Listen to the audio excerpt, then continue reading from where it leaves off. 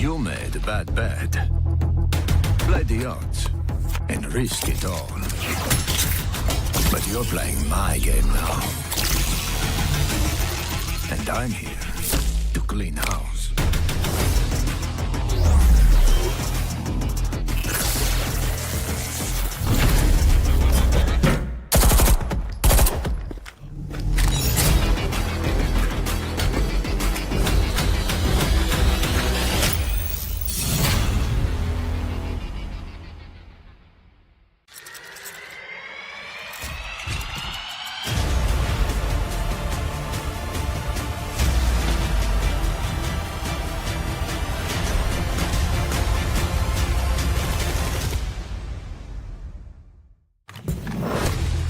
You made a bad bet. Play the odds and risk it all. But you're playing my game now. And I'm here to clean house.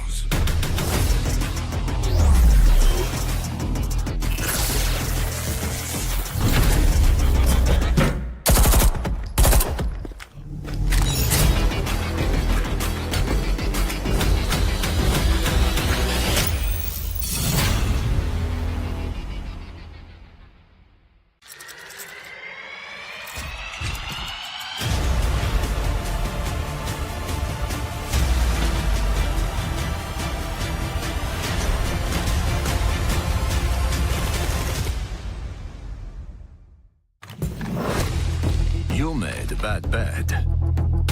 Play the odds and risk it all. But you're playing my game now. And I'm here to clean house.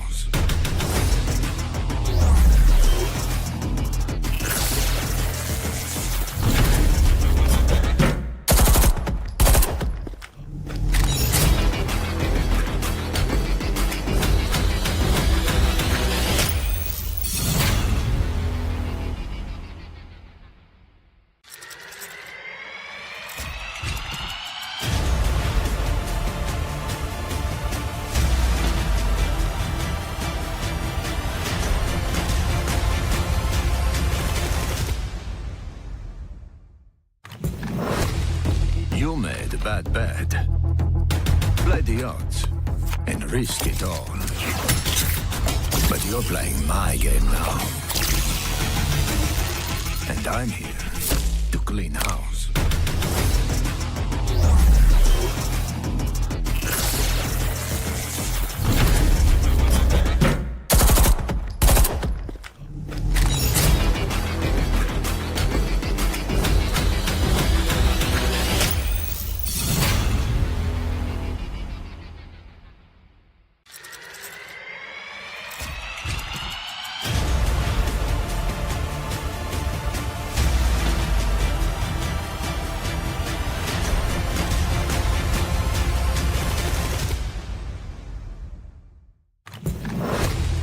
You made a bad bet. Play the odds and risk it all. But you're playing my game now. And I'm here to clean house.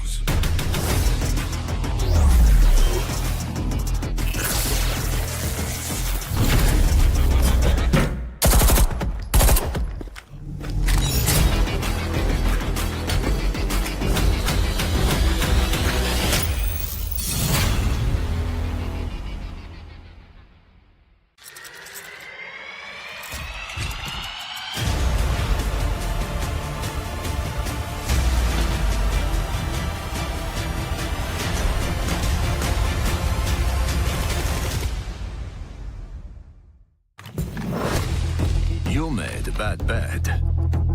Play the odds and risk it all. But you're playing my game now. And I'm here to clean house.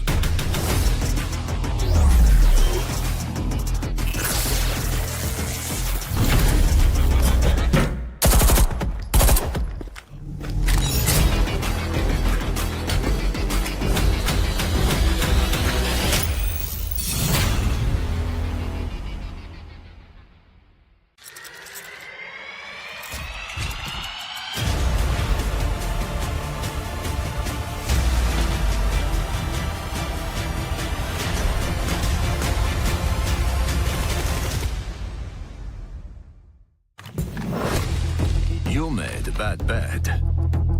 Play the odds and risk it all.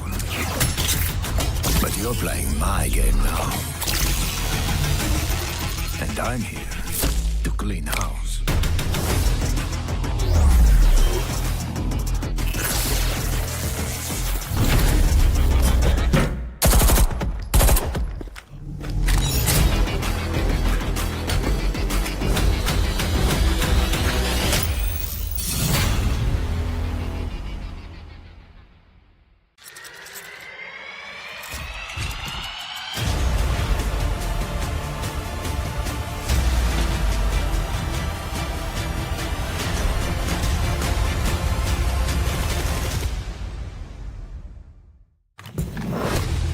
You made a bad bet.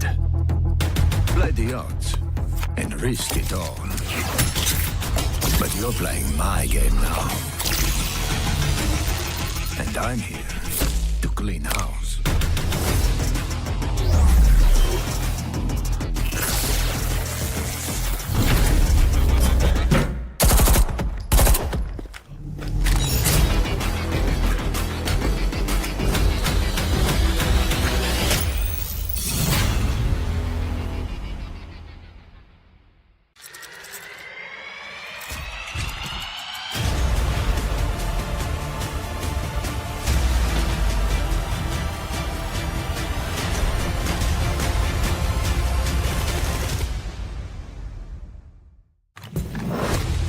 You made a bad bet. Play the odds and risk it all. But you're playing my game now. And I'm here to clean house.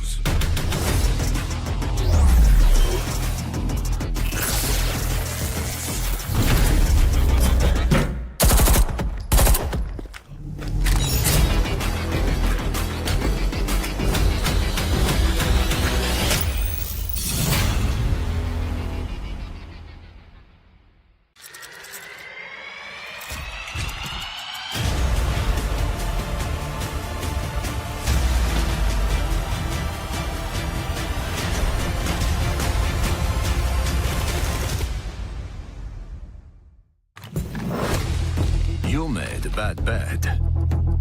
Play the odds and risk it all. But you're playing my game now. And I'm here to clean house.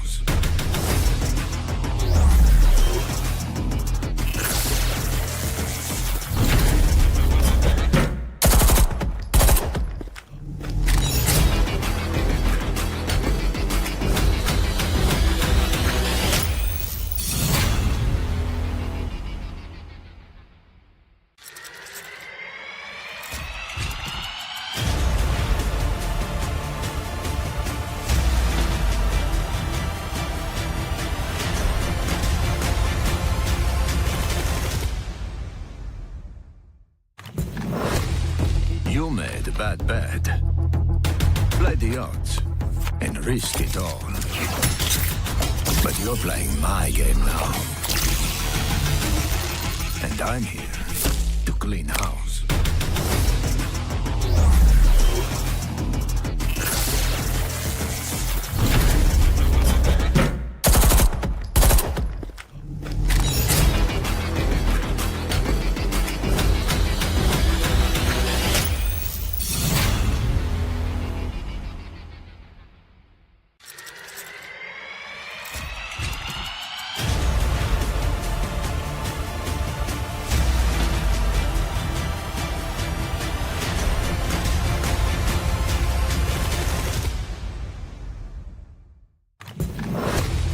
You made a bad bet. Play the odds and risk it all. But you're playing my game now. And I'm here to clean house.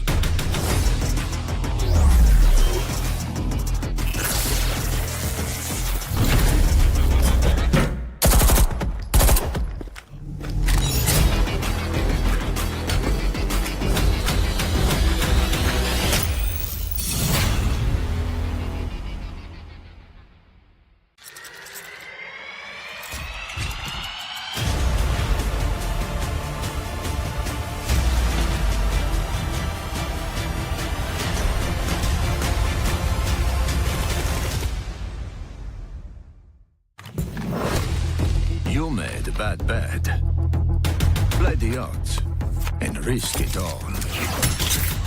But you're playing my game now. And I'm here to clean house.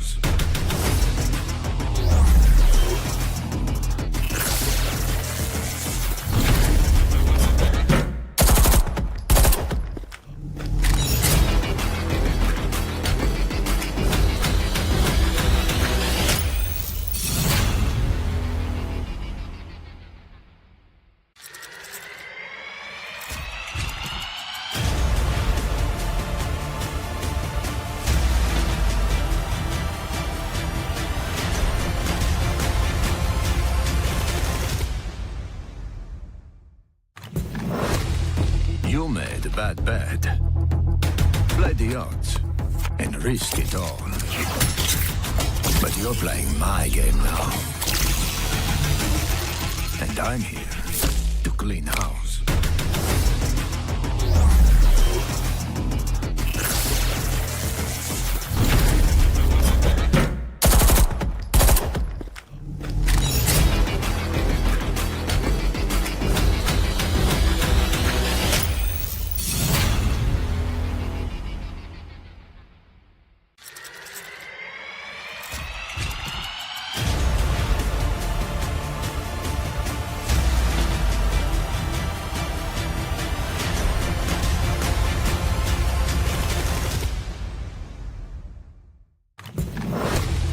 You made a bad bet. Play the odds and risk it all. But you're playing my game now. And I'm here to clean house.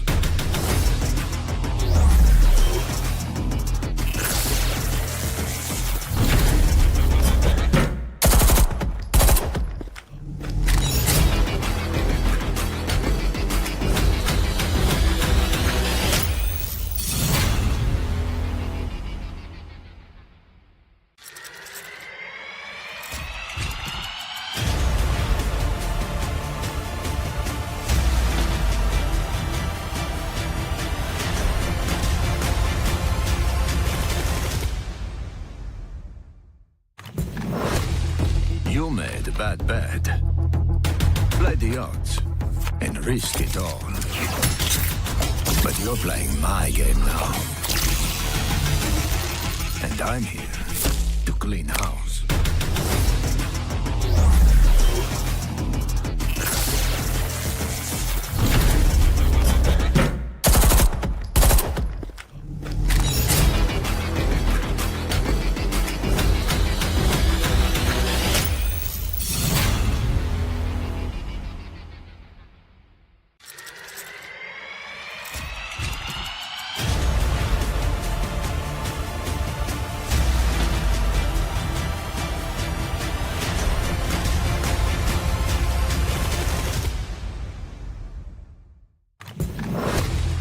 You made a bad bet. Play the odds and risk it all. But you're playing my game now. And I'm here to clean house.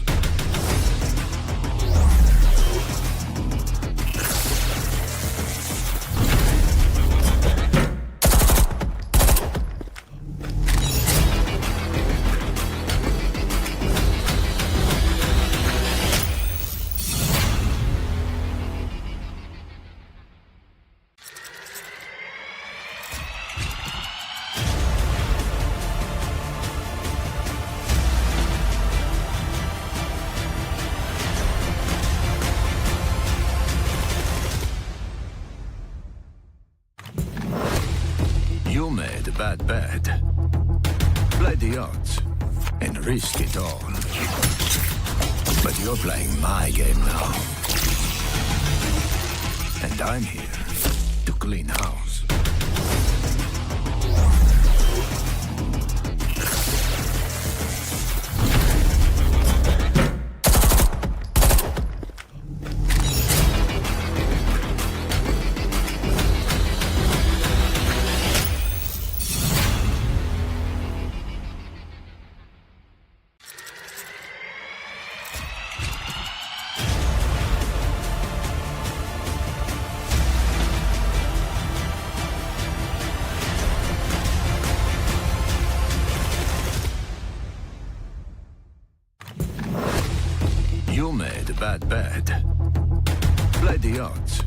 and risk it. You made a bad bet. Play the odds and risk it all. But you're playing my game now. And I'm here to clean house.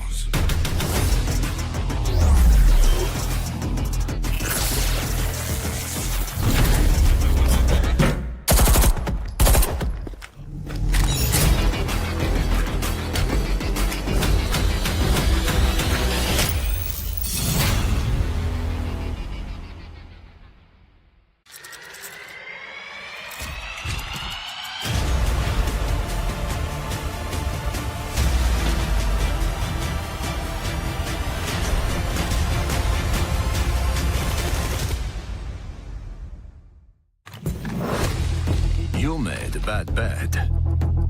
Play the odds and risk it all. But you're playing my game now. And I'm here to clean house.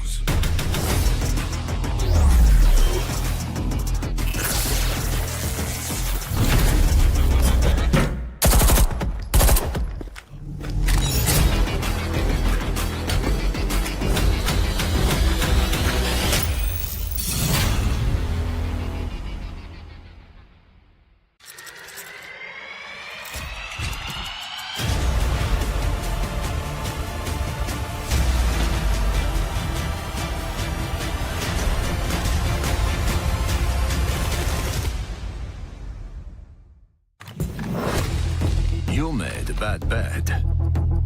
Play the odds and risk it all. But you're playing my game now. And I'm here to clean house.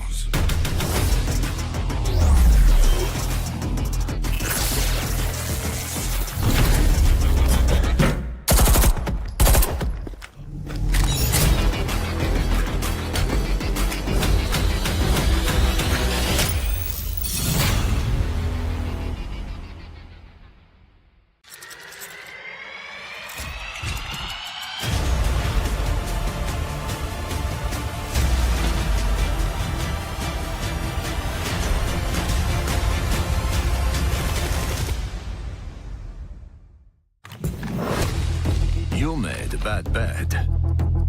Play the odds and risk it all. But you're playing my game now. And I'm here to clean house.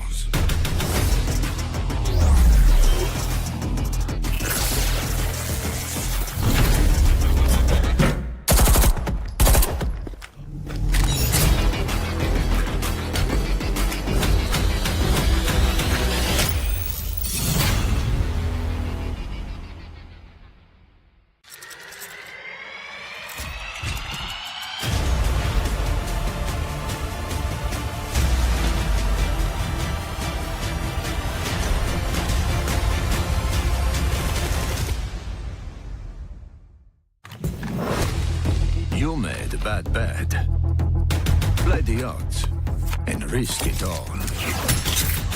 But you're playing my game now. And I'm here to clean house.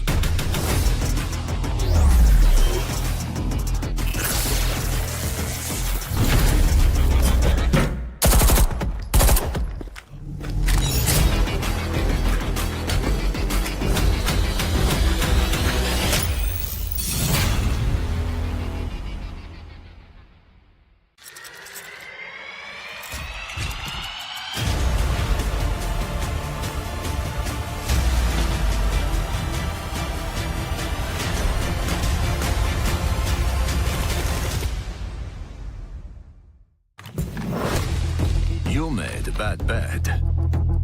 Play the odds and risk it all. But you're playing my game now. And I'm here to clean house.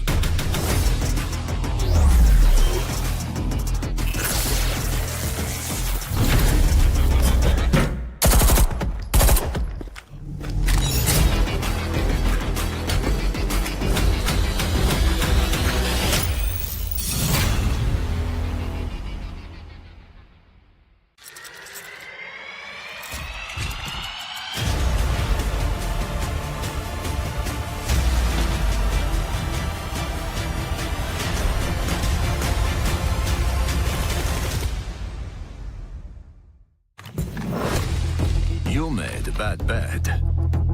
Play the odds and risk it all. But you're playing my game now.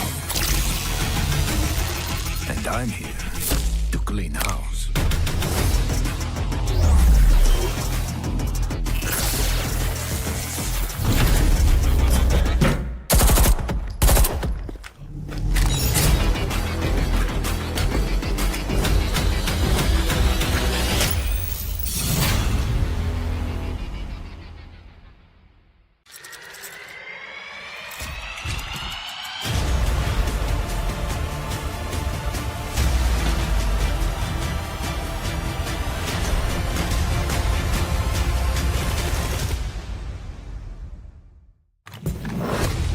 You made a bad bet. Play the odds and risk it all. But you're playing my game now. And I'm here to clean house.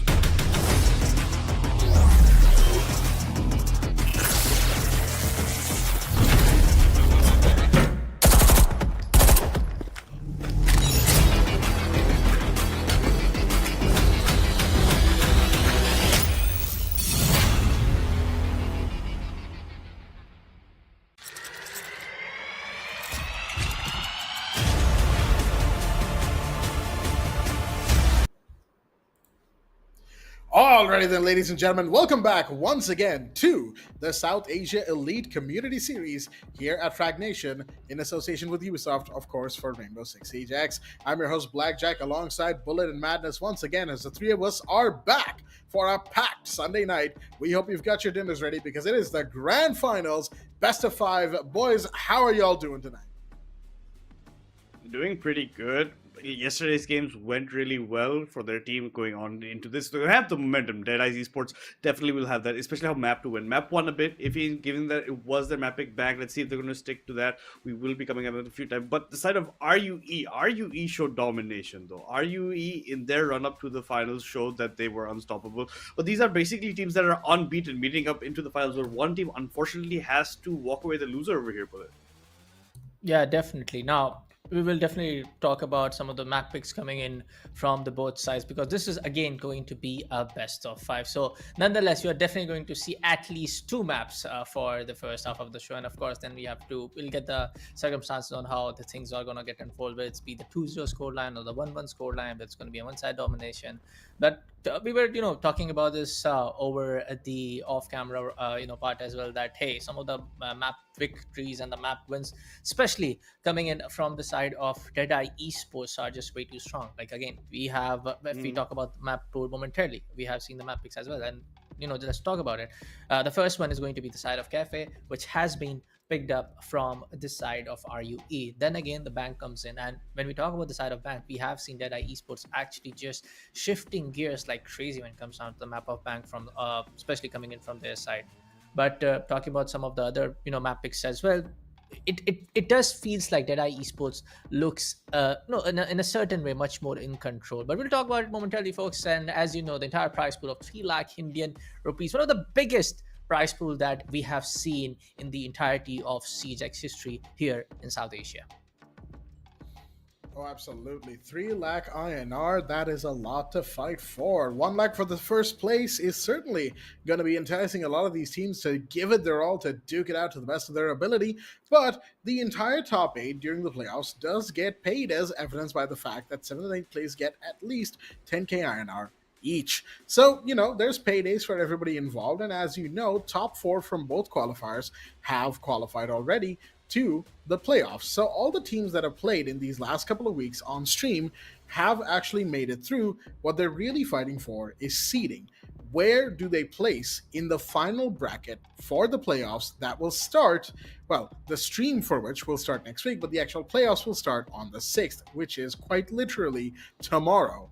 So folks, there's no more time to waste. This is certainly the grand finals to watch out for all the other teams as well. But as you can see, the tournament format, we've talked about this time and time again, because it's not just, of course, the prize pool that they're playing for, Madness. They are, of course, also playing for those APAC Cup Asia qualifier spots. Exactly. The top two teams will qualify for the APAC Cup Asia qualifiers. That's what they want to be fighting for. And like you very rightly pointed out, the playoffs will begin exactly tomorrow, which are going to be all best of 3 and then the best of 5 in the accumulation. But the players who are playing qualifier 2 are not going to get much rest before they have to jump in straight into the playoffs. So they're going to be taking this time. Honestly, like Blackjack was saying, it is about seeding, but it's also about testing the waters, testing out the competition, heading to playoffs, trying to get any kind of advantage that you can get on your opponents, learn any kind of knowledge or intel about their strategies heading into further matches against them to see that when it actually counts, that you will actually come out on top and how you played out over here. Yeah. And as we are talking about the entire stages and the entire history of some of the teams, let's take a look at on how things have unfolded here in this qualifier too. Yes, we did have the quarterfinals being in a best of 3. We have seen the extreme madness between some of the teams like SmackDown Extreme going up against that of QS, and then QS getting a 2-0 victory, and then again QS getting a defeat right on their face from the side of RUE. I mean, RU run down through the entire, I would say, even in the qualifier 1 as well, from what we saw and what we got the information for. RU is actually that one team which kind of also surprises me well enough that they are actually able to go up against head to head with some of the veteran players in their position. They're able to show a really, really good over skill set when it comes down to some of the maps, like again yesterday's game, maps like Nighthaven Labs, maps like Bank as well, to be frankly speaking. But then again, we have some of the teams like Deadeye Esports, who have been completely dominant in both of the qualifiers that they have played, and completely dominant in this entire quarter finale run up till the semi-finale as well. As you can see, 2-0 scoreline up against Hexakill, and we were talking about the map picks as well. They have some of the very, very control, some of the good control, and some of the banks, some of the maps like Bank, Chalet, and even on the map of Clubhouse. But for now, folks, it's going to be the grand finale today between, as we all know, RUE facing up the side of Deadeye, and we just cannot, just talking. We can just cannot, stop the talk about when it comes down to some of the players like Electric from the side of RUE. In the previous games, he has been the dominating face when it comes down to give some of the very, very brutal gunfights coming onto their way and showing on how some of these clutches are meant to be played, especially on a map like Cafe. Previously, they have also, I guess, played on maps like Nighthaven Labs.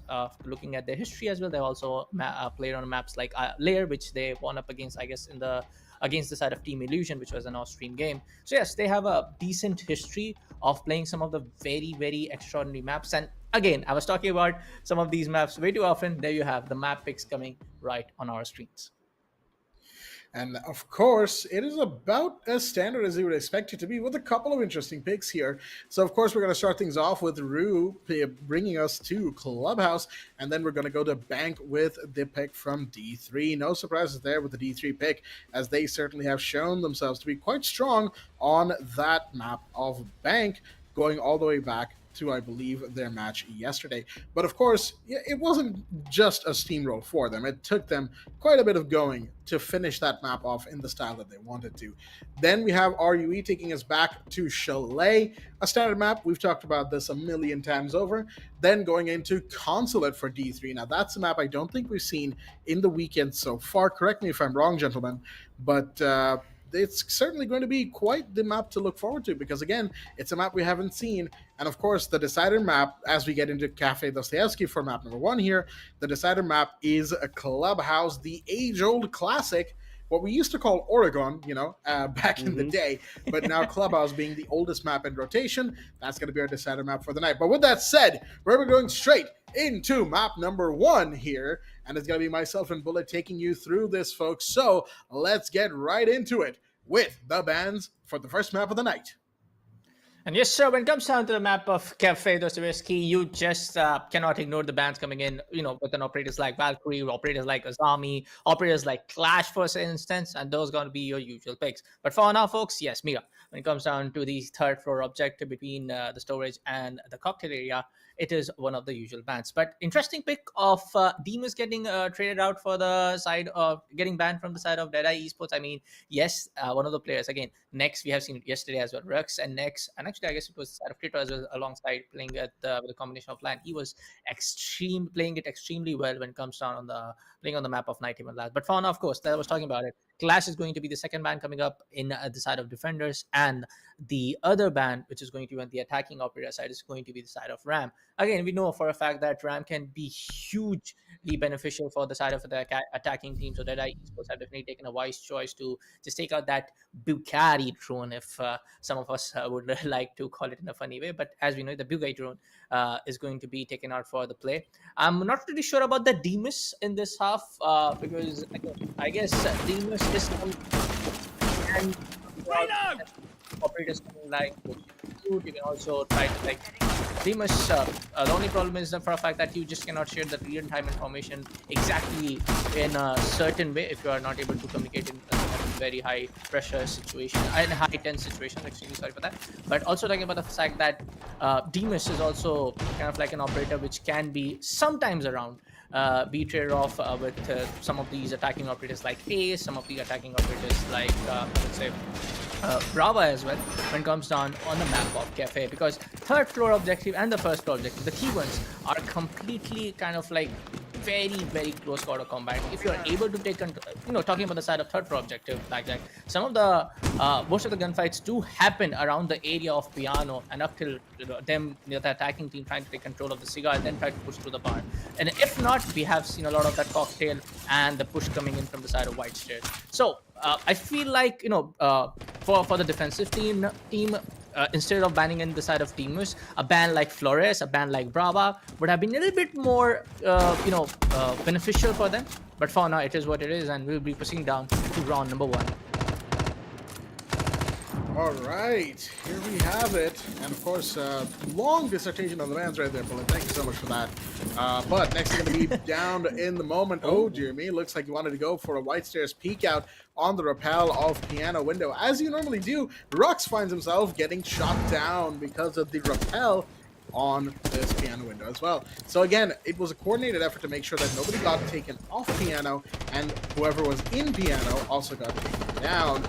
So well played for the side of RUE's attack here. They know what to expect from Deadeye. They've definitely done their homework, and you've got the drones, you've got the intel. Now the question is, what's going to be the execute from here? Because we've seen it from Deadeye before. It doesn't matter if you take 2 players off of their hands right at the very beginning. You need to maintain that momentum, and you need to take even more away from them. Otherwise, you risk the chance of Deadeye actually managing to reconvene and, well, gain ground that they really shouldn't be able to gain. Shots have been fired all over the place as the pings go out, and there we go. That's the first attacker to go down. Ninja Freak with a big push-up onto Cigar. He's going to find Cryptic Fate, and that's your Hibana gone. Another one has dropped down the red stairs. He hears the shots fired from the Flores. There's somebody watching, though. That's Gridlock top of the balcony hatch, so Ninja Freak knows that he can't push up to that part of the map. Jammer stops the drone from giving away his position. Beautifully placed utility right here. And he's using all of this sound to just make sure that he peaks in time, but not quite. It's covered from the Piano Window. That's going to be Tony taking it second. Now it's double trouble. Well, make that a 3v1 as Electric finds moves. Who did find Tony just a second ago? Quick trade happening between the teams right now as Kratos is the last one standing. Position giveaway of the Frost, so the 9mm C1 has to pop off in this moment. No C4 in hand because Frost just isn't that kind of operator either. As they're getting into position with plan, there we go. Triple-sided. Sekib is going to be the one to find the final kill.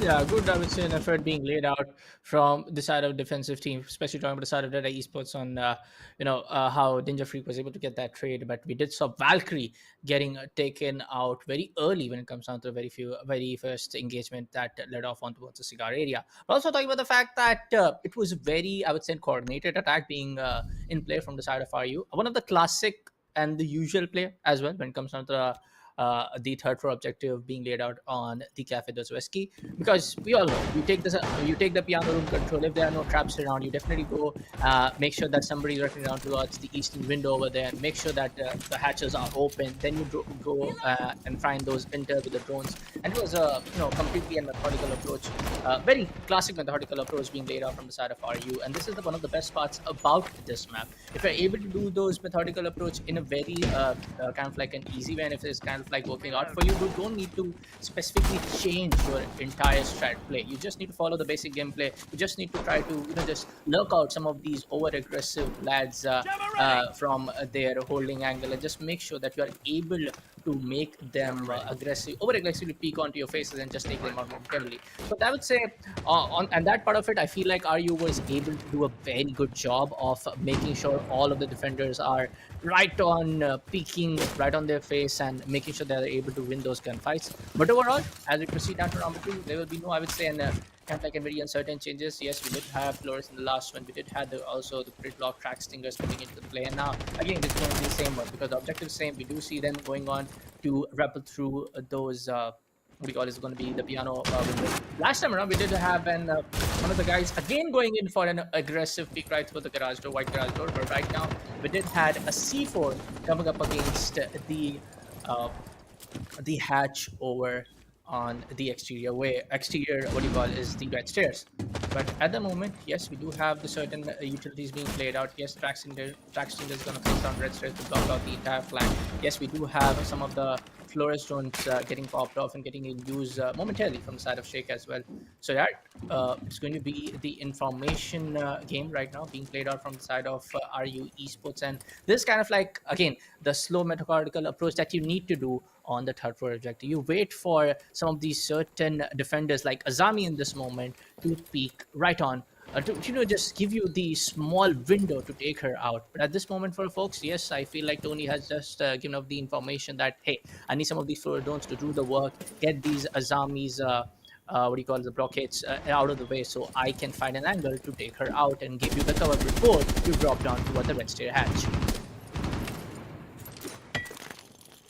Grenades go out, of course. That's going to make sure that any lingering utilities, say Mute Jammer or Valkyrie Camera, or even, a Frost Mat by the piano bar window here, is going to be taken out, and that's going to allow for the breach on that wall nice and quickly. The Azami so far has stayed pretty safe. Rux hasn't gone down just yet because, of course, the double-sided keep a barrier, but Cryptic just drops down and finds Ninja Freak in the same position that Ninja Freak took him down earlier in the previous round. Oh, dear me. Ill-advised entry, though, as Rux will put him out of his misery. Unfortunately, the Hibana getting a little bit too confident right there. Another keep a barrier put down, used as a distraction. Beautifully done by Rux, who tries to run away, but gets caught by the Christmas tree as Moose finds Venom on the other side. That's two bodies from both ends, and that's going to make it an equal 3v3. Finkaboos has gone out. That's keeping everybody overhealed just a little bit.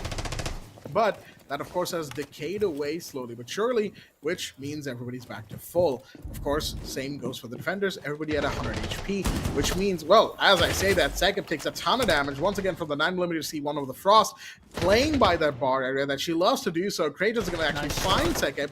The Flores is gone, and shots are fired. C4 comes out, next gets one, and moves, cleans it up. Electric goes down, trying to enter from the white corridor. Beautifully done from D3's defense, showing exactly the kind of adaptation you would expect from a team in the grand finals of the qualifiers right here, as they needed to be as much on top of their game as they could. And I'll tell you what, it really does kind of start with Rux, because he was one of the first ones to go down in the last round. Same with Next. Next decided not to go for a white stairs peak this time, kind of play it safe, stay alive, and he was able to use a C4 at the right time under balcony. Same with Rux, using the double keep a barricade just to stay alive, and nobody was able to really push him out because you had the Jaeger, you had the util denial that made sure that any kind of grenades or breach charges or whatever was sent his way would not take away that cover, which kept him alive for that much longer. So once again, beautiful adaptations from D3 Esports, and for RUE, they tried roughly the same strategy, didn't work out, that's fine.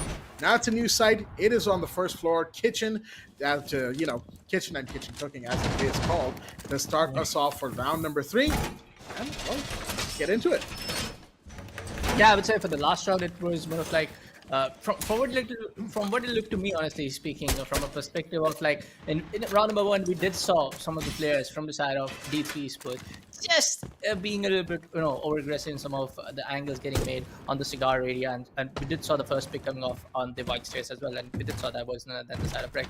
We did saw them, adapting to the entire scenario that, hey, we're not going to overpeak, we're not going to do any kind of like unnecessary aggression right onto the faces of the attackers. We just want to wait on and see what kind of approach they are gonna do on the second floor objective. And that time around, it is going to be the side of Deadeye Esports. But for now, folks, there's going to be a little bit of the change. We do have the Shield play with the Tony play going in with the Blackbeard. Just right behind it, we do have the side of Cryptic and Barking.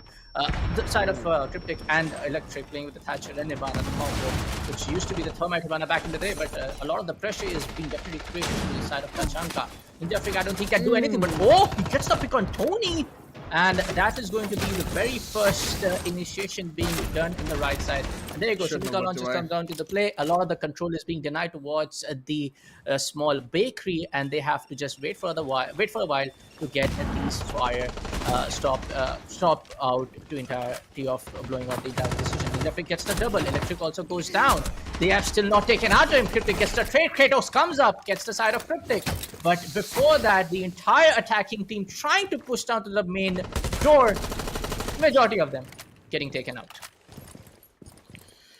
Mistakes were made from the side of the attack right here. RUE getting a little bit too comfortable trying to push the same part of the map over and over and over, going to Big Bakery and paying the price. Venom does find, will find one in return. That's going to be next to Valkyrie taken off the board.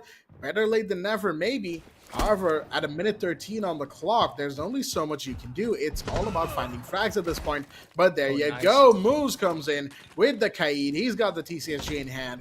It's all down to Venom now, the last one standing. The Nomad just outside the main door. Might get peeked by Kratos, might get peeked by Moose. There's only so much he can do. He gets one, gets two. Wait a minute. Beautiful transfer of the headshot.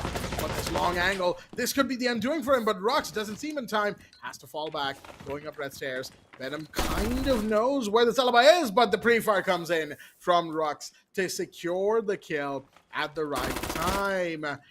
Stabilizing the ship, because they certainly would have been panicking about the fact that they lost two bodies in that 3v1 that they really shouldn't have. Maybe potentially a little bit of overconfidence from D3 Esports right there, but they still win the round, and at the end of the day, that's what matters right now. They get the points.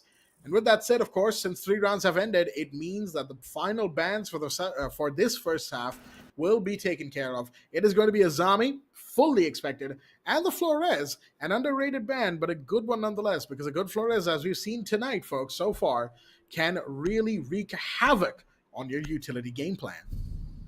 I'm not really sure why they didn't take the decision to ban out the side of Tachanka.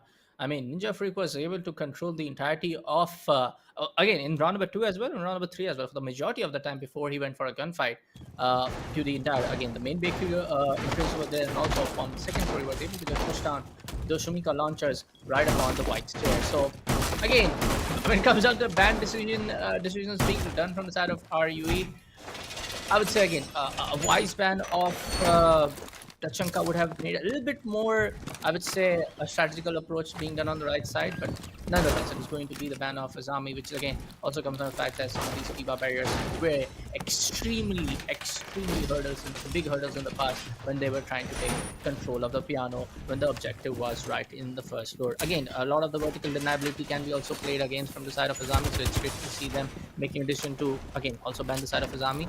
But let's see on how things are going to get unfolded right here in round number 4. A few of the changes are going to come up, though. I mean, it's the second floor objective. Of course, you need the castle. Of course, you need the Mamai Magnus. Of course, you need the ADS coming into the play. And this is going to be the side Ninja Free picking up the Jaeger.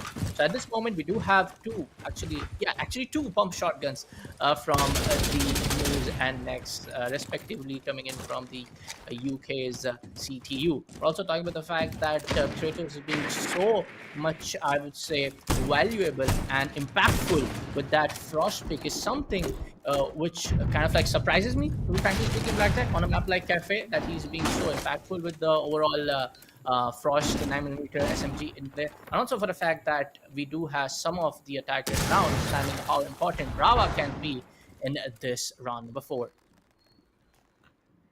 Well, I will say, better late than never on the Brava pick right there, as they certainly have a few pieces of defender utility that they can take care of, but you gotta stay alive to do that. Electric is gonna be taken off the board. That's your Finka gone, thanks to Ninja Freak. Once again, this Jaeger playing aggressive right by the balcony. He's gonna finally go down. Cryptic Fate, excuse me. That's the second time, I believe, in the same position or part of the map Cryptic Fate has been the one to take down Ninja Freak, so maybe a potential rivalry budding between them as they have come to odds or come to blows in this part of the map more times than not. But we'll circle back to that later on, folks, as right now we have a Fuse trying to make entry into third floor. Gonna blow up the White Stairs window, castle barricaded as it was, but in the meanwhile, he's gonna go down for his trouble. There's the Frost coming back, and there's the Frost going away. Tony gonna get the trade and get traded away as well. Rux comes around. Oh my goodness, it is speed when it comes to the trades of both of these teams. Unfortunately, the trade game so far has been in D3 Esports' favor. Once again, 3v2 to them. They have the man advantage. They have the time advantage as well. We've said this before. We'll say it again. When it comes to Rainbow Six Siege, the time always ticks for the defenders. And the only time the attackers have some sort of time advantage is when they are able to plant the diffuser. Interesting spare there from Cryptic Fate, trying to get something through the floorboards on the drone ping, but unfortunately not able to do so. The drop is going to be hard. The smoke's going to push him, but no, not with the shotgun. Cryptic Fate will have the reactions to take him down. Oh, and that's a second one. Triple kill to Cryptic Fate. Suddenly, he's turned things around, but wait a minute. The castle is around these parts. He is lurking. He is ready, as he has Rux, that is, has taken down Cryptic Fate. So now he's going to find the planter, and I don't think he's going to be able to. He looks at default, isn't able to find him. He's going to go for the drop. That might not be the smartest decision. So low on health right now. He's going to go for the cross around. He's not seen just yet. Both of them are prone, and he might get seen. He will be seen, and Venom will shut him down. Rux, unfortunately, unable to clutch the 1v2, the footholds of the defense used against them, as it will be equalized 2-2 on the score count. That was a fantastic attempt from D3 Esports early on. Then Cryptic Fate with the triple kill, swinging it around on the complete opposite direction. Then Rux with the clutch potential. I'll tell you what, it certainly was quite the edge of your seat round. Yeah, a 2v4 coming up from the side of RUE. I mean, a great attacking play, honestly speaking, at this point of time. And I love to see how Hibana's SMG is, Hibana's weapon, primary weapon, is just being utilized to this certain extent. Also, for the fact that I was not really sure about how that laundry drop is going to take place and on how it's going to be turned out. I was expecting somebody from the side of defensive operator, somebody from the side of DC will take an aggressive peek coming out from the library side and will take them out through the rotation. But again, it was a little bit of that, not being very sure on how some of these angles were way too exposed, and attacking team was much more like on the right time at the right spot to take two back-to-back picks, especially coming out with that Cryptic being on Hibana. But a potential 2v3 coming onto their side is something Deadeye Esports cannot afford to lose, specifically on a stage like this. But as of now, folks, it will be round number 5 underway, and we have an unfortunate disconnection from the side of RUE, and from what it looks like, Blackjack, they have to proceed forward with a 4v5 round play at a very, I would say, a crucial stage of the map, because this is almost going to be a half time being in play. Half side being in play, and a C4 comes up. Not a wise decision to go for a melee on those castle barricades, because it's exposed a way to loud audio cues, and that was a good read coming up from the side of Moose. Beautifully done by Moose right there, having the C4 in hand, ready to pop, as that is going to be the Bravo taken away. So Valkyrie cameras, Jaeger ADSs, Mute Jammers, the beepers, it's all going to be safe from the hacks that otherwise would have taken them away from the side of the defense. Beautifully done, beautiful kill to pick in that moment as well, as now it's left RUE in an unfortunate 3v5 type situation. They're going to be requesting a pause after this round, I think, and yes, will be so. Meanwhile, the drop on Red Stairs is there, and it's going to be seen and found. Moose comes around next now, top of Red, as Moose is going to be downed, but not taken out just yet. They need to confirm the kill, and before they can do that, they might find Nex here. C4 goes out. Will that find him? No, it doesn't. Whatever damage was done. Oh, wait a minute. Cryptic Fate really should have had that kill. He really should have taken down the Valkyrie, but instead gets headshot for his trouble. And Electric is now the last one standing in a 1v4. There's only so much you can do after a complete collapse of your plans like that. RUE, what even happened after the last round? They looked so strong. After that 2v4, their mental should have been soaring, but now with the drop on red stairs, it's heard, and they're going to be executed upon in just a second here. The push out is there, and there we go. Next with the pre-fire through that same breach. Talk about using the utility and the rotations against them. That's exactly what happened at the end of this round. D3 firing back on all cylinders. Yeah. And this was more of like, I would say an opportunity being in play from the side of Dead Eye Esports, especially after the unfortunate disconnection. So it was like a pretty obvious, I would say, in terms of the man advantage Blackjack, that this will be a victory coming for the side of Red Eye Esports. But overall, I'm not really sure about on how they were trying to approach the Red Stairs hatch drop. We did saw them in the previous, I would say, in the round before as well, being very on point of taking the control of the White Stairs. Sorry, not on the round 4, round number 3 exactly. Taking the control of the White Stairs, but trying to just make sure that they have the overall 90 hallway in control. So nobody can go in for the play right below the non hatch, and also go for the vice versa flank up situation. So I'm not really sure on what exactly they were trying to do, because every time around you just cannot go for that usual classic methodical approach when it comes down towards the third floor objective. I mean, there are not a lot of options, but going in again and again from the same spot is something at this point of time Dead Eye Esports will definitely anticipate that everybody's going to come up, take the control of the piano, try to take control of the cigar launch, try to take control of the red stairs. They will definitely be ready with more of these active and secondary utilities coming in play. For a fact that Valkyrie is still unbanned, also a big pointer though, in my opinion. Valkyrie still unbanned in a stage like this is something which kind of says a lot about the decision making and the overall coordination. Don't get me wrong, folks. Overall decision making and the chemistry between the side of RUE. Valkyrie is a must ban, especially on a map like Cafe. Especially because most of the time it is going to be the third floor and the first floor objective. Sorry, the first floor and the third floor objective to get picked. But anyways, Dhoni this time around is going to be on the full sheet multi. We have Rux playing in on the vertical, then I believe on the white floor though. But at the moment, it's going to be the Shubika launchers and the exchange of BNP nades being in play from both sides. Here we go, the Montaigne push alongside the Grim Bees coming in slowly but surely, as the Beepers are going to give away the fact that they're trying it, but they still can't quite get the entry going.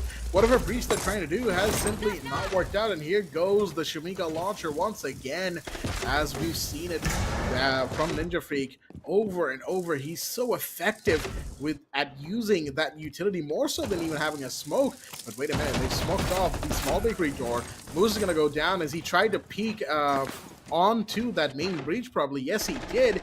And that is going to be his downfall. Electric to take the first kill of the round.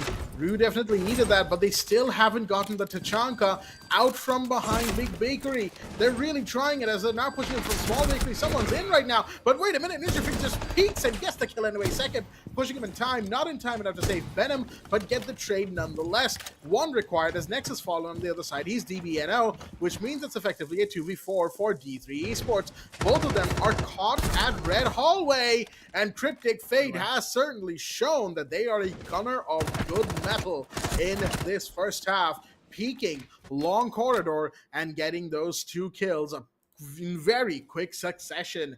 Well done to them. Well done to RUE as well, as they definitely had a plan and they executed on that plan with precision, as exactly they needed to do. With that said, folks, that is the end of the first half with an equalizer, 3-3. Let's be real here.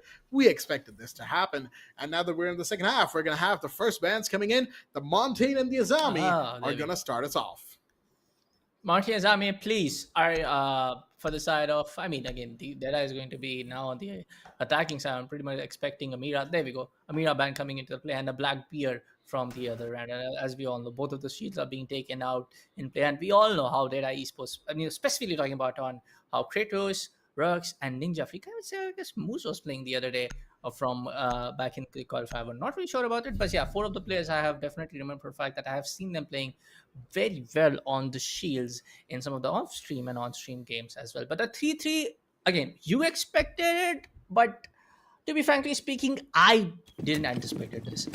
To me, it was more of like one team getting on the scoreline after like a round of 6 or a round of 5 to a 4-1 scoreline or a 4-2 possible scoreline before the end of the first half. But this being a 3-2-3 and back after another, we see the great adaptation coming in from the side of RUE is something that Esports needs to take note of for sure, because again, this is going to be map pick again coming in from the side of RUE, so it's kind of a little bit expected that team RUE will be playing in a little bit more of the controlling and being in the driver's seat for this overall matchup. But Deadeye also Esports making sure, especially in their defensive play on a map like this, making them run for their money is something that RUE also needs to take care of, because the next map is going to be the map of Bank, and we have seen now how Deadeye Esports have completely shared off other teams with a scoreline of 72, 73. Previously in the Qualifier 1 as well, from what we got at the sheet data, it was a 7-1 scoreline, I guess, against that of Hexa probably. So yeah, Bank is going to be one of the strongest maps for the side of RUE, where they will be challenged to every certain extent from the side of Deadeye Esports. But again, a 3-3 is something which I was not expecting, honestly, exactly. I mean, I can certainly see why, right? Deadeye Esports certainly has a lot more experienced names in that roster, right? People you've seen before, like Ninja Freak, like Rux. We've seen them play before. We've seen the sheer effectiveness of them. So, in this regard, given that RUE is a relatively new team, all things considered, the fact that they're giving Deadeye such a run for their money can certainly be surprising to some. But that is where I think, perspective, or some might even call this recency bias, I don't really care, come into play. RUE showed us a fantastic time on both Clubhouse and Lair when they fought Kuis Esports the other day, right, on Friday night. And just based on that, I was expecting them to perform really, really well today. So to me, it's not really a surprise that we're seeing them in this 3-3 half scoreline going almost equals. Ooh, dear me. Although mistakes like that certainly have come close to costing them. C4 comes out, and that's going to be Venom finding next to trade back the kill onto Sekib that Rux took just a second ago. But as I mentioned, mistakes like what Sekib did right there, kind of giving away his face checking, I should say, this long angle all the way to Piano in the cocktail lounge right here. I should say the bar right here. Not something you should be doing, right? When you know you have these long lines of sight, when you know you have these firing ranges, what is effectively speaking, you really shouldn't be peeking that. But with that said, Tony's going to get one. Bennett's going to get taken down as a result. Enemy taken out. Door's not sure exactly what happened there, but that might have been the run out that got shut down. So again, trade game is there as the Flores drones come in to try and force the Echo away from a forward position, give the team some room to work with. Rux and Tony are both a little bit lower on health than they might like to be, but the angles on Piano have essentially been taken over, which means that the defenders sitting all the way in Cocktail and further back are going to have a little bit of a tough time rotating around, especially if you can see this angle that Rux has. It's overlooking the double door that goes into the other bomb site. Electric on White Stairs is going to be the linchpin of this round as Ninja Freak's going to find one that's Cryptic Fate on the board. He just pushed up. Kratos on the other side getting taken down, but Tony gets traded by Ninja Freak immediately. Oh, dear me, the Capcan claims one, and Ninja Freak claims the second. The Capcan trap coming in clutch. And of course, the GSH-18. This thing's like a revolver, but the size of a pistol. D3 Esports getting away with the skin of their teeth, basically, with the 1v2 from the good old Ninja Freak, who is the old reliable on that team. I'll tell you what, folks, 4-3 to D3 Esports.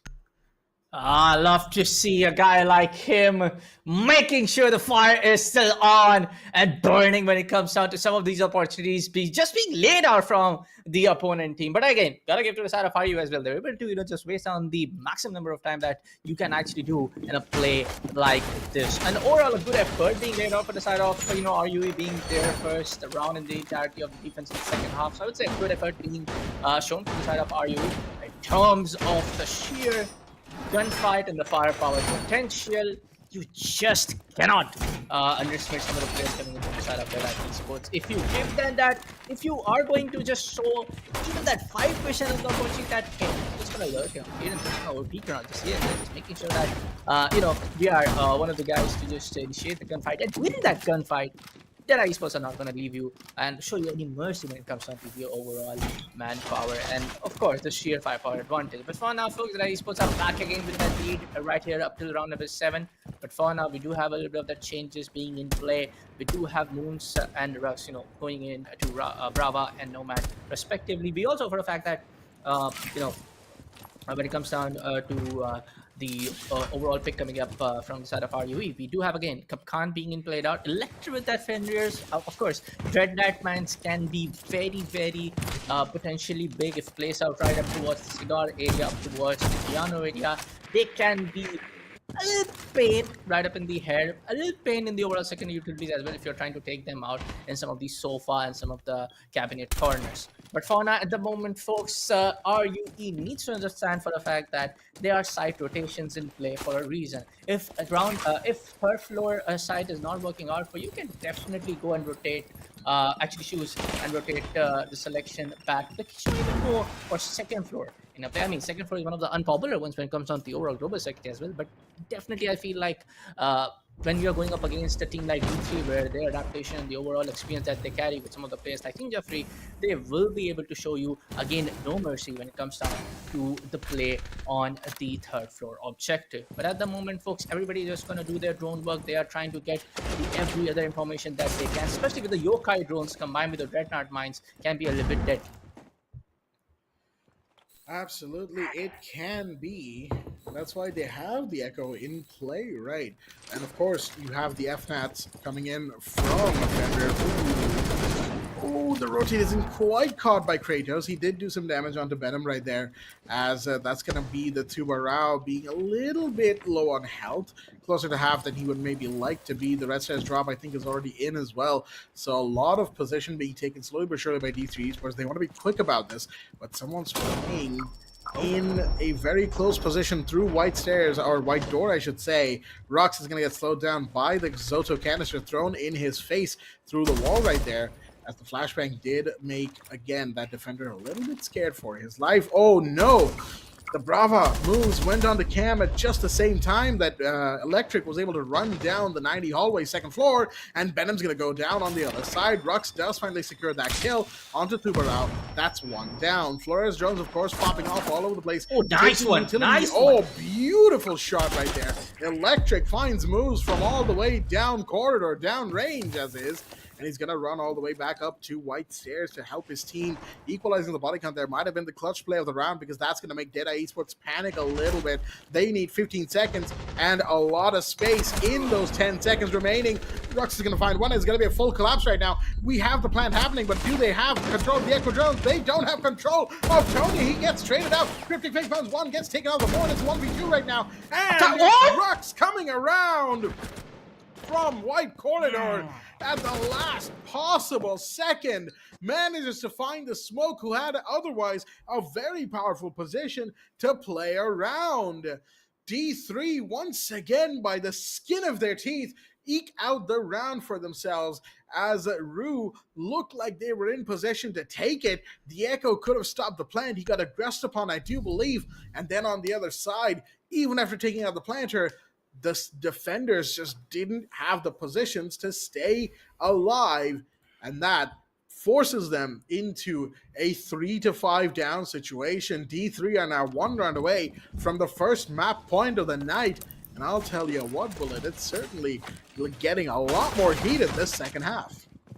Definitely, I mean, RUE is also showing the same kind of like approach when it comes down to just making them run for their money. Again, some of the very close rounds, again, being closed out from the side of Deadeye Esports on their side, does tell the fact that RUE are actually able to hold them off for the maximum time being wasted. Also, comes down for the fact that there's one thing that I have noticed, apart from Electric and apart from one of the guys playing in Valkyrie, I guess, in a few of the rounds, I'm not able to remember the names. I guess it was the side of Moose, or it was someone else.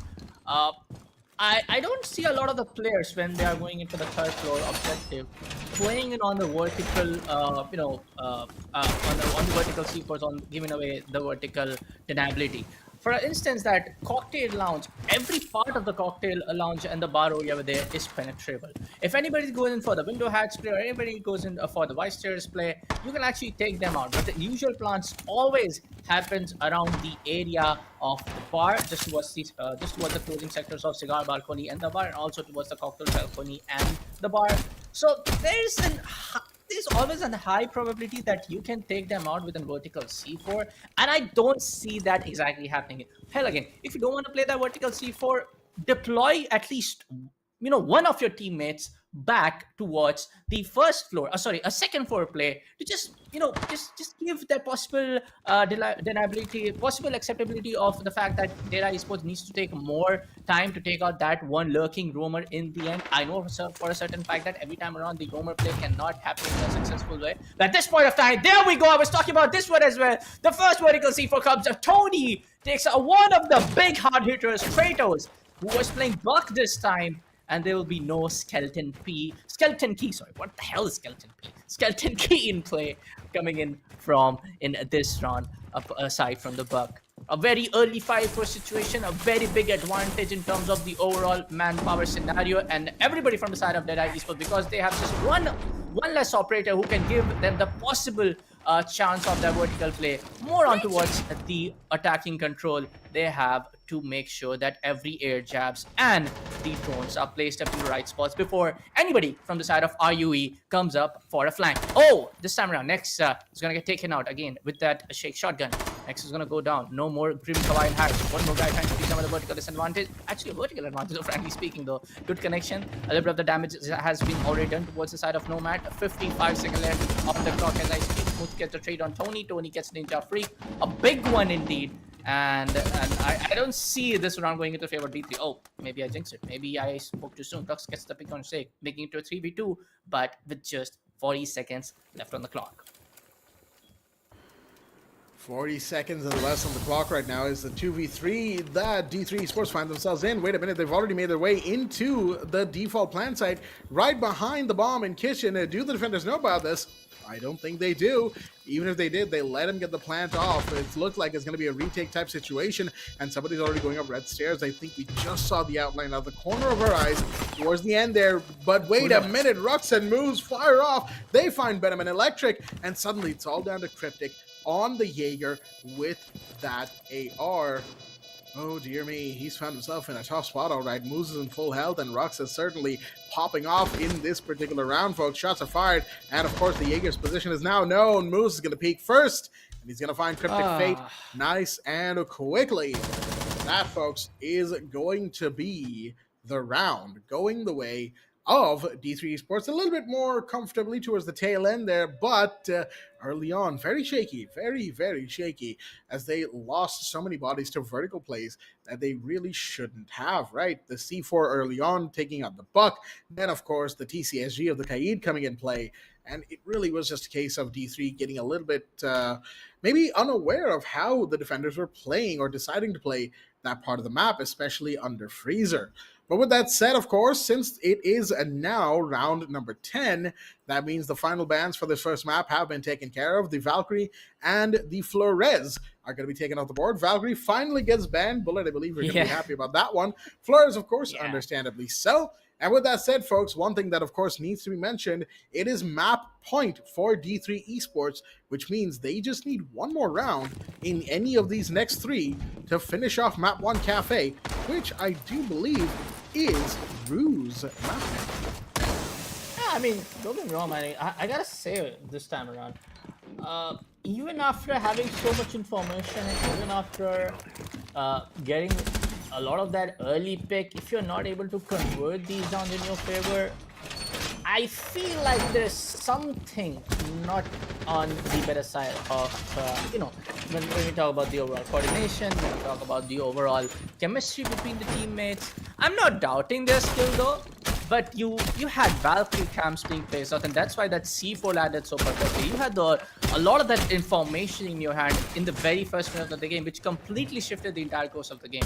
But every time around, it's someone from the side of D3 who gets get those very quick back-to-back 2 and 3 frags on their side and completely shifts the entire momentum towards the side of D3. And this is what I feel, frankly speaking, what RUE needs to figure this out. If there's going to be a back-to-back somebody from the side of Deadeye, whether it's Smooth, whether it's Drugs, whether it's Ninja Freak, who are able to catch you off guard by any time given on the moment, I don't see this entire match point situation going back towards the side of RUE where they can push this to overtime. Don't get me wrong, folks. But there you go, folks. Everybody from the side of Deadeye Esports just making sure nobody's playing on the third floor. And there you have, there we go. They have the information on Jaeger. Was trying to play on the red cigar. The pre-fire is going to go there. And Cryptic is going to take the damage. It is very much an unusual play. And I'm not really sure on how. I feel, again, that was a great job being done, I guess, from the side of Mu was on the drone play over there, giving a lot of the information towards his teammates and just making sure the coordination happens in play. Again, there you go. A very early manpower advantage being given away in favor of Deadeye Esports, which they're going to just make sure they don't waste it away with somebody like Electrical. Okay, maybe it's just it. Rux goes down at the same moment towards the library hallway. And there you have it. They have one more aroma to take care of before they can proceed down towards the site execution. Mind you, they still haven't quite. Never mind. I was going to say that's a trade between Kratos and Electric. That's going to be another situation where they keep the body counts equalized, but they've lost the roamer, finally speaking. And of course, that means Electric will no longer be the nuisance that they were earlier in this round. Unfortunate maybe for RUE, but depends on how you look at it. They've got pretty good second turn, and there's only a minute 15 remaining on the clock, as D3 Esports kind of have to rush their initial playstyle. Now, the good thing for them is that they have access to the boogie drones of the Rams, so verticality will not be a problem for them. It's more so understanding where they need to push, and oh, Benham trying to get a little bit of a cheeky kill through the smoke, will get shot for his trouble, but Second's still alive, he finds moves, that's one down, trying to enter through that kitchen side door that comes in from first floor bar. Unfortunately, not quite to be. Next is going to decide to open up an extra line of sight on that single wall. That is, of course, reinforced for that specific reason, and that is going to allow him to potentially find the Kaid, as on the other side, Ninja Freak is playing vertical as much as he can. C4 goes out. That's not going to land on the ceiling, so he can't really use it for what its intended purpose was. Second with the double now, gets a headshot on Next, and that leaves Ninja Freak, the last one standing. He's been in these positions before. He knows how to clutch a 1v2, that is for sure. Shots are fired, but does he know where the Kaid is, who's been the real thorn in their side? Never mind, it's going to be Tony from inside of Freezer to shut him down. This time, finally, the side of RUE showing the sign of life that they desperately needed to show very early on in this second half, because they've certainly taken quite the beating. But this time around, once they had that advantage of time and space, they were able to keep it. They didn't get too antsy. They didn't get caught off or cornered. And that is work out to their advantage. Now, they're going back to third floor bar, going back to that top floor site, and they need to make sure that all it takes for them here now is taking this round as its own match, right? Forget that it's map point. Forget that it is already 4-6 down. Take it per round and think of each round as its own individual game. And that's what they did in the last round, right? They took it as its own game. They fought their hardest, and they managed to eke out one round for themselves. They need to do that twice to get to overtime. Will they? Well, that's anybody's guess, folks. Yeah, we have to wait certainly a while, because D3 Esports are just going to keep their match point status alive for the at least next 2 rounds at the moment, from what it looks like. Because at this point of time, yes, RU did have the opportunity to completely change the tides in their favor in the last one, and they did it. But again, I just have to, gotta give to the side of Deadeye Esports, like what I repeated in back in round number, round number 8 and round number 9. Some of these situations, which is not supposed to go into the favor of Deadeye Esports, are just swinging through their side. And it all comes down to some of these, probably, from what it looks like to me, a little of that lack in the coordination, or maybe lacking that information, lack of the internal information being passed on to your teammates, is something what I feel is D3 Esports is able to capitalize on. Because losing a 5v3, a 5v4, a 4v3 or a 4v2 is something which kind of puts you in the doubt for a fact that if you are able to push this to one round or one more round to the further, if you're actually trying to make it work, or if this is a complete, I would say, a huge, gaps in the mistakes being left out, mistakes in the gap, sorry, being left out from the side of Dead. So for now, what it seems like, yes, this might be an end coming with a 7-4 score line from the side of Dead Esports, I can say for in a certain way. But if RUE can play on that possible vertical advantage deniability, and also make sure these C4s do connect, which they have, of course, is also going to decide a whole lot of things. It's great to see Tony plays actually adapting to a different set of operators. Him playing on the Sumika launcher is just going to give them enough time to deny the push coming in from the side of attackers, especially on the areas of the red stairs and also on the areas of the white stairs. It also does come down to what their final execute is going to be, right? At a minute 30 mark right now, we're seeing Deadeye kind of hang back as they've really refrained from dropping down red or getting into piano just yet. They might try to do that in just a hot second here, but again, time is of the essence here and of the issue, because D3 has relied on getting a last-second push going twice on third floor bar. And yes, it's worked out, but again, it's always been you're either playing 3v4 or 3v5, and you have to clutch it out no matter what. You've got the Bees coming in, you've got the Lion Scan coming in as well, which means that push is imminent. And of course, you can see RUE is bracing for impact right now as the marks are coming out from the drones, from the B canisters, and of course, for the defense of the Alibi Prismas, a little bit of intel is always appreciated. Venom's position is definitely given away as they know exactly where these players are in Freezer, but they've got reinforcements to play around here as 30 seconds or less remain, and Venom's going to start things off by finding one attacker that's moves on the board. Big Gunner taken away from the side of D3. They can't afford to lose anymore because Ninja Freak has just fallen as well, and they just are not in a position to make this play. Cryptic and Venom come around, finding two of their own, and it's all down to Kratos, who just manages to find one for his trouble. Tony falls because he didn't know where the push was coming from, but he had a player to trade him in anyway, and that is a beautifully played round from the side of RUE on the defense here. They made sure that they knew what they're getting into. They made sure that they have the positions. And they definitely turtled up a little bit there, right? But it was the good decision. It was the right decision at the moment of the round. With that said, folks, we're going to be taking a tactical timeout from D3 Esports here, as they certainly need it, right? They've lost 2 rounds in a row, 2 map points already, and this is their last chance to secure this map bullet before, of course, it goes into overtime, and RUE certainly will be hoping to do so, because it is, as I like to call it, the round of ones, ladies and gentlemen. Only one round for each side to either go to OT or to take us to map 2. So that said, as the timeout ends, let's see what these teams have in store for us. Yeah, and now the tactical timer is going to expire, and we do have the prep phase, the operator pick phase being in underway. Prep phase, we'll wait for a few seconds, but a commendable player from the side of RU. Love to see, I always love to see some of these fresh faces just making sure they can still hold a gun right onto the faces of some of the very experienced and very talented players coming up from the history of South Asia Siege in our region. We're also coming onto the fact that, yes, for the side of the Esports, they looked a little bit unclear on the overall push. Yes, we did saw them taking a drop down towards red stairs. Yes, we did saw them also trying to take control of the cocktail balcony. So, I'm just not really sure on how exactly they wanted to build and mount up the pressure on the defenders, right? But for the fact that, again, you just cannot say for the fact that, okay, this was a wrong play coming up from side of and that's why it is going to be a wrong victory, in my opinion, to the side of RUE. The last round was a very deserving victory coming up from the side of RUE, or I'm gonna say RUE.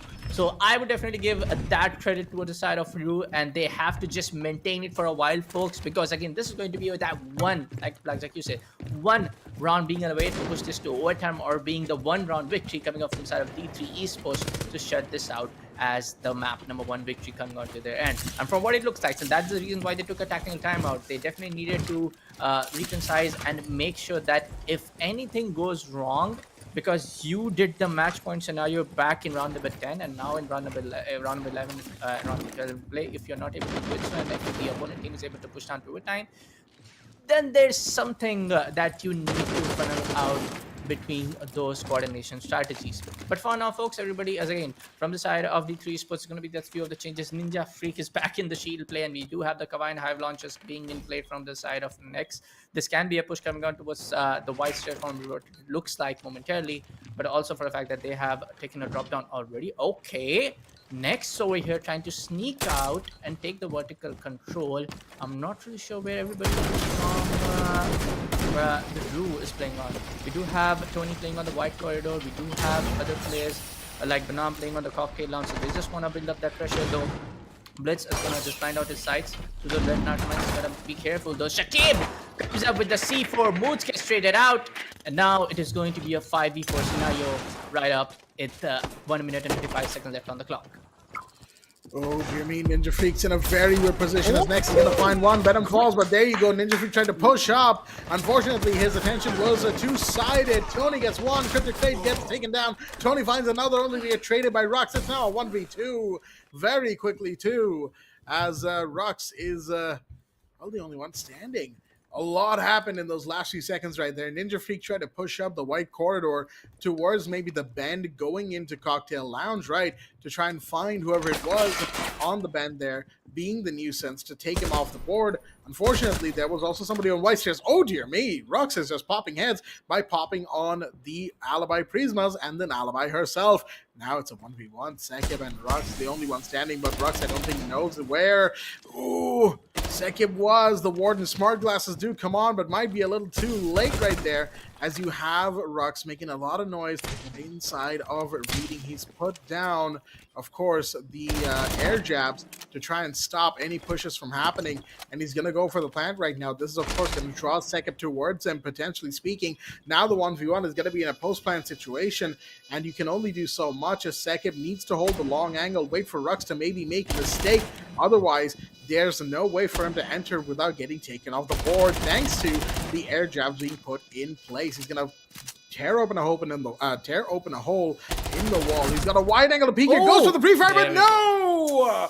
Gets stopped by the AR of Rux. The ARX coming in clutch right there, getting the kill, getting the 1v2 as well. It's Rux once again, folks, who makes the round work for D3. And that is going to be map number 1 concluded as D3 take the first lead in this best of 5, going 1-0 up and winning on RUE's map pick of Cafe Dostoevsky. Straight up very big, I would say, for being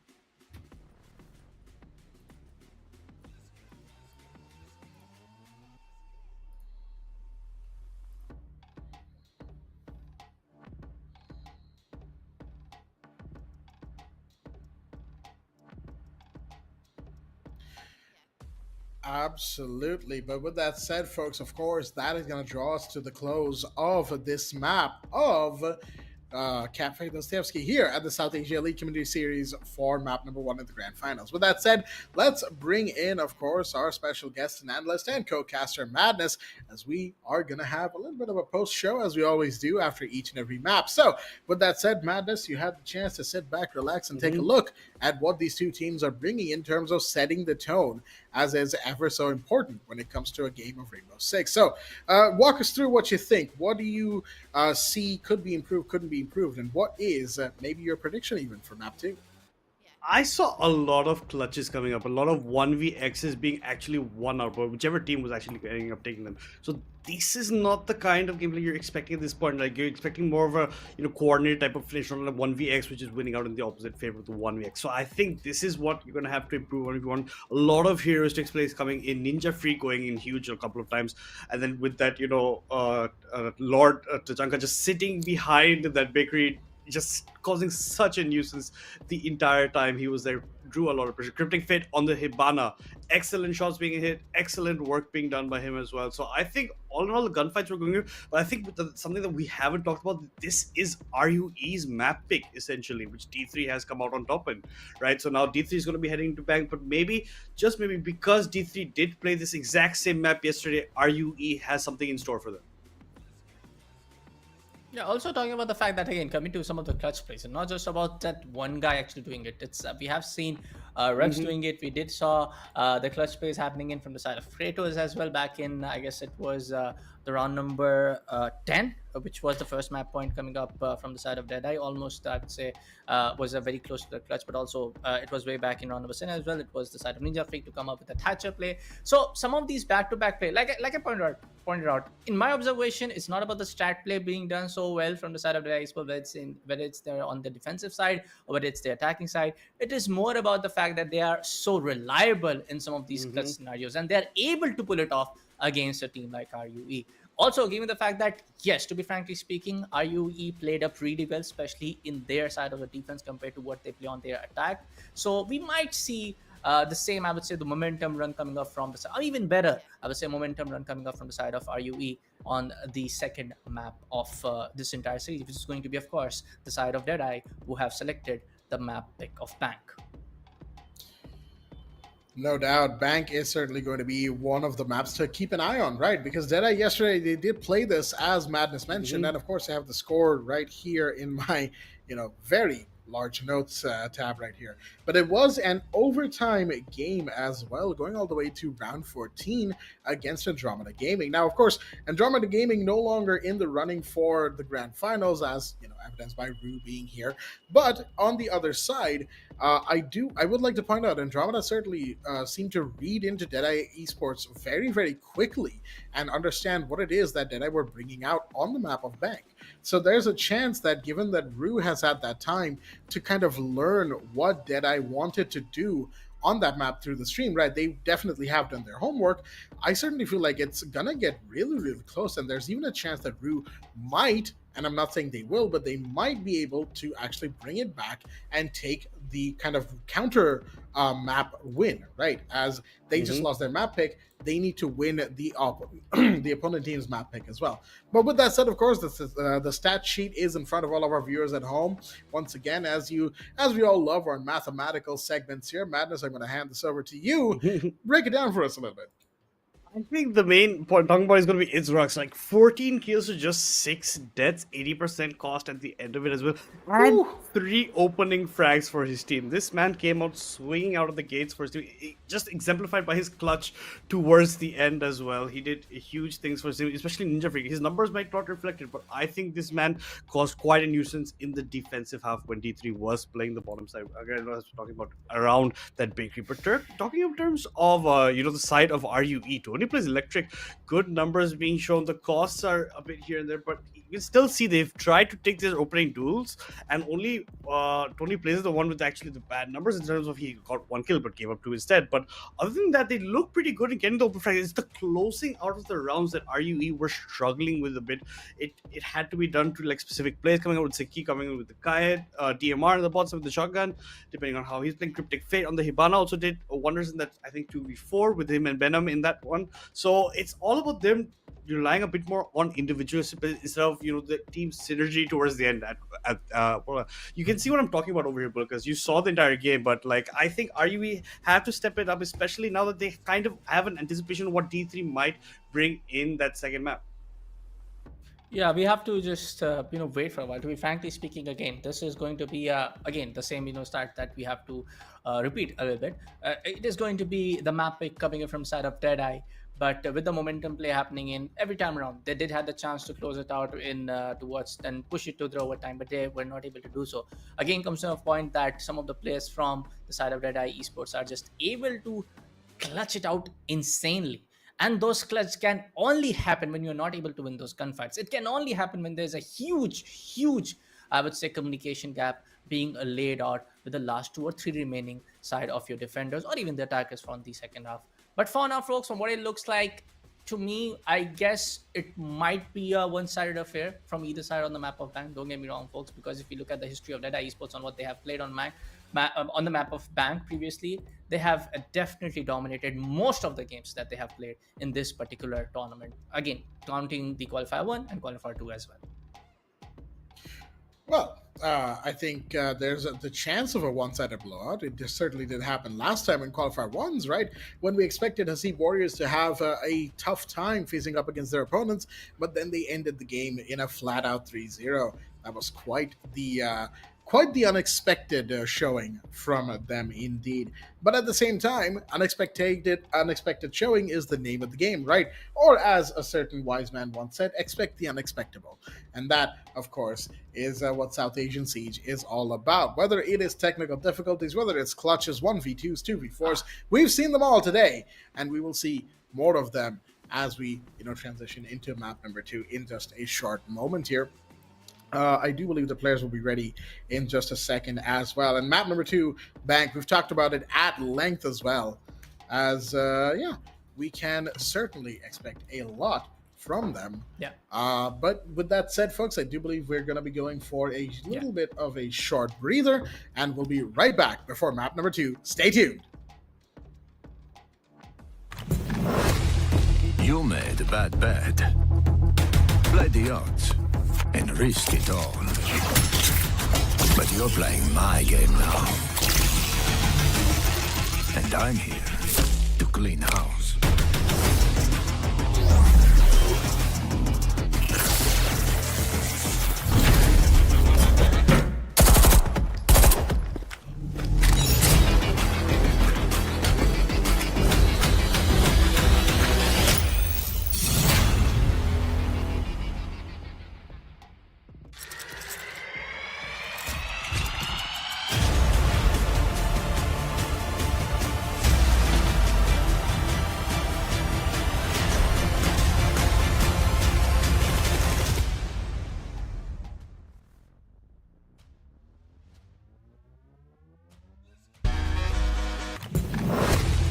You made a bad bet.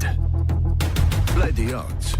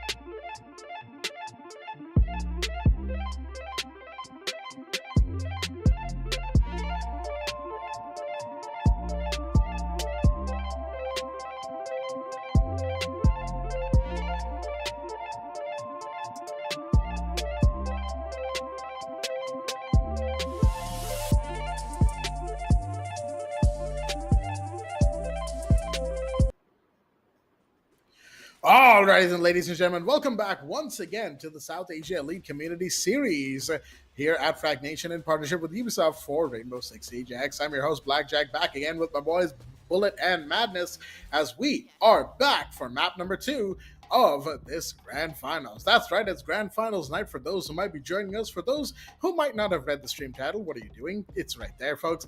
But with that said, it is map number 2, and it is going to be Bank to get us started. With that said, folks, of course, map number 1, for those who might have missed it, it was a 7-5, pretty close, all things considered, encounter between RUE and D3. D3 winning out the first map of Cafe at the tail end of it. With that said, Bullet, Madness, what are we expecting for the next map, which is on your screens right now, Bank?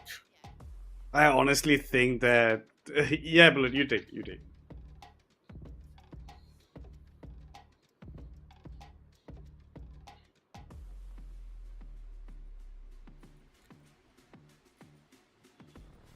Mm-hmm.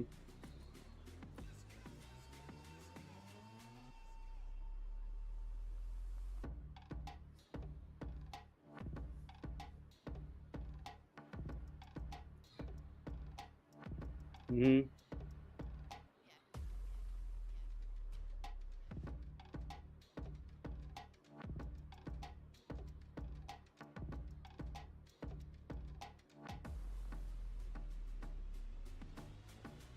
Mm-hmm.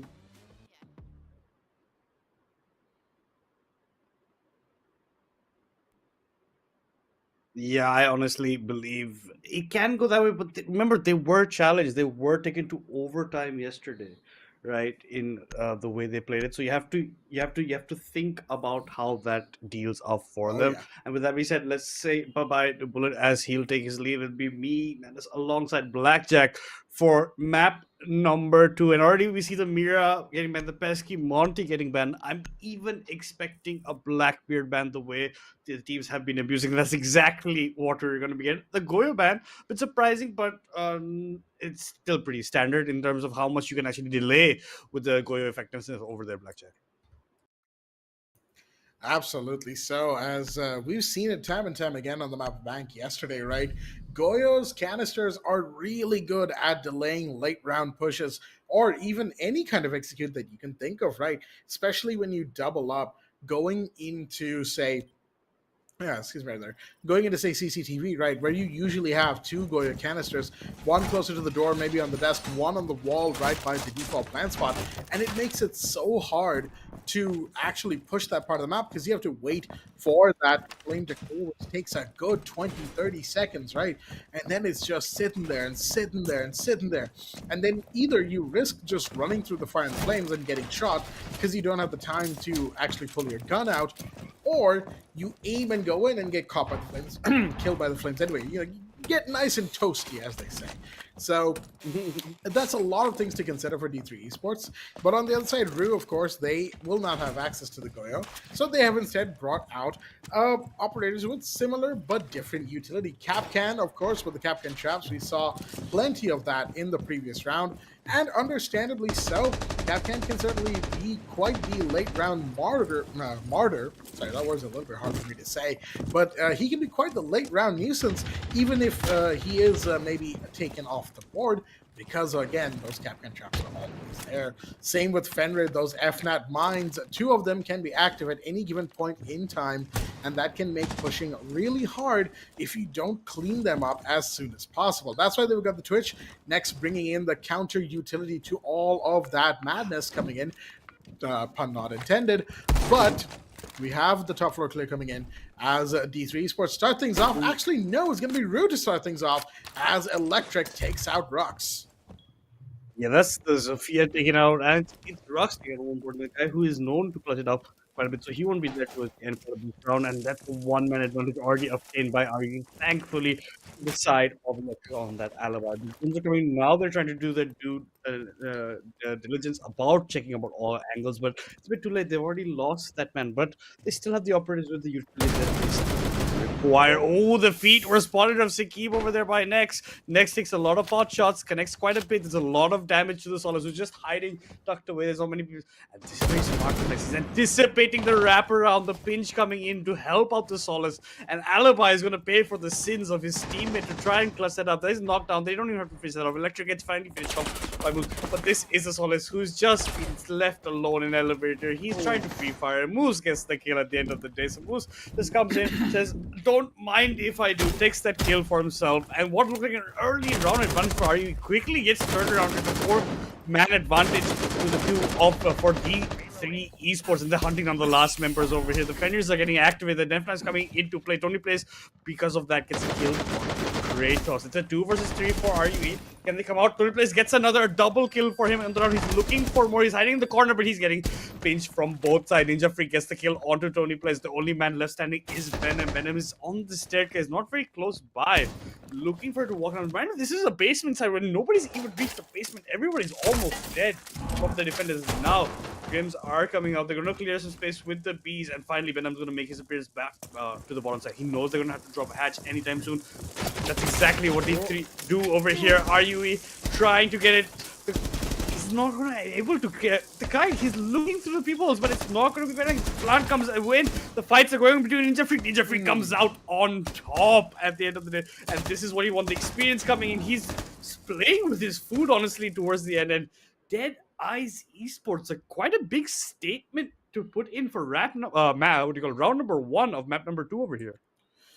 Yeah, a lot of chaotic events happening, right? Early on, losing Rux was definitely not on their bingo list, I'll tell you that much. But they managed to pivot from there, hunt down all of the roamers with mixed levels of success, right?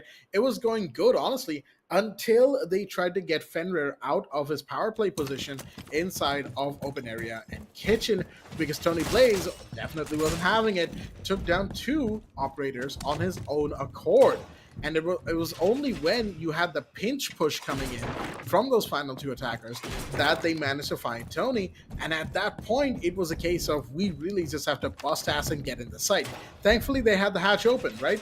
Earlier on, because had that hatch been closed, well, I'll tell you what, entering site would have been so much harder, and Venom might have even clutched out the 1v2 towards the end there. So a little bit overextended, I think, is what RUE is going to be thinking here, that yeah, we may have gotten a little too far in where we wanted to play and what we wanted to push, so let's kind of hang back, play this a little bit more safe, kind of mix it up of just that little bit more, maybe potentially speaking. Cryptic Fig actually bringing out the Echo this time around, so he's definitely going to be anchoring in sight. Electric, of course, back on the Alibi, as you'd expect. Sekeb on the Azami. A lot of the same picks, just that one major difference is that Capcan is no longer in play. It is no longer in play, and that's something they have to watch. Even on the Valkyrie, I'm not seeing much IQ usage coming in from both teams, even from map 1 onwards. So maybe they just don't want to put that in their arsenal as of yet. But we get the Echo coming out from Cryptic. He's maybe trying to delay plant instead of actually going for these fights. The Barricades are now they're fighting a bit more passively.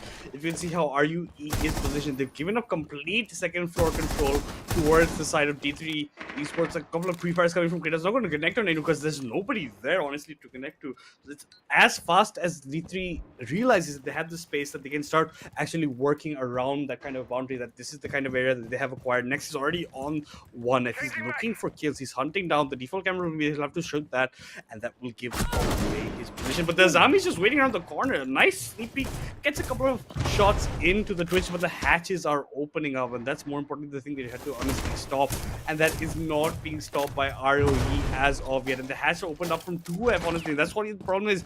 If you're not holding 2F, it's hard to hold on to 1F, because there's hatches on hatches on hatches in this type of a map, and it's definitely going to be the play that D3 are looking for over here, Black. Absolutely. D3 want to take control as soon as possible. Minute 20 on the clock. They've already wasted a lot of time getting to first floor, and Electric is going to make it even worse as he finds his moves.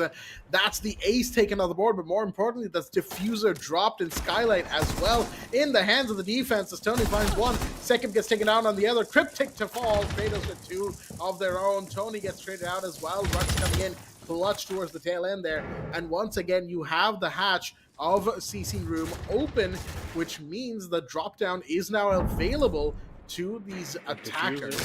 But exactly, the diffuser is still dropped on Skylight, and Electric is more than willing to hang on to that for as long as possible. 40 seconds remain, which means RUE has time to really just talk about what they need to do, and they have already decided they're committing to holding the diffuser. Oh dear me, Electric peeking away, moving for just a second. That, of course, means that he's going to get shot up just a little bit, but he's still alive. The Zofia, unaware of where he's going to peek. Rux goes down as Electric tries to find another one. He's getting pinched from both sides. He finally goes down, but 15 seconds remain as Kratos and Nex have to get in here. They're not going to go for the hash drop. They know that it's too risky. They're going to run straight into the site instead, and Kratos swings wide on the door, and the Kaid, unfortunately, I don't think he was expecting that. Maybe not. He did fire off a bullet, but he missed his mark at the wrong time.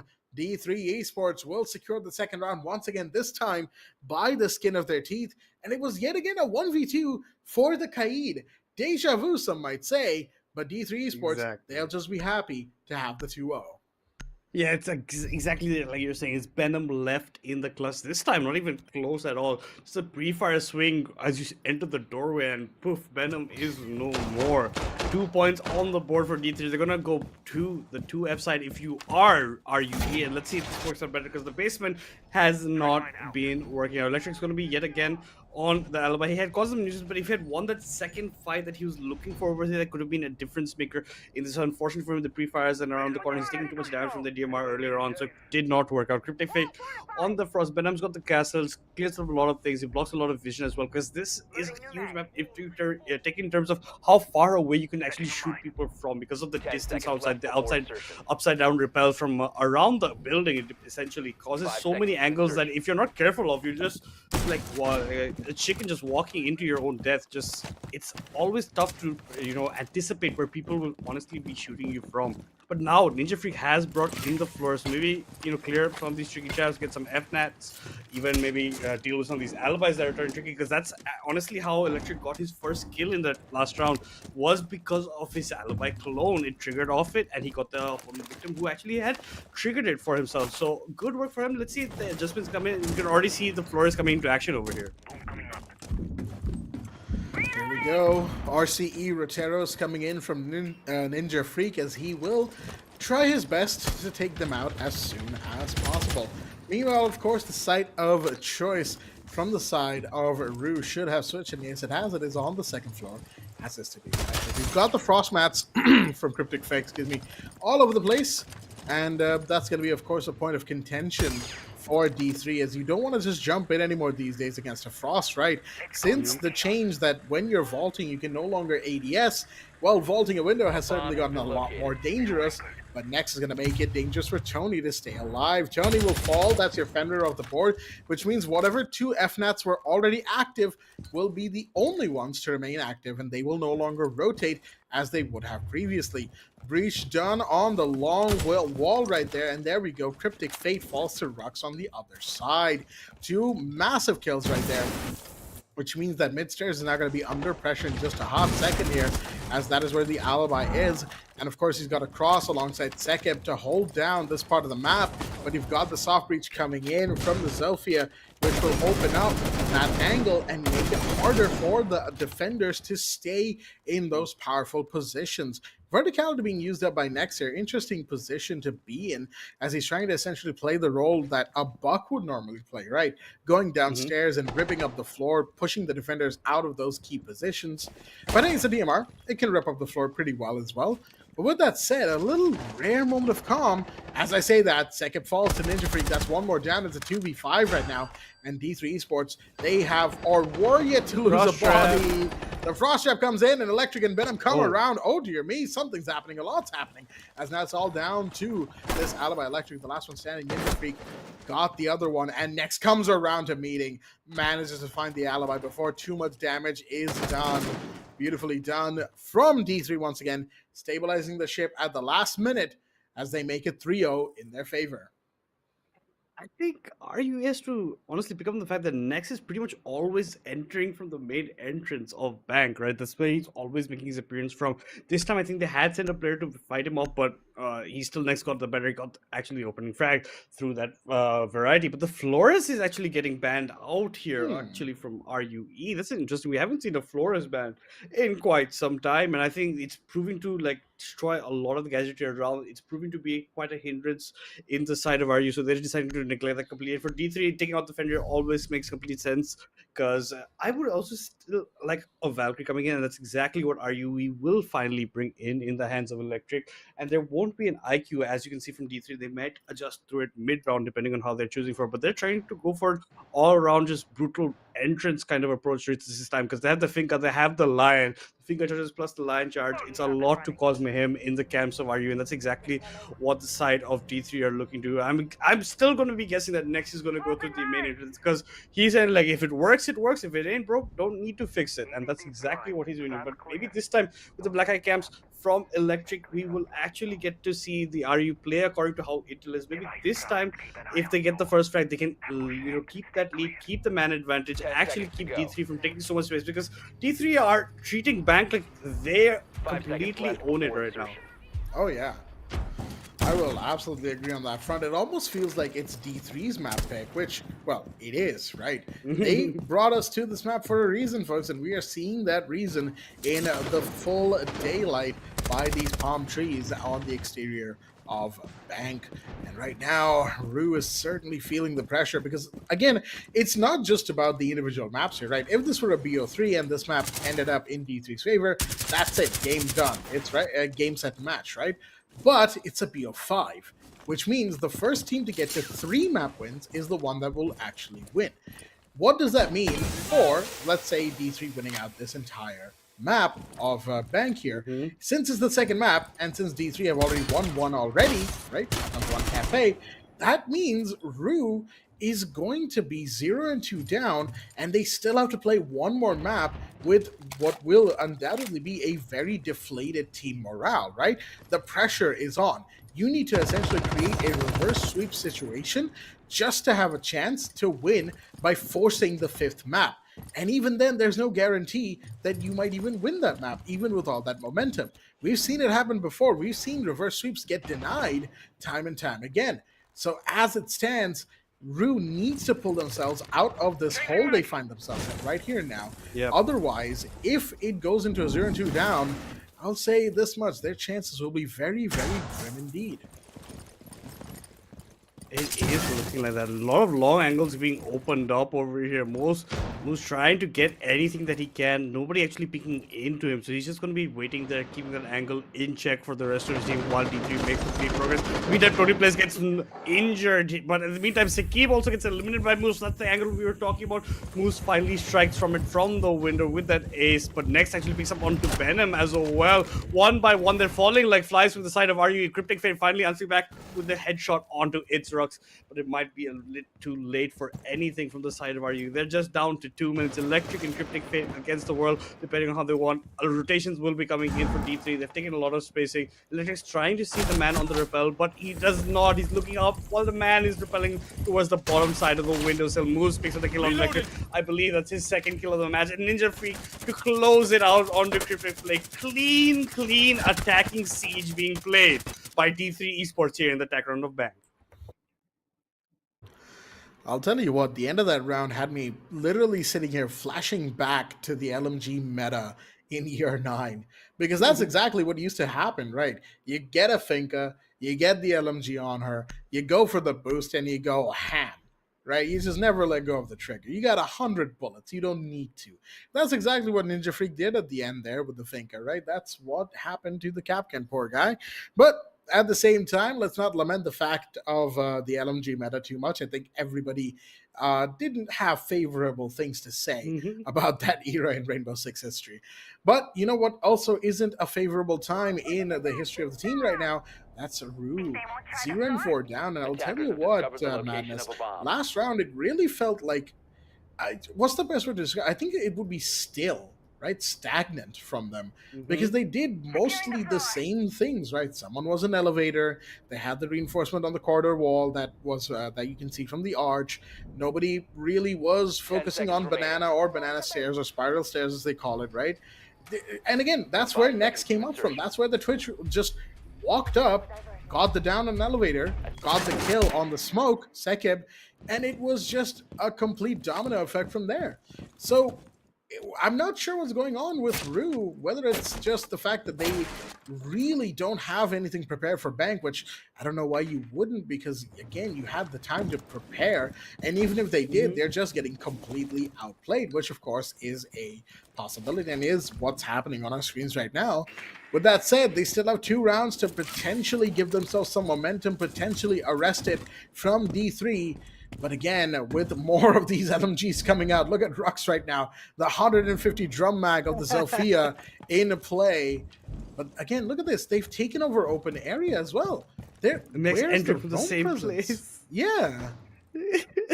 He just comes in from the same entrance every single time. There is no answer from the side of RUE. I don't think they one round they did see him enter from the, they went for the fight. They ended up losing. They should have some inkling where it's happening, but already hatches are opening up, and the same progress that was made earlier on by the side of D3 is on rinse and repeat. Honestly, at this point, they're just going to open everything. They have the secondary hard breaches to do. Honestly, a lot opening up. There are quite a few hatches to honestly open to into basement. So they're looking to open up everything, cause a lot of chaos for the side of RUE. And RUE yet again, not much roaming to be visible from them. They're not willing to take fights. But talking about that, someone is on the top of blue stairs, just ready for the peak. But Sekib's already gone down. Ninja Freak's got the kill onto him. But this is a stun electric peeking. He actually gets the kill onto Musa. Clean headshot coming in from him, even though albeit in a very visible state, very barely registering that he even picked up the kill. They're trying to go for more. He's going for another peek while he's dizzy. He's gone prone, but Nex is not a newbie. He is wary of these kind of tactics that will be coming out. He does get the electric that was prone. A headshot at that at best as well. A 4 versus 3, but Nex actually gets injured. He's in a clean spot to pick up Venom. Does not let that happen. C4 comes flying in. It doesn't actually pick up the kill. Doesn't cause any damage. In the meantime, when you're trying to swing, the swings are coming back in reply from the side of D3 as well. It seems he's frozen himself into the spot. So D3 is going to take the time, pick up Nex. Now with the twist drone, get a clear advantage. He's just going to maybe go for trades. Maximum you can pick up to Nex if he peeks first. But Xrox takes a bit of damage as well. Hatches opened from above. He's just buying a lot of time, honestly, in this server room. The side of D3 honestly don't know what to do except for pre-fires that don't seem to be connecting. The Bargaster comes in, it gets shot from above, finally gets the kill onto Bennett, but he's bought a lot of time. Critic Fake comes in from above, gets the kill onto Nex as well. So actually not from above, from the place where you see usually the mirror, the secure hallway. He gets another frag from there. So he is there. He does have 3 smoke canisters to play with. He can buy even more time. 30 seconds left. D3 don't honestly have a lot to play with. They have to walk into the smoke or die trying. And that's exactly what they're trying to do. You got the knock, got the injure onto it's Rux, and then the smoke is up. But here comes Ninja Freak. He's fallen into Cryptifake. Gets the kill. Tony plays with the return frag, actually, and finally the defense side coming out on top. When it looked like D3 Esports are going to run away with it, RUE come back in an answer in a 2 versus 3. Cryptic Fake do a huge amount of work from the secure hallway, and then Tony plays in for the cleanup to help RUE get their first round in defense. Finally, signs of life from Team RUE. Absolutely well played by the Tubarão, playing inside of server room, right? That pretty much was the big linchpin of that round. Electric being a nuisance in blue definitely helped, but it was Tubarão who pretty much turned that round on its head. Because if he'd been taken out earlier, had the push on server happened quickly with more efficiency, whatever we want to call it, well, guess what? They would have aggressed into sight. Smoke would have had to use up his canisters earlier. There wouldn't have been enough damage done, and D3 would have been 5-0 up. But that's not what happened, right?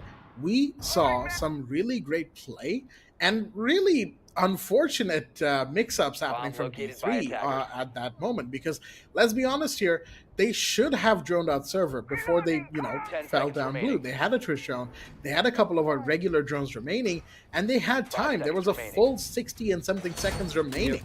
So they had the time to drone it out to get themselves all the intel in the world, and they just didn't. They got overconfident, and that's something that D3 tends to do, it seems, right? They tend to get a little bit too big for their britches, as some say, and unfortunately, that trend has continued. Now, they are 4-1 up, so obviously someone is probably thinking like, okay, but even if they get overconfident, they're really far up in their score count. Does it really matter? And well, I would point to Exhibit A, Bank, in the previous match or the previous semifinal, which was, of course, D3 versus Andromeda Gaming. D3 picked the map of Bank, and despite them looking so comfortable here early on, they still got taken all the way to overtime round 14. You don't want to do that. Because when you go to overtime, pressure is high, wards are being set, people are slinging callouts left and right, and it is a messy affair. There is always a chance you lose because of that, and you don't want to have to do that to yourself. So D3, they need to be comfortable, they need to make sure that they don't get in over their heads, and that they are playing to the best of their efficiency. But with that said, of course, I'm going on a lot about all that. They haven't lost that many rounds, it's just been one round. So let's see what they have in store in this last round for the first half. Yeah, and it's taking one for the side of RUE, so the Rams going to come in. It's creating a lot of verticality for the side of D3. They're going to be opening up, and this is the first time I'm seeing a dog in quite some time, especially after the ADS was taken away in our tournament. But Cryptic has decided he is going to be the doctor of the hour. But from below, Tony plays, strikes onto Itrux. Itrux from his own vertical holes that he had opened up actually meets his demise. Tony plays quick on the trigger, claims the kill, claims the man advantage from RUE. But this is exactly similar to what happened in round number 1, where you got the early advantage to the hands of Electric that time. This time, can RUE hang on to it? It doesn't seem so, because Moose honestly answers back into Cryptic phase. The doctor is no more. Somebody call a doctor for the doctor, because he is unfortunately dead. No more heals available for RUE. In the meantime, Tony plays doing work with this SMG onto Kratos, his other connect. The headshot at that. And Electric below as well, connected to Ninja Freak. All fights happen everywhere except the one F side. Next, it's a return kill of Electric. It's a 2 versus 3 for D3 Esports, and the man disadvantage has continued, but it's up to Tony Plays to honestly come up. And look at how Smoke is hiding over there. Sekib has got a nice position, got the shotgun. I think his barrel was spotted out just barely by Next. He's thinking about a different kind of angle. He blows open the door that was castled down as well. So, but now they know exactly the position of where Sakib is sitting. But in the meantime, Venom is there for some help. Venom gets one, doesn't get the other guy who's trying to enter into sight. Moose is low on HP. Moose doesn't have many options available to him. His fires miss from Sakib, but Sakib strikes through. The iron strikes completely for him. He gets the kill and adds another, more importantly, much needed defense round for RUE. So towards the later round of this first half, they have picked up some rounds, making it not just a one-sided affair, making sure that they have some fight left in it as they head into the second half. Very, very important sense of life. I feel like I said this before, but this is what RUE should have been doing from the very beginning. They looked confident. They looked like they knew what they were doing. And if their open area is so good of a sight, I wonder why they kept going back to lockers and back to office time and time again when it didn't work out. I've said this before, and I think it's kind of a fundamental when it comes to Siege at this level, at this high level of play, is that when a site doesn't work out, pivot immediately, switch it up, play something different, keep your opponent on their toes. But with that said, of course, no longer are RUE on the defense. They are now on the attack. D3 Esports are going to be the ones going on the defense because it's round number 7, which means the second half is now in full swing. And we've had our bans as well, a distinctly different set of bans from the first half as well. No shielders getting banned because Ninja Freak is now on the defense, and guess what? He will still pick up that shielder because the clash is in play, folks. The attackers who got banned on the other side are Deimos and Grim, both of which are good bans, all things considered, though some might say banning a Breacher would have been better than banning Deimos himself. On the other side, Mira and Azami, well, that didn't really change too much at the end of the day, as both of them are about as standard as it gets. Round number 7 is going to take place on second floor office. That is the site of choice. Don't know what happened to my brain right there. As we have now the action phase coming in. We will be entering it, and yeah, more importantly, Ninja Freak has the Clash available to him. Watch for him to be annoying. In terms of the IQ, they thought maybe a Valkyrie coming, that's why they brought it out, but no, there is no Valkyrie to actually dictate. Not much IQ value you're honestly going to be getting up over here, essentially at the end of the day. But Tony plays from above, maybe looking to cause some disturbance from the Skylight. Nothing to be said. Taking it a bit on the slower side, but D3 have brought in an Ash in the hands of Electric. Electric is the kind of guy who likes to get into people's faces, even going from the holographic side on the R4C. So he's going to be looking to get these close-up fights with the 3-speed already, rushing in to get as much damage as possible.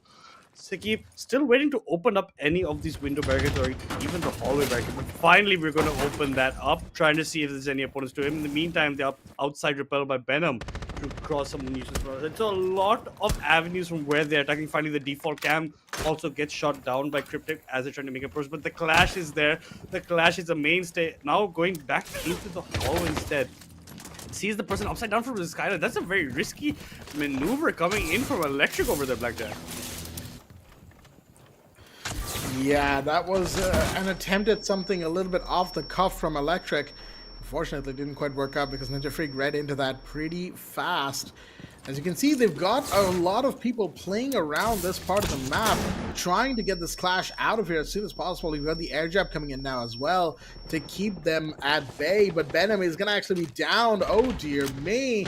The Nomad trying something. He's going to get caught. Next comes in. He's going to find Sekib as well. He gets taken down because Tony was going for the play on the door, helping his teammate as Cryptic Fate will be picked back up. But guess what? The train doesn't stop as Electric gets put into the floor, into the ground.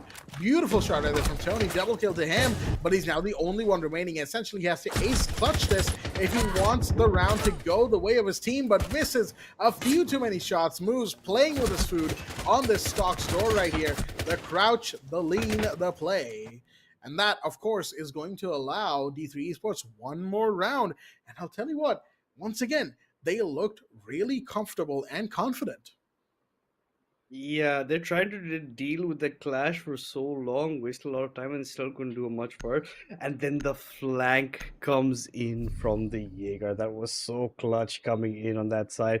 He does a lot of damage as well. Gets one guy knocked, and then unfortunately gets straight out as well. In the meantime, Electric was making more way through Stockroom, but still gets put down in his place. So a lot of RUE kind of spreading themselves out and maybe spreading themselves a bit too thin in the sense of no one's watching the flank, no one's watching for these kind of plays, and they're a bit spread around in terms of how you want to act. And I think Venom was still repelling outside of the window before he was shot out of the sky like a clay pigeon. Now the walls are going to be completely open up. We're going into the basement. Let's see how D3's basement is going to be, because RUE's basement was not something that they will be proud about, the kind of hold. Let's see the kind of improvements D3 will be willing to make. And one of them is going to be bringing in the Tachanka. That's going to be the handle moves. You can see how much this operator can delay. Plus you have Goyo, plus you have Smoke in the hands of Ninja Freak. This seems just pretty much like a bunker and buy a lot of time kind of strategy coming in for them. Maybe 1 or 2 roamers at the max. That's why you have instructs on the alibi. Let's see how much nuisance he can actually cause, how much time he can buy, how many kills he can actually secure for his team. That will pretty much decide how D3's second round of defense is going to look like. Oh yeah, this next round of defense is going to be extremely important right here for the side of D3, as once again, given that they're 5-2 up, all they need to do is win one more and they will get themselves on 2 map point. But those shots fired from Rux, I'll tell you what, they had the attacker scared for just a hot second there. As now you've got the Prismas coming in, giving away intel. Venom has to be careful about his positioning. The beepers go off on Tony as well. At second floor, they refuse to give away this part of the map, as you should. You're holding basement, which means you need to hold top down just to make sure those hatches stay as closed for as long as possible. Meanwhile, well, talking about the hatches, we have the Zero coming in with the secondary hard recharges, getting the hatches on open area open. Looks like second floor has just been given up by RUE. They are deciding to not aggress on top floor, instead go for the hatches, go for the clear on the first floor, and maybe aggress on site, force a retake situation, which actually would be really smart, all things considered, right? Force the defenders to come to you by reversing the situation onto them. Unfortunately, they need to stay alive to do that. Rux comes around, finds Venom. That's one more down, and now in 3v5 RUE, they find themselves even deeper in this hole. Well, in the meantime, Rux against the side of Cryptic Fate. Who's going to come on? The pistols come out, but Instruct's already with the reloader. Triple kill from already into the round. Only Electric left standing. I don't think he's going to be standing for long because he's a 1v5 ahead of him. He's not even going to get one. It's a flawless coming out of the side of D3 Esports to put even a much more of a statement into how map 2 is looking for themselves. And this is the huge difference between the defense of RUE and the defense of D3, right? When RUE took basement, they gave up 2F. In the sense of D3, they made sure that RUE can't even contest it whatsoever. That's why you could see Itzrux gets one kill from the hatch above when the hatch was opening up into the basements below. I think he got it onto Venom essentially at that point. So that was a very good pickup. It was the Nomad, I think. So at the end of this, so you're going to get a lot of that, flank potential is going to be neutralized as well. But that's the point. If you're going to give up 2F, it's going to be harder to get into the hatches. And honestly, I think are you at the end of the ropes, honestly, about what they're going to be doing in the map of Bank, because it's not looked at all anything that they can do against D3 that's causing anything that can, maybe we can say that they put up a fight, because it's just D3 all the way in map 2. It really has been. D3 just has not had any reason to give up their position. They haven't been pushed out of it. They haven't been made uncomfortable. They haven't been forced out of their comfort zone. They have just been going from strength to strength to strength. And we find ourselves now in first floor open area in a 6-2 position. They have 4 map points, Madness. 4 map points, which is even more than they had in the previous map, which was 3, right? And even then, they lost a couple of those rounds. Now they're looking even more alive than they were before. So the question for RUE is, where do they really go from here? Because it doesn't seem like they've got a response, at least not one that's going to help them in the immediate short term, because that's what they need to think about here, the short term. What can we do to take this round, then the next round, and then the round after that? Because if they try to think too far ahead, if they try to think too big for what is right now essentially a single round of attrition, they will find themselves getting taken off the board.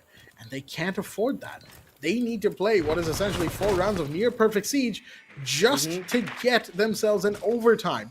That's not even a secured win for the map. That's just for overtime.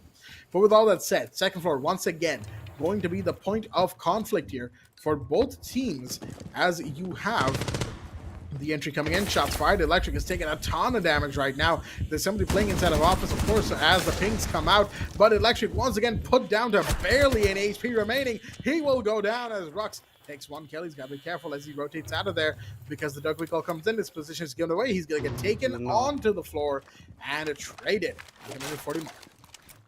The injury comes in, it's finished off. At least this time, Rux is not allowed to rage rampant. They are fighting back for 2F control. Zakib gets another on to next, and this is what we like to see from RUE. They are putting in a fight, even if towards the tail end of the game. They're opening up the vertical holes. Ninja Freak from below with the shotgun, trying to get whatever he can, but nothing available to him. A lot of topsy-turvy angles that you have to actually watch out from in terms of vertical play. It's about who actually gets the picking. It's kind of a game of whack-a-mole in which if you get lucky, you get the kill. If you don't, you end up dying. So let's just see how that works. It's a 4 versus 3 in favor of RUE right now. With the man disadvantage, how much can D3 honestly put up? But if it's any team to do so on any map, especially Bank, it's gonna be D3 Esports to try and close it out. Like Blackjet said, 4 match points to honestly play with, and that's only just even to go to overtime for the side of RUE. So there's a lot riding, there's a lot of pressure. Let's see if they crack under it. Becomes like the times that they are should and rightfully so be. But here the defender gets targeted up. You can see the FNATs playing their part. Tony plays was spotted again and again. Finally, it gets deal with the man who's already in the hallway.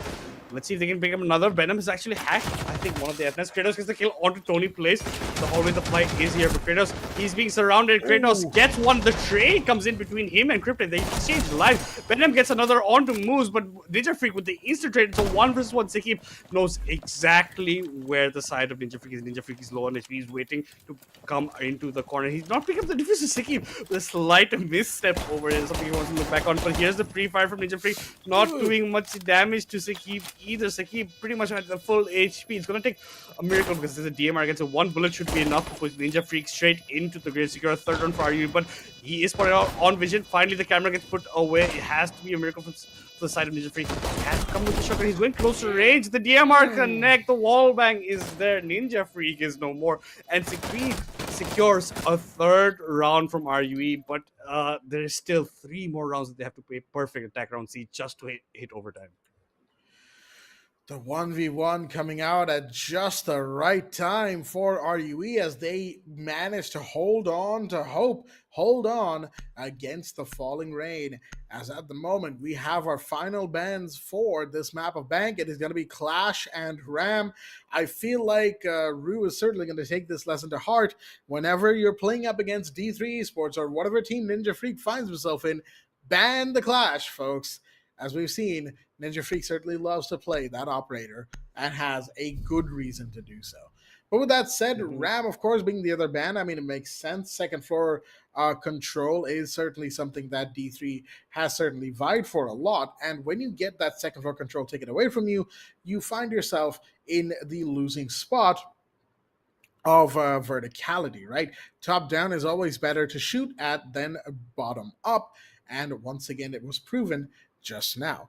With all that said, we're going to be moving now into round number 10, and D3 Esports again in a very comfortable position of having 3 map points, essentially speaking, to kind of play around with, to experiment with. Although I will say RUE in the last round, they still looked a little shaky, right? It came down to the 1v1, and had Sekib not, say, gotten the shots, had they not been aware of where the mute was at the tail end there, it might have gone the other way. And that's after they took advantage. They had body count advantage for a long time until they started executing on the site. So they need to be careful in their site pushes. They need to be careful when they collapse onto it because they have had issues with it before. But with that said, it's round number 10, folks. Will this be the last round of Bank, or will we have more Siege to play here? Well, let's find out. And RUE is definitely hoping for more siege to play because they don't want to be in a siege where they're 0-2 down already after the first 2 maps. So that's something they're choosing to avoid at the current scenario. Finally, they did show Browse in their attack half in the last round, but for them, it's still pretty much a big uphill battle as they continue. From above, are you still going to keep the distance? It's 2F side, so you're going to try and open up with the one. Exactly what you can see Cryptic Fate is doing. The Lion Charge comes in, not going to spot at everybody. Everybody is just hiding away. Istrux is on the castle this time. Next has a bandit, so has the bandit charges, trying to prevent some of these openings coming up because long angles is the name of the game that is Bank, depending on how you want to play for. Ninja Freak on the Jaeger, trying to deny a lot of utility once flying into sight. On the other side, Sekib has gone for that Dokkaebi, so he's looking to hack cameras. Venom, you have actually 2 hard breaches. You have the Ivana, you have the Ace, depending on how you want to use it. And you can already hear some of the Selma charges already opening up from the side of Venom. They're taking it much slowly right now because they know any small mistake means going into map 3 being 0-2 down in the series right now. So they're going to just buy the time, try and see what kind of errors D3 might cause. For right now, both teams are just not going into any skirmishes whatsoever. They're just waiting, biding their time as they know they need to do, but RUE's already going to drop down, I should say Cryptic Fake, into mid-stairs. That's a big move right there. The beeper did go off, and there you go. Next is going to aggress upon him, and that's the Hibana gone. As looks like Cryptic Fate wanted to be a little cryptic, potentially with the drop down, but unfortunately not to be. Nearly loses his head, the Jaeger, but is going to be next with the double, this time finding Dokkaebi. That's 2 down. Kratos a little bit low on health, but still alive. That's the big thing here, as D3 Esports are yet to lose a single body, while RUE have lost 2. 50 seconds on the clock, and that means RUE has to find an opening and find it quickly as Venom gets next. That's the trade they needed so desperately so long ago. Finally, the breach is also going to get finished up here by Venom. But again, that's very much the minimum amount of work they needed to do to get things started here. Ella's not going to be able to get the down onto one, but Venom's going to go down to moves on the other side. That is going to be the tag team. Tony finds Rux on the other side, makes it 2v2, but as Electra gets in here, he's going to be the only one left in a 1v2 now, as Moose gets a beautiful peek onto Tony Plays. Electric now, the Lion, the last one. He's inside of meeting room, coming around to try and maybe see where the Jaeger is. Ninja Freak, did he see him? I don't think he did. And Electric is going to get a quick runaround as well. He tries to go for the kill. Unfortunately, not to be so. Electric chases him down with a pistol and gets shot in the face for his trouble. That, folks, is going to do it for Bank, as you have victory secured once again for the side of the team D3, otherwise known as Deadeye Esports. They are now 2-0 up and have secured themselves a series point. And all they need to do is win one more map, which will be map 3. And that is, of course, Chalet. I think after this, most teams who are watching, because remember, both teams are qualified. This is for season. Heading into the playoffs, a lot of teams are going to be trying to deny Bank from the hands of Deadeye Esports after a performance like that, especially how their attack half went. RUE only towards the later parts could slightly adapt and make some changes that allow them to happen, especially like how Blackhead was saying, going to the 1F side so late, maybe make the rotation earlier on, maybe don't do double sides in a row even if you're losing out, maybe try and pivot as well as possible. But unfortunately, you just couldn't adapt. Deadeye Esports runs away with it. At the end, the time runs out, you're walking into the barrel of the Jaeger, you end up dying, you end up giving over the map to your opponents, and they're going to be happy with it. RUE Esports now require complete reverse sweep to actually come out on top over here and maybe try and make a for the top number seed in qualifier 2. But still, you have to understand that both these teams are also playing it like trying to test out the waters against you, trying to test that, because at the end of the day, it's seeding, it's the actual tournament will be in the playoffs when they'll meet each other again over there. Absolutely, the playoffs is going to be quite the time indeed, folks, as we have ourselves a team here in Deadeye who's certainly giving us quite a lot to look forward to, as of course they still have a little bit more to do from this matchup. It's not quite done yet. This best of 5 is, of course, they have a little bit more to do, which is win one more map, right? Any one of the next 3 would be theirs, and that would be it for this matchup. And who knows, Bullet might even get his wish of it being a little bit of a blowout. We shall have to wait and see. But speaking of Bullet, he has, of course, joined us as analyst for this particular map, folks.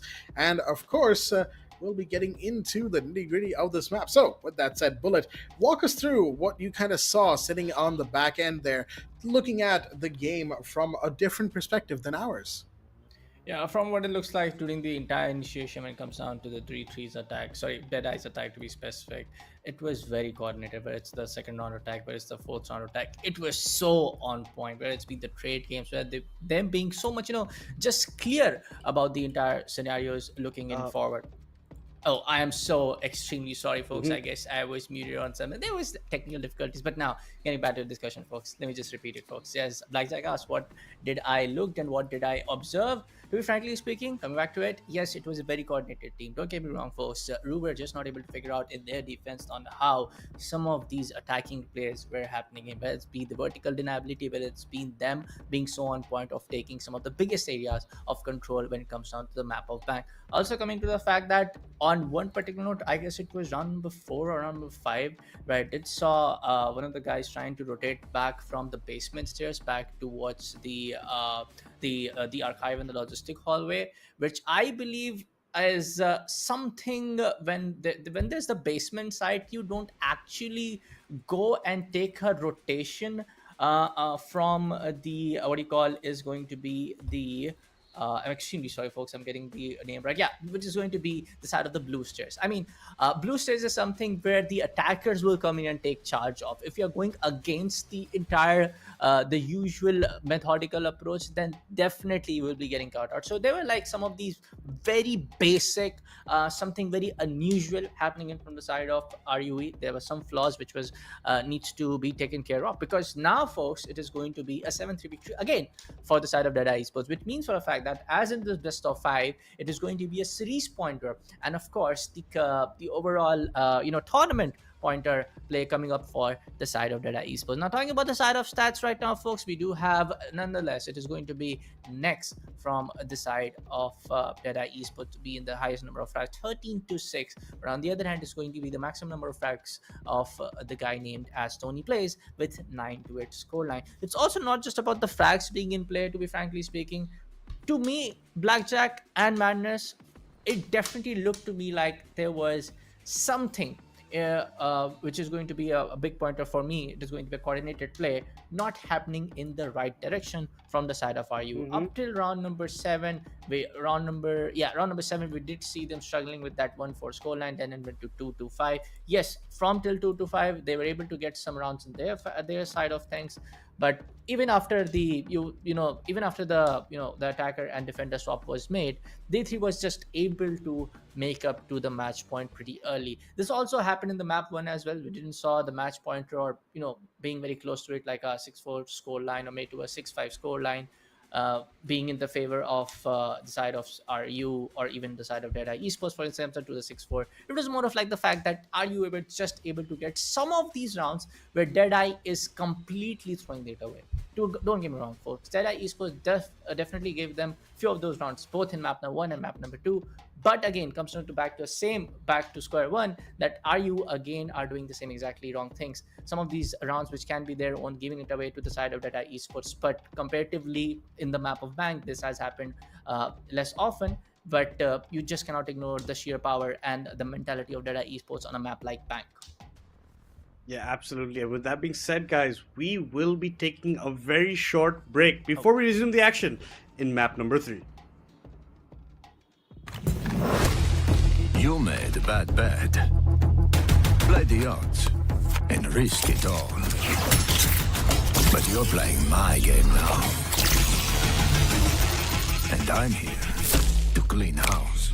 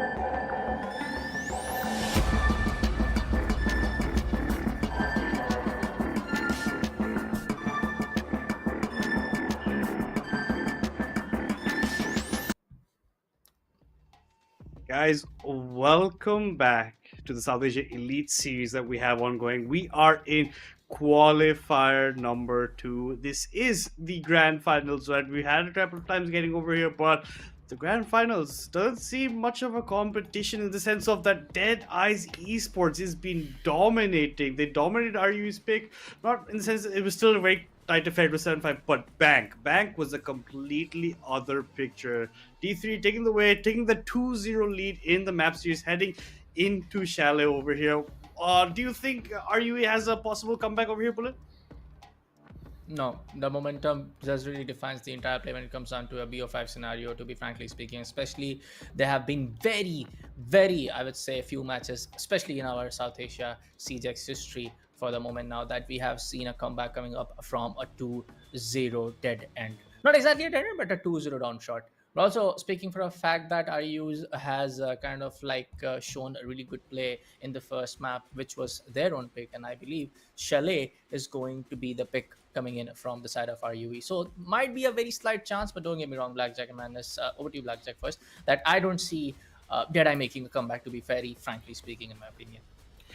Well, that is actually quite interesting to kind of say, but I am more willing to agree with you than I was in the previous map, right? When it came to after map number 1, I was like, yeah, maybe they still have a chance, right? Sure, they lost their map pick, but we saw D3 struggle on Bank yesterday against Andromeda Gaming, so there could have been the chance that, our RUE pulled something out of the hat, right? A magic trick, as if you will. But unfortunately, the force was not with them as they went down 3-7. And now we find ourselves in Chalet, a map that, well, everyone in South Asian Siege or Siege in general has played quite a lot, this version of Chalet, right? So there should be a sense of familiarity coming in for both of these teams as we will be transitioning into this map very quickly, folks. But, if you were to ask me my final predictions, I still think that RUE will probably be the ones to end up eking out a victory here, while D3, or not RUE, excuse me, D3 will be the ones to finish the victory here, make it 3-0. But RUE could still surprise us. But with that said, we're about to get into the game, folks. So over to you, Bullet and Madness, and I'm going to sign off for now. Thank you for that, Mr. Blackjack. And yes, Blackjack will be the analyst for this. It's going to be me alongside Bullet taking you through this. And like Blackjack was mentioning, Chalet is a very common staple nowadays in most of the series that you will be seeing. So it's pretty much try and test and map. It's about what kind of innovation you can come up with based on the generic stuff that's already been on for mostly on your display, right? You go for your basement, you go from either your garage take or you go from the backside, depending on how you actually want to go for it, the 2F. But I think a lot of that creativity actually centers around how you play the 1F side. 110%. That's a really good point that we have mentioned. The first floor site is one of I would say, for some of the players, they do speak for that. It is very defender based, but again, in my opinion, it's a very, I would say, an overall balanced one, because the first floor side is completely kind of like, overexposed towards the side of defenders from the both sides, vertical from the second floor as well, and vertical from the basement as well. You have, from a perspective of attackers, you have tons and tons of way you can take down all of these hard angle holding of hard angle anchoring operators that they just don't get out of a specified angle which they're holding at the moment. But as soon as we are gonna get down to the operator ban, folks, it is going to be the Demas getting banned from the side of Deadeye, and the first ban coming up from the side of RUE is going to be Clash. I might expect a Mira ban, because Mira is one of the key pointer as well for the side of Deadeye Esports, so that's going to be a target, because Mira can be a very pain in the head if they are able to take a good control on the second floor and even on the basement objective. Might be one, we might not see it, but no, it is going to be Azami and a Ram respectively from both the sides. And Azami makes sense though. Ram, not really sure about it, because I feel in this particular map, if Ram is not going to be there, Sledgehammer is going to come all the way. One of the classic and one of the vanilla guys will be coming up for going to be the pick from the side of RU in this first half. Also talking about the side that yes, we have seen Sledge. No, talking specifically about Sledge, a lot of nerfs being made back in year 7 or year 8. I'm able to, from what I'm able to recall, his SMG was taken away. Some of his, I guess, the damage on the primary weapon was also kind of like nerfed. But still, he has the Fragnates combined with a Sledgehammer, which can be a very great tool to potentially open all of the soft beat spots. And in this kind of a map, whether it's the Solarium push when it comes down to the second floor, whether it's the push coming all the way from the library as well. Those sledgehammer combined with the fragnates, if you put in the right spot, can be a great combination. Not just if you talk about from the attacker's perspective, man, it's not just about, I would say, in terms of the vanilla operator sledge is that one. You will see a lot of the IQ getting picked up, a lot of the Ash getting picked, a lot of the players going in for the Ash pick, a lot of the players going in for the Nomad, because when it comes down to some of the older operators, Chalet is that one map that uniquely blends in the newer generation of operators coming into CJX, and of course the vanilla operators who are kind of, I would say, when I say vanilla, of course it comes down to year 1 and year 2 operators, but at this point of time up till year 4 I would pick it up to it, because Nomad was introduced in year 5 from what I'm able to remember. So yeah, Nomad, all of the older generation operators which have been introduced in the game very long time ago, it kind of like perfectly blends in this map when you are able to play them in a right manner. But Fauna is going to be aggressive peak, probably looking in from the side of Solus, who was just right there on the westman window over there, was trying, probably that was Moose, if I'm not wrong, but I guess that was Kratos, but he's back in the gaming hallway, was trying to take an aggressive peek towards the westman. Going to be an angle exposed towards the side of Next. Electric's going to take him out, and we do see the entire attacking team already taking the push through the Solarium stairs. Yeah, Cryptic on the upside, on the rappel outside. Then from the stairs comes Venom. He's gonna collect the kill for himself. It's 2 people already down in quick succession for the side of D3. They're gonna be playing with the 2-man disadvantage, and the only thing that to show is for RUE's Electric to take a bit of damage. But Tony plays getting caught by Moose. But Moose is taking a lot of return fire. At least he'll end up going down, but lost a lot of HP. He actually catches on to Electric, who's coming from the swing. Didn't anticipate that Moose had gone to the left side of the room. Moose from the same angle, looking for more. It's a lot of damage onto Seki, but Seki very smartly moves away, gets the wall bang in. Venom gets the kill onto Ninja Freak, only hits Rocks left, and he's coming up from here. Let's see if he gets out onto anyone. It's a 1 versus 3, a lot of free fire, not connecting. Cryptic Fake coming around the corner, coming up for the cleanup, coming in for the kill, doing his work that needs to be done in the corner. And unfortunately for D3, map number 3 won't be starting off with their win. RUE will be taking the first round in attack, and now is the time where the resilience really needs to come in for the team. I really like that first pick into Next, where you just push him into a corner, don't allow him to leave, and then you just do a fantastic job. Moose tries to answer back, but unfortunately gets overrun by the numbers, couldn't do much at the end of the day. So for now, D3 still going to be sticking to that 2 website. Let's see the adjustments being made. I can see a Malusi is also coming into the pictures.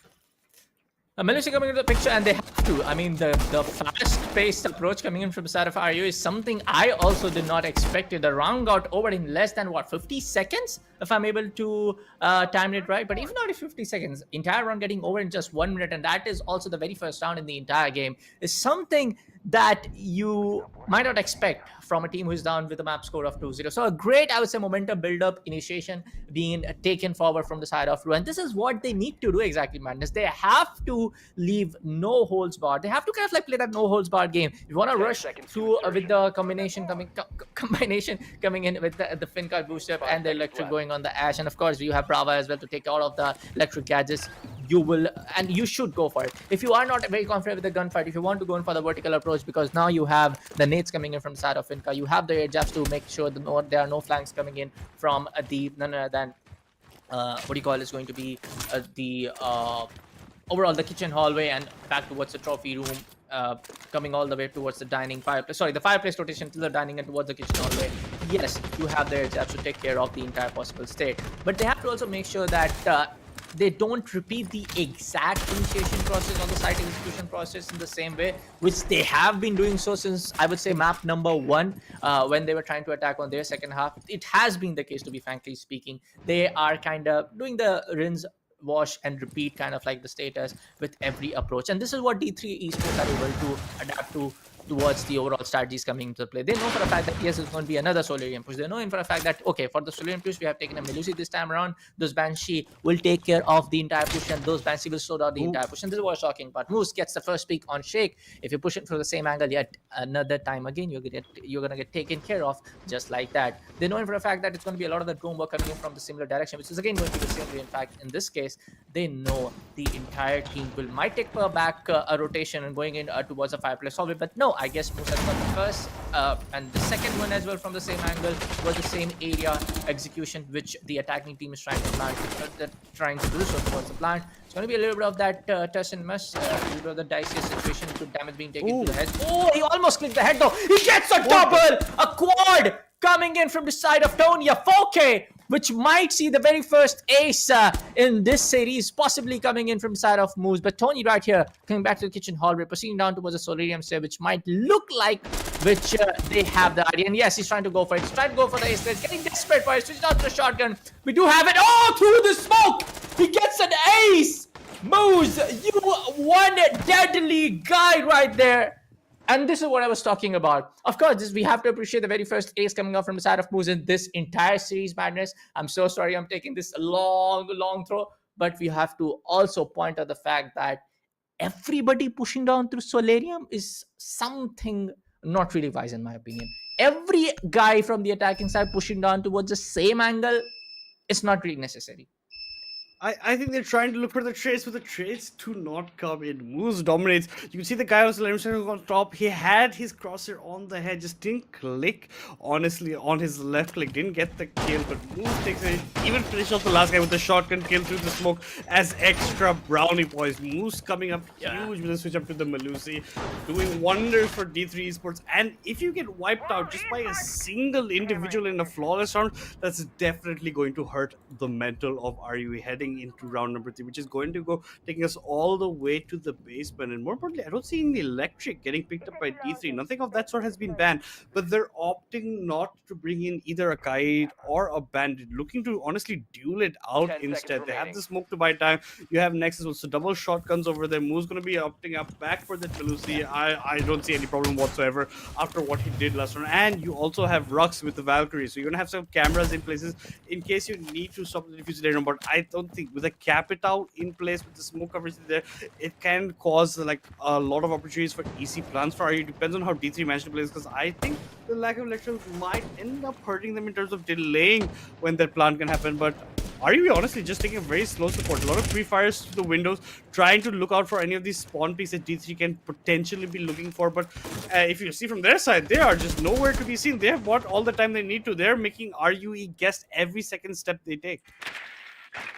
Yeah, this time around there's going to be the basement side objective being in play from the side of Deadeye Esports, which is definitely a very defensive sided side, to be frankly speaking. There's not a lot of the vertical play that you can do towards the exterior of the bomb area. There's not a lot of that angles being overexposed for the side of defensive. So don't get me wrong, in my opinion, I feel like basement side is just very defender heavy sided side. So to make the entire play, you have to just kind of like force out the defenders to move out from their angles, and to force them out, you need those capital bolts, you need those firebolts in play, you need those frag nades in play, you need those flashes, and that can only work if somebody is able to make the kind of like the vertical pressure from the kitchen vertical play. That is the only vertical play that you can do. Of course, you can do a little bit of that vertical play from the fireplace as well, but in the most of the cases we have seen the defenders taking out the guy who's trying to play vertical advantage in terms of the fireplace. Always Shake gets the first pick though. Rooks goes down. No more Valkyrie plays, and we did saw Valkyrie going out in the open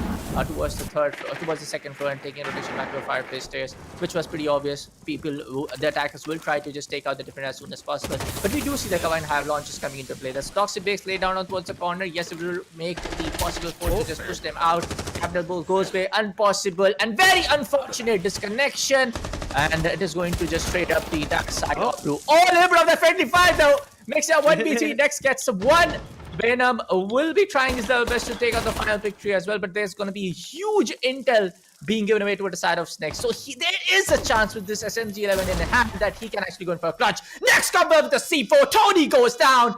1v2 now. He has the information though. That's going to be one guy playing all the way back to the garage, and that's going to be one guy playing in towards the corner. But this time, it's going to be the end coming into the victory of the attacking team, which is nonetheless, it is going to be a side of RUE. A great push though, even after that unfortunate disconnection. If you are able to see that team not losing out that confident, it was really a great indeed round. But for a fact that there were just only one roamer in the entire round is something which I just wanted to point out. Yeah, they had only one rover. They kind of turtled in, and they had no electric instead as well. So the wall's going to open up from behind very easily. A lot of plays can be made, but unfortunately for the side of D3, RUE going to be coming out on top. A lot of excellent, teamwork honestly coming in from the Tony plays. Did quite a bit in that round as well. And there's a 3v1 towards the end. Not much D3 can do it, and we had that unfortunate disconnection as well, right? So he's going to be coming back into the mix. That's what we were waiting for, ladies and gentlemen, while this pause is still in place. But we will also be seeing their last bans coming in from the side of RUE as well as D3 to see what they want to ban out over here towards the later stage of this first half. But RUE already looking significantly better than they were doing in map number 2, and this is where you can see that this is their map pick. They have an inkling of what they want to do. Chalet is a true tried and tested map, but I think this is just looking good. Even last start, it was just due to the miraculous efforts of Moose that allowed D3 to honestly win of the round. So RUE do look like they have a certain plan, unless individual plays stop against them. I think their team chemistry is down to the millisecond over here about how their timings are Yeah. about every single corner they peak. Yeah, overall, I also feel for a second that as this is going to be Rue's own map pick, it's again great to see Rue being in the driver's seat for a moment now. Up to round number 3, they have that 1-0 advantage, but they have to maintain it. They have to make sure that they are doing the not exactly the same thing, but definitely making the same resultant in the end. The round victories needs to come in for the side of Rue, because we have seen that Esports actually in some of the previous games as well, in some of these other community events in our region, they play their attacking rounds really, really well when it comes down to the map of Chalet. So we have to just kind of say and kind of spade the fact that Rue needs to make the maximum number of round victories coming into their side before before the end of the first half comes in. But it all comes down to their own methodical play. It all comes down to their team decision making process. It all comes down on how some of these counter strat can happen when it comes down to, again, this first floor side being in play. Again, first floor side, this one not exactly kitchen, though this one being on the game room on the side of the arcade area. Yes, this is a little bit attacking favor, to be frankly speaking, because the bar and the gaming room, they are just way too many overexposed angles when it comes down to the side of the library hallway. So also comes down to the fact that it will be a little bit hard for the side of the defense, the side of Data Esports, to make this round victory coming down to their side, because again, if you take a look on what kind of operators RUE has picked over, they have Electric again going in for the soft hard breach charges, the R4C in play as well, Benam with the Nomad, and of course Shakib again going for the finger charges. The usual ones that we have seen, the only changes that we are able to see is going to be Ace in the replacement of Ibana. But at the moment, they have to also make sure that they, as soon as possible, if they can take the control of the library hallway and the main hallway towards the connector end of the what do you call is going to be the library space. Yeah. Yeah, and then you see Tony is coming in with the Ion as well. A good step coming from him. Maybe he wants to create some more pressure. You already hear the ass charge coming in on the stairs. Moose is there. We know how deadly this man is from a particular angle if they're all going to be charging at him. So this might be PTSD for the side of RUE if they're not careful about it. They're going to have to turn up. They're taking more time. We have 1 minute 40 left to honestly play with. There's a drone going by. Doesn't spot out onto the member that they actually need to, but they're finally going to spot onto Moose. Moose gets away with this, but the default cams are still the Electric still gets the kill onto Moose. Electric gets another onto Ninja Free. Next gets to trade onto Tony Plays, but there's a double kill already in the round for Electric. The Ash already doing a lot for his team, but you can see where Next is. He's got that frag. He's looking for his next opening. Kratos is still just locked inside. You have 2 people turtled in. You have the Mira in play. That can stop a lot of drops coming from that. But if the Mira gets destroyed like that with a melee to the face, there's not much you can do. You can already see that she's lined up to play like that. The Warden gadget available, activated. The sunglasses might prevent it, but the hatch is opening up. The Warden's gonna have to move away. He spots one guy, gets a bit of chunk damage. The C4 is gonna be for not going to connect. Honestly, he's gonna reposition underneath what he's opened up and not looking the right way. Benham's gonna swing in. Benham's gonna take the kill onto Kratos, making it a 4v2 for the side of RUE. They're looking to secure third number round over here. D3 looking a bit in shambles in the defense of Chalet, obviously at this point. Next pre-fires off with the wall, gets one, but Electric already there for the refrag. A triple kill already on the books for him in this round. It's Rooks between a rock and a hard place, and this might be a bit too much pressure to deal with. It's a 1 versus 3 Vector in hand, caught in the reload, caught no more because he is no more for the round. Venom gonna pick up the kills, pretty much free pickings on a man who was already reloading. Gonna secure that round, gonna get to round number 3 for RUE, and it looks like a pause is being called for D3 Esports heading in to round number 5. Much needed one, much needed. The tactical timeout being in play, which is going to automatically resume in less than 40 seconds because the total tactical timeout starts over the 59 seconds of the counter. We can just say 60 seconds to make that even, Steven. But yeah, much needed one because this time around is going to be the side of RUE to be in the driver's seats. And it's great to see them actually playing like this. I mean, one time around, you are down with 2-0 map scoreline in the overall of best of 5 in play. But also for the fact that you are able to just get the entire momentum shifted onto your side as the map number 3 begins is something that needs to be appreciated a little bit more from us. So it's a great start for the side of RUE. We have to just, make sure they have to just make sure for a fact that they're able to maintain this till the end of their attacking half.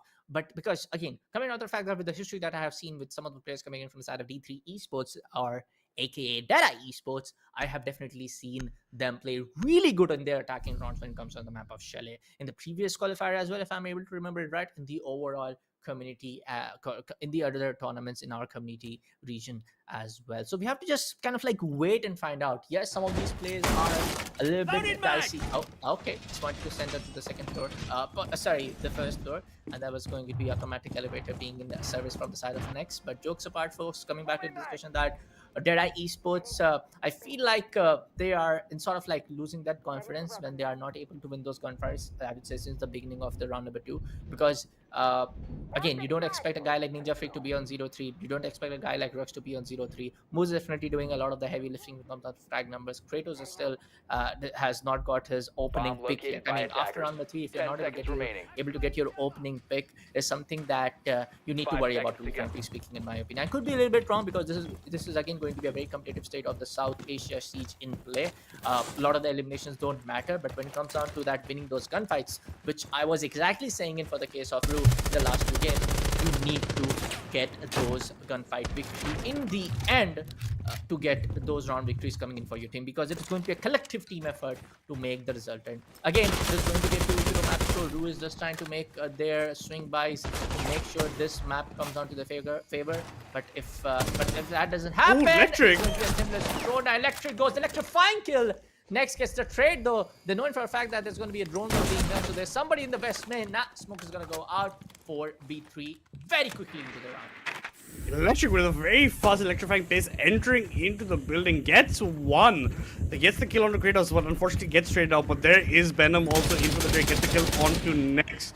That's a nice sound coming from Tony Place's gun over there, trying to open up a window, but a very quick man advantage acquired from the side of RUE very early on into the round. Through the floorboards, Itrox will claim the kill onto Venom, a headshot, albeit at that. Since the 3v3 man numbers have been neutralized between these guys, there's still so much time left to play with it. It's essentially playing the round with the 3v3 at this point, given how fast-paced it was, right? The mute jammers will always be there doing the work. You're taking away Venom early on, which means that there's going to be less flank, or there'll be more flank opportunities with the side of D3 because less Nomad air jabs to honestly deal with. And that's where the Jaeger usually is coming into play. They're trying to use nades to get him off it, but they cannot. They cannot get the Frost away from the deployable shield. And Tony Place gets the kill onto Itrox from exactly over there from that long angle. As you can see, he's been there for quite some time, but his patience pays its dividends. He ends up getting a kill for his troubles, reaffirms that man advantage. The Solarium Stairs walk-up is coming in from the side of RUE, but look at Ninja Freak's position. Even Tony Place is going to join up again.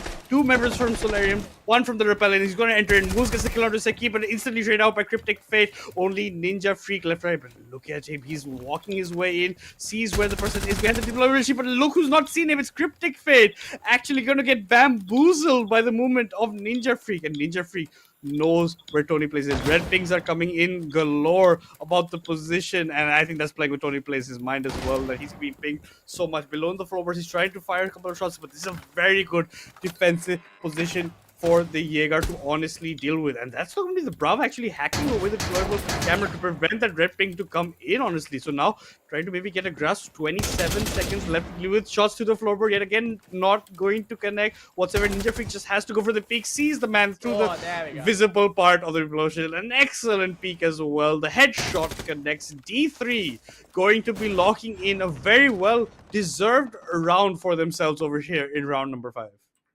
A much needed one, a much needed one on how the momentum was completely getting interchanged towards the side of RUE. So a great, I would say, overall play coming in from side of RUE till the round number 5. But this is going to be finally an opening pick and a clutch, a 1v2 clutch coming in from the side of Ninja Freak in the end. And this is where, guys like Ninja Freak shine. Not just Ninja Freak, Rux, Kratos, and even I would say Nex as well, because we have seen Nex also clutching in 2 rounds back in the map number 1. So you have to say for the fact that yes, there are guys like him who shines out in this situation, who plays out so well in these situations. This is what you actually need in this competitive stage of Siege at the moment. Because don't get me wrong, the entire meta is a little bit favored towards run and gun. If there are five players in the team in this 5-5 format, you just need like 3 high skilled run and gunners who can just pop out heads really well, 1 flex guy and that 1 cool IGL who can call the shots. So in this kind of meta, being a guy like Ninja Freak who has kind of like seen the entire evolution of Siege meta since the past couple of, I would say, almost in half a decade from what I'm able to recall. So him taking this entire shift of playing Jaeger and getting that carbine rifle in the play and getting those clutch with that weapon is definitely very commendable that we need to appreciate. But for now, folks, the land scan will come up very early. They just want to get an idea who's going to be moving in the second floor or not. And they have just like 1 guy from the side of Deadeye Esports who's going to be playing on the second floor area. We also have the Hibana coming in for the side of RUE. It is a basement side, so let's see how the take goes in. Last time D3 were not so lucky about how they wanted to play this one out, but now maybe some adjustments. You can already see very fast entries coming from RUE. Less running, maybe just pre-placed Jones. They've taken all over 1F for themselves, and in the basement, Cryptic Fate from the side of Garage is going to be causing quite a bit of nuisance from the back of that white van. Tony Plays is also going to come from the secondary stores, from the backyard stairs, making his way down. That's just pretty much a 3-pronged attack coming in from RUE. 3 separate directions from where they want to hit, and with 2 minutes left, they have so much time to work with, so much space gone for them. But on 1F, Moose is still there. They haven't killed this player, and so is Kratos. Now they are making their advantage. Now they're going for the hits. Moose with a nice long range kill onto Benham, catches the skull of the gridlock, so no more gridlock charges available. Cryptic in the meantime gets another trick kill onto Next. So that's 4 versus 4 that we find ourselves into. 1 minute 35 left, depending on how they want to play it out over here. And we are just seeing by the time nades are going to be falling in bullet as we enter this part. The 4v4, the fire is coming in. Let's see what D3 can fight back over here. Yeah, we have to just wait for a while. Electric gets the pick on Ninja Freak, one of the top gunners in the game right now. Was not able to get a lot of the picks though in this map, but definitely being one of the key factors who can actually make a huge impact. Everybody's trying to push in from the garage. It's going to be the plant coming from the side of Tony. Oh, smokes and fireballs being in place. Just want to play it out sanity. Gets the pick on Electric. The plant is still going down. The plant goes successfully down. Diffuser has been planted though. Moose gets the pick. Not gonna happen. Electric gets the trade though. Kratos left out in a 1v2 because Tony is in the DBNO state.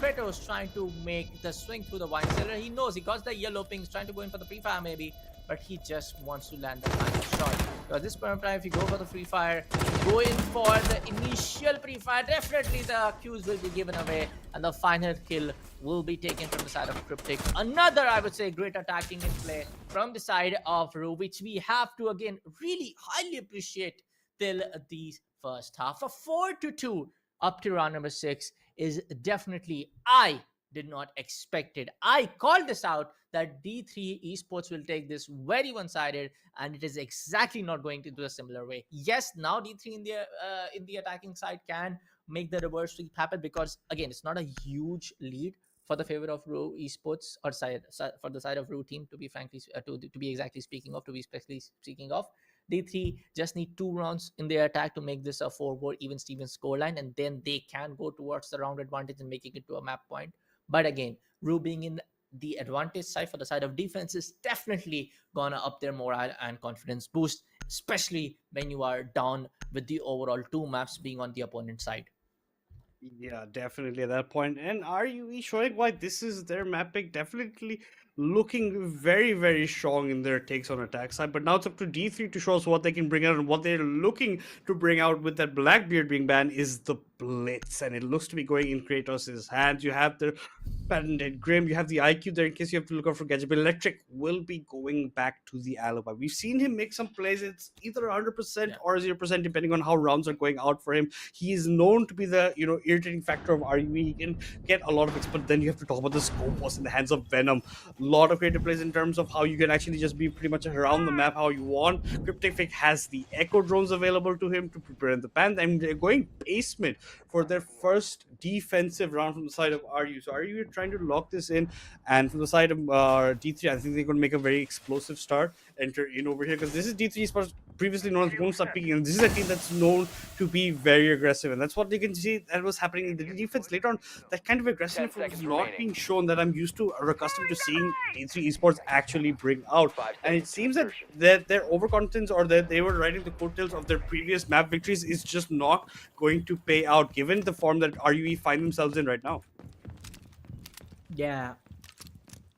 And for that is the attacking play, which needs to be worked out pretty well, which needs to actually work out pretty well from side of Esports. A scope was being played out on a map like Shell is something very, very extraordinary, and I love to see these promos, the Talus and Colossus, both the robots doing their hard work from, of course, when I'm doing the right job, because again, when you're 20 HP, 30 HP, you can still go back to being on 100 HP if you're able to switch out to the second robot, second drone operated robot at the right time. But if you are getting taken out very early, that will be the end of that operator. No second lives though, but people technically call it as a double, I would say, 200 HP guy, because again, if you are down with just even 5 HP, and if you're remaining alive, even at like 1 pixel HP, you can still go back to the second robot, still take control and back at 100 HP. The only disadvantage playing Scoper is that you cannot take the stims, and Shake nonetheless will take the first pick though,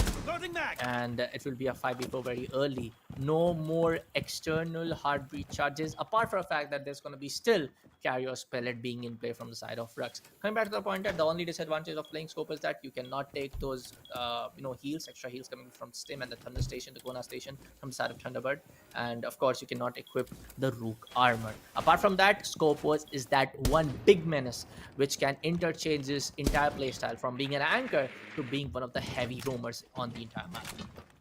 Exactly. So with those like this, look at where Kratos finds himself in.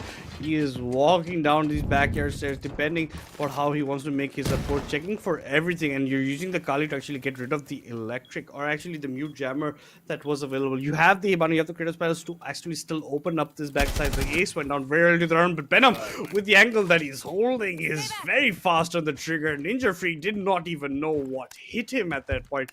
Couldn't even fire back, and that's the Grim eliminated out. So D3 Esports' attack half has not begun on the kind of positive note they were hoping for if they wanted to make a comeback in map number 3. But Kratos is still roaming here. The Blitz is one of the last people to be alive. Venom gets another, this time onto Nex, another clean headshot for himself. You just have Intrux and Kratos. They're just grouped up over here. Venom gets a third, looking for a fourth, will be charging into the Blitz. Just hits onto the shield. The flash comes in instantly. Venom makes a 180. Gets out of the situation. Now he's going to be walking in straight into the face. A quadra kill being picked up by the Scopers that we were talking about. Just went straight into the face of the Blitz. No problem whatsoever to secure the 4th kill of the round for himself. That was a great one coming up from the side of Scopers of Quad pick, which is gonna put them eventually in a 5-2 scoreline, just one round away to make an map point in this one. As I say it will be unfortunate disconnection, and we have to just wait for a while. Caster's Curse is very real for me and Baba Gusta. The Caster Curse is just so on point, bro. If I just say right now that D3 Esports is gonna lose, trust me, I don't want to say that. Of course, I said it in a way, but yeah, Caster's Curse is something right on our tongue, and Siege Gods, Siege Lord, especially the Tachanka Lord, bless us in that case. But keeping the fun and jokes aside, folks, I guess it's going to be a little bit of rehosts and overall scenarios being in play. But backend management will confirm that momentarily. And yeah, everybody's going to leave. I guess it is going to be a rehost coming up from a scoreline of 5-2. Yeah, I mean, it happens. I mean, I have no issues. Everybody. If I just talk about the history of the talents, CCV, me, Blackjack, and of course alongside with Baba Gusta, and a lot of other casters in the region, in our region as well, I've seen enough rehosts to make the usual part of our job. It's fine. It's totally fine. So it's going to be a restart. A rehost. Apologies, coming up from the scoreline of 5-2 into the favor of RUE. Yeah, this is pretty much something you have to take part and parcel with the esports scene over here. The rehost will definitely be one of the things coming in when everything seems to be going smoothly, with RUE finally getting back some of that momentum for themselves heading into map 3, like being 0-2 down in this series. Finally, it looks like they can get something, and that's exactly when the rehost strikes over there. So that does also affect how your momentum is going, how your playstyle is going, how your mood set is at the point. So it's going to be giving also, it actually helps out onto the side of the losing side, the side of Deadeyes Esports to maybe catch a breath, think about what they want to do moving forward, because up till now it does not seem to be working out in the way they want over here, Blackjack. Absolutely. I think Deadeye Esports seem to have been caught unawares by how prepared, RUE has been on the map of Chalet so far, right? And it's certainly given us quite a lot to think about and a lot to talk about as well. But we will be, unfortunately, not talking about that right now. I know. It's disappointing to all of our viewers at home. You love watching us yap, but we'll have to take a short break while we get everything in order, and we'll be right back on the other side. Stay tuned.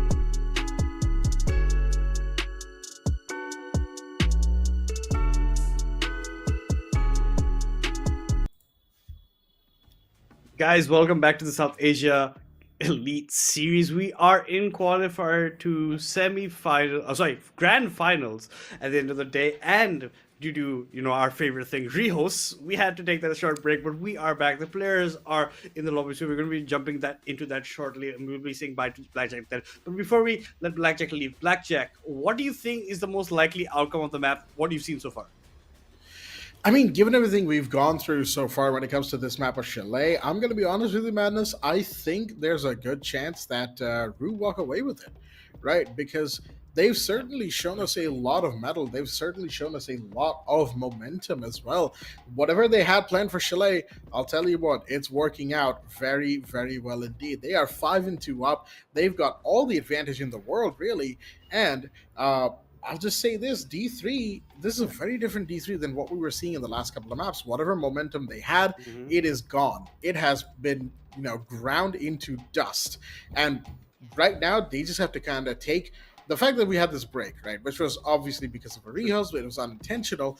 But the fact that they had this break, they needed this time to kind of figure it out. What's been going wrong? What can they do better? Because Chalet should be a map that they should have a lot better control over than what we've seen so far, especially given the fact that they had something as amazing as an ace from Moose. The first ace in this entire Qualifiers 2, and even in Qualifiers 1, I don't think we've seen an ace so far in the Elite Series yet, at least on stream. Let me make that caveat, at least on stream. It might have happened in off-stream games, but on stream, we haven't seen one, at least to my knowledge. And even after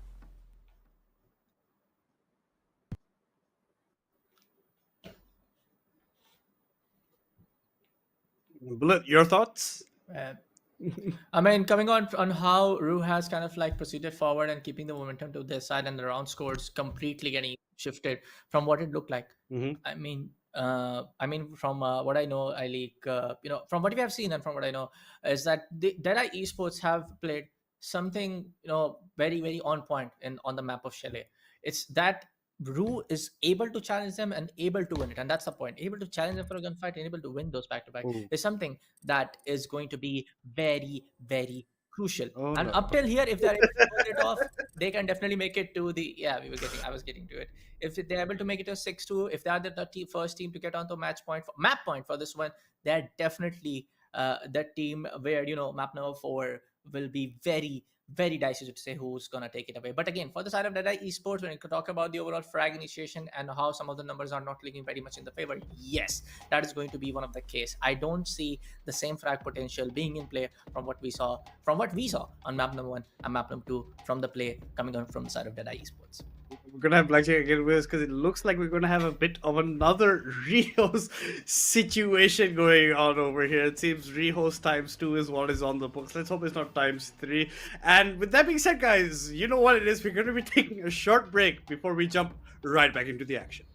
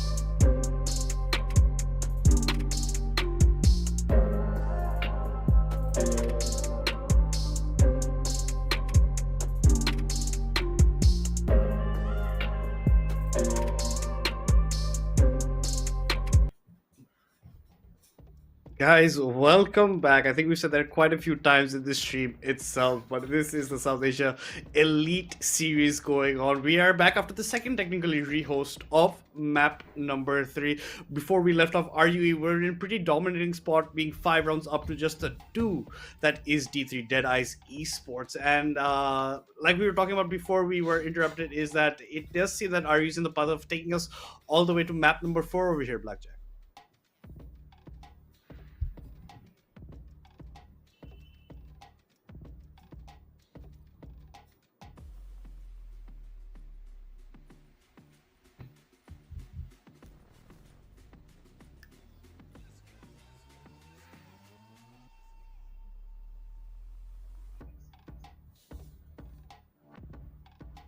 I guess there was a little bit of technical difficulties, folks, and that's why we couldn't hear Blackjack. But for now, we have to say goodbye to Blackjack because it's going to be me and Madness going to take you through the entire action of map number 3. Yes, I guess what Blackjack was trying to say is that, on how RUE was able to get that 5-2 score line, just one round away to taking this map to the map point, and then just 1 round away. Overall, 2 rounds should be coming in to take this map in their favor, and then it will be a 1-2 score line, and then we will be going to map number 4. But if you ask me honestly,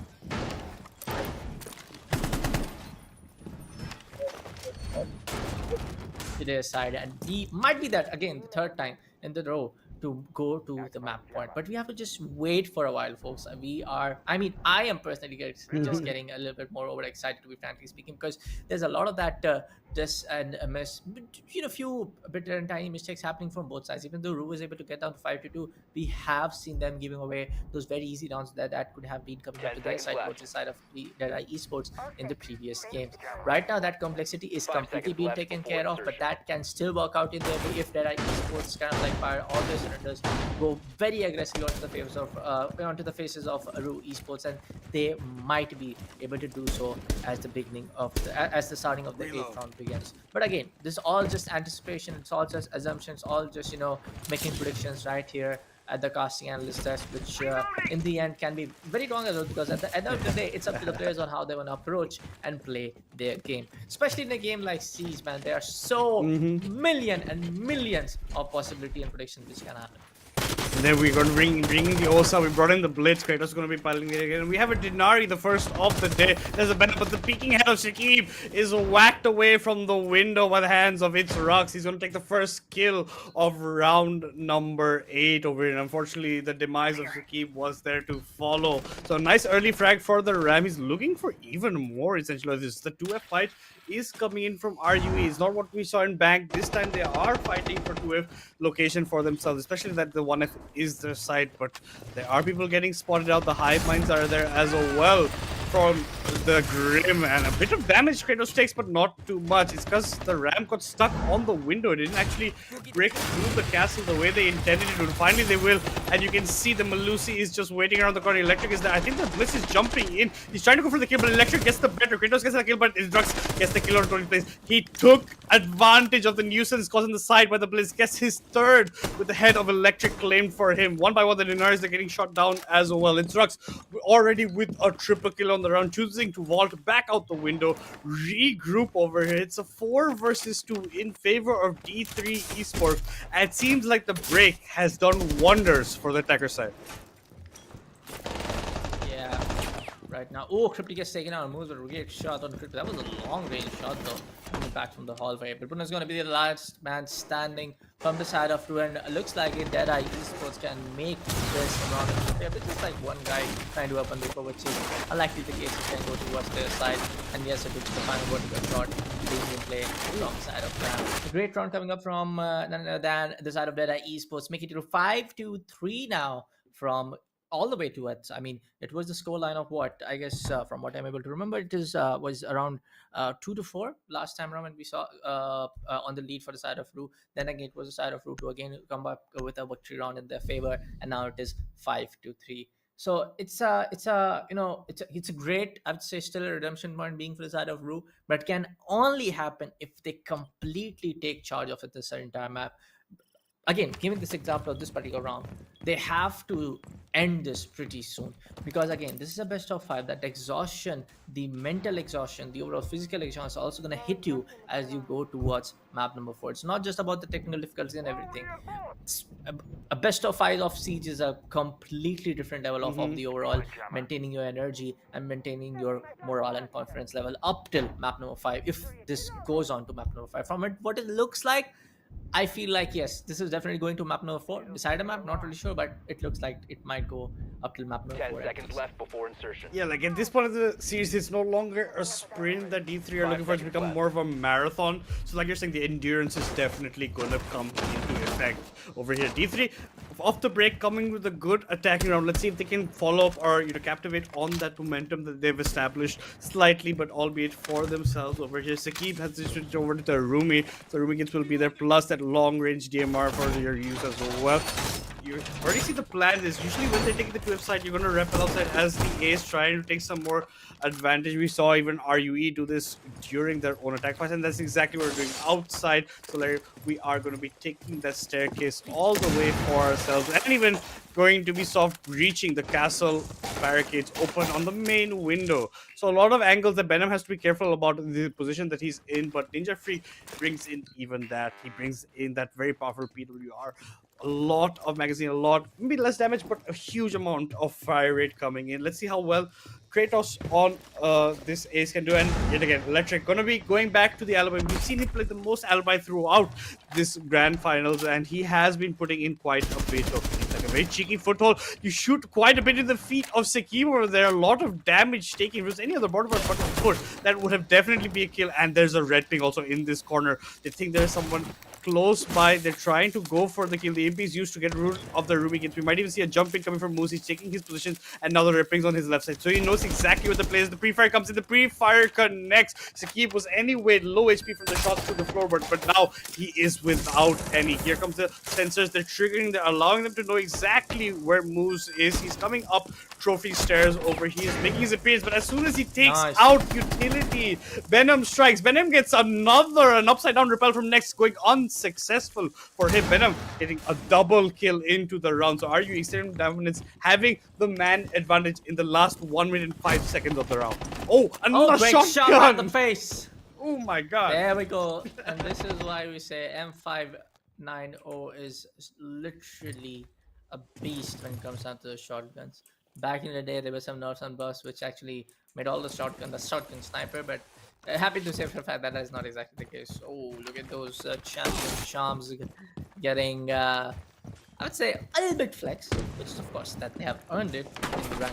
But for now, Kratos will go towards the west main. They get a pre-fire through those bullet holes, and a lot of they not exactly a small bullet hole, but they kind of like sprayed it, and they're pushing down forward with the Solian push. Electric takes care of Rooks, and now this looks like another possible victory coming from side Root to make it down to 6-3. But Kratos gets the final pick. Not the final pick, get the headshot on Electric, and now it is going to be a 1v3 from being a 1v4. Can he exactly do it? Yes, in terms of the HP that he has, but the time that is left on the timer, not exactly sure. The final pick will come up from side Cryptic. There's a third kill coming in from the side of Cryptic with that shotgun. And there you have it, folks. A map point coming up from the side of RUE Esports. Are you going to be definitely taking the driver's seat in this one, taking us all the way into the match point? After the break, it looked like D3 could be resurgent with their approach, but RUE shut that down in the subsequent round. A very dominant performance, especially from Cryptic, with the shotgun, just blasting everyone with shotgun shells to the face, taking it. And now we get to see the third bans from both the teams. It's going to be the Blitz, it's going to be the Mute. So now all three shields, the majority that you think of, have been banned of the Blackbeard, the Monty, and the Blitz. So D3 can't use that as a crutch anymore, and it looks like we will be going to basement. Are you never opt to honestly take any of this Electric whatsoever? They're fine playing without it, and they have proven time and time again, especially in this map itself, that they can put on a very good performance the way it's seeing. The Scopus is coming out yet again for Venom. We have seen what this man can do with this operator, and I can't wait to see what else he is going to be bringing into the books. Shiptek's going to be falling back onto the Echo drone. We haven't seen any, stoppage of plans going down because of Echo drones, but the vision is being provided. They act as very good secondary cams in terms of your position, and Electric has gone to the Capcan, so you have to watch out for the traps. You don't have an IQ to spot them out, so you have to check every single doorway on the way and approach. Prep time, only 12 seconds left as we might head into the last round of map number 3, unless D3 have anything else to say for themselves over here.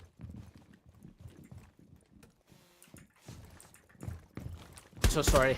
Yeah, I mean, we have to just wait for a while. This entire round can change the entire pace of this BO5 series, and Deadeye Esports might get an eye-opener.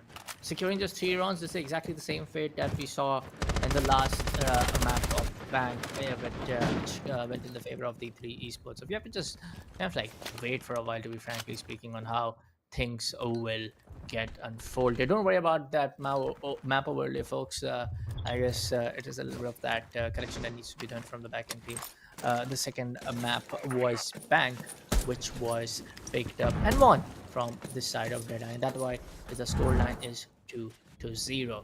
At the moment, we do see the push coming from the west main entrance towards from the side of Moose as well. We do see some of the tracks just getting laid out. Back here in the car garage, we do see the efforts being made out to make up the entire wall breach open, which is going to be the classic 90 angle which we call it back in the day. But for now, it is also going to be the fluorescence towards making his work way out. If they're able to push through that rotation angle, if they're able to take care of the blue rotation angle, yes, this can be a victory coming from side of Deadeye, as next is the opening pick right here, making it 4-5.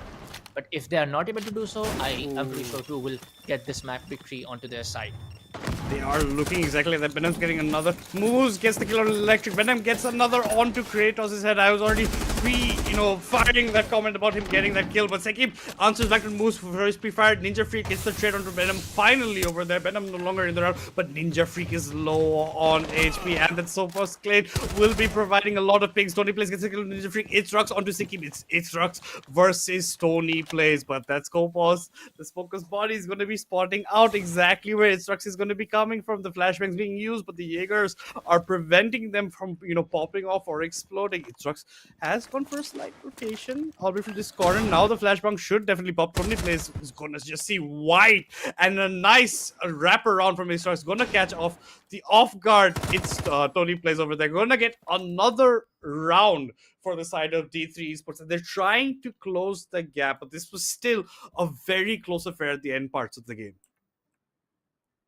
Yeah, and this might be the start of the reverse sweep that we need from the side of Deadeye Esports.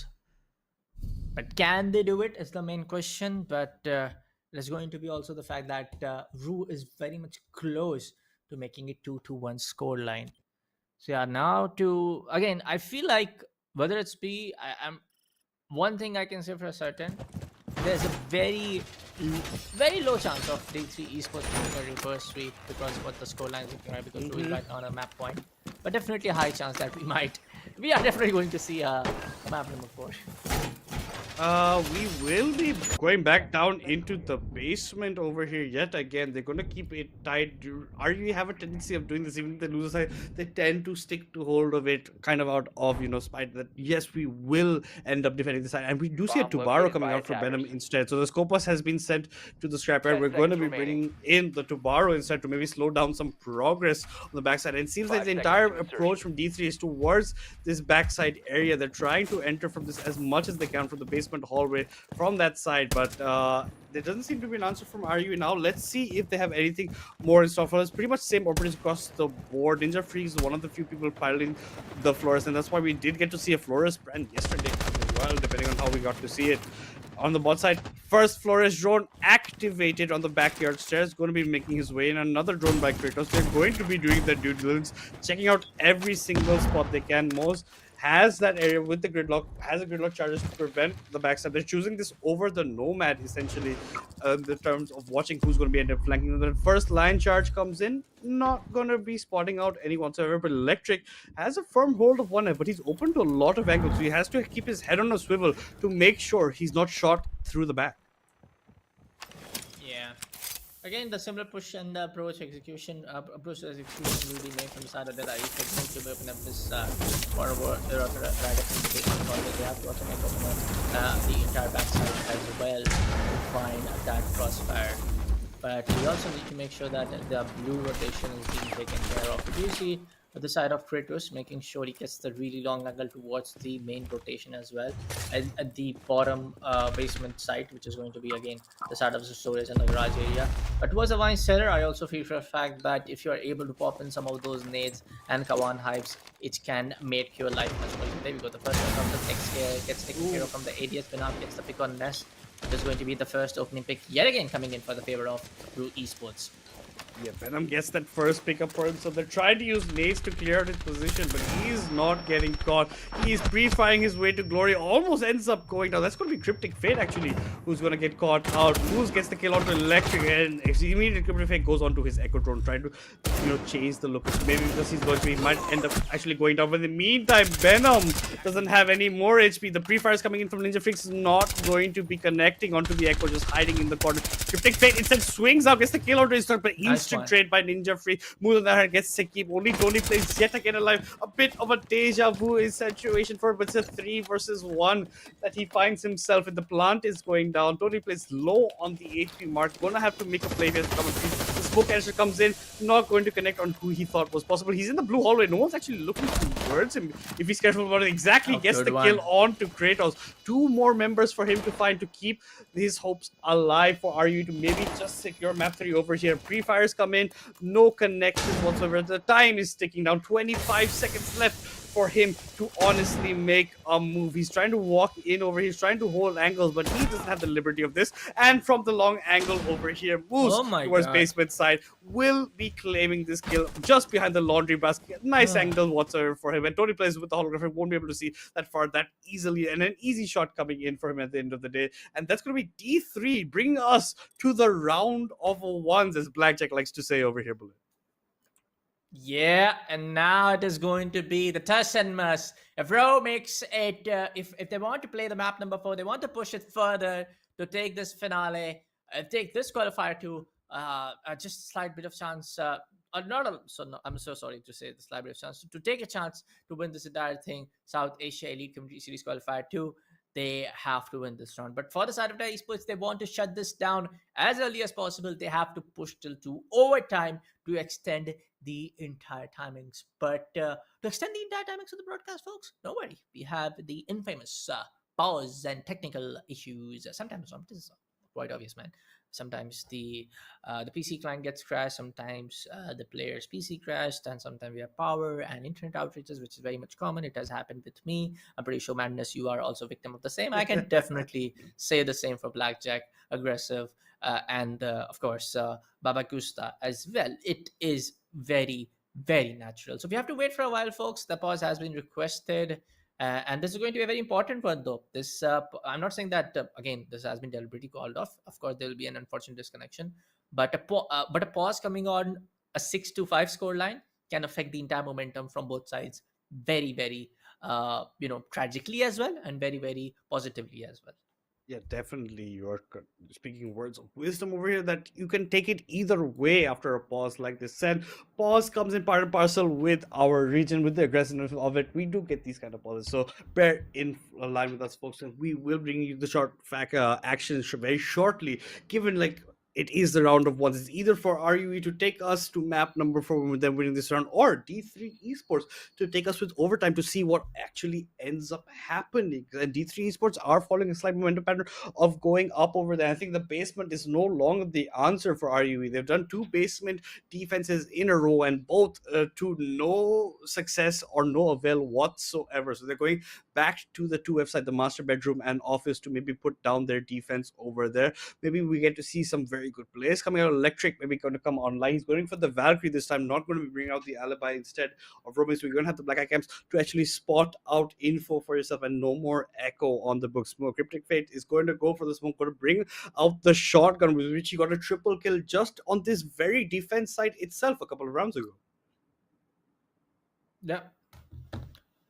But for now, the entire strat has to wait for a while, folks. That's the point at this point of time, because it is going to be, and again, like we called it, a pause coming in.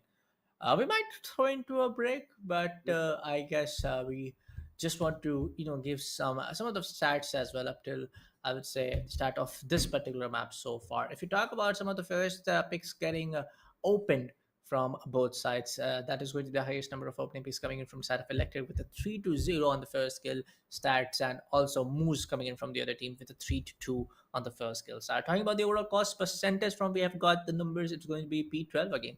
A KD of 0-0 at the moment, I guess. No, I'm so sorry. It's going to be Ninja Freak with 60%, Moose with 80%, Tony plays with 73%.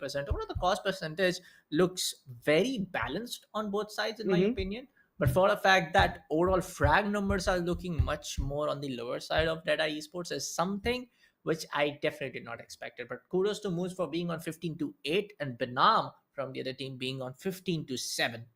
Well, that's what you're going to have if you're going to get an ace for yourself. You're going to have a lot of kills for you. And yeah, you're talking about Benham having 15-7, but I'm talking about opening frags as well. First kill, Electric has got 3-0. 3 kills with never getting picked off as the first kill either. So he's doing wonders in trying to opening it up for RU, and we've seen this a couple of times already. And I especially when he tries to enter as a Finka. Maybe not at this map, but this is the kind of tendency this player does honestly come around with. Even Cryptic Fate, 10 kills to just the 6. Electric himself, the man I was talking about, 10 kills to just 8. So they're doing a lot, but a lot of the heavy lifting on the side of D3 is the moves, 15-8, right? So there is a bit of an unbalance in terms of the lifting that has to be done from the D3 side.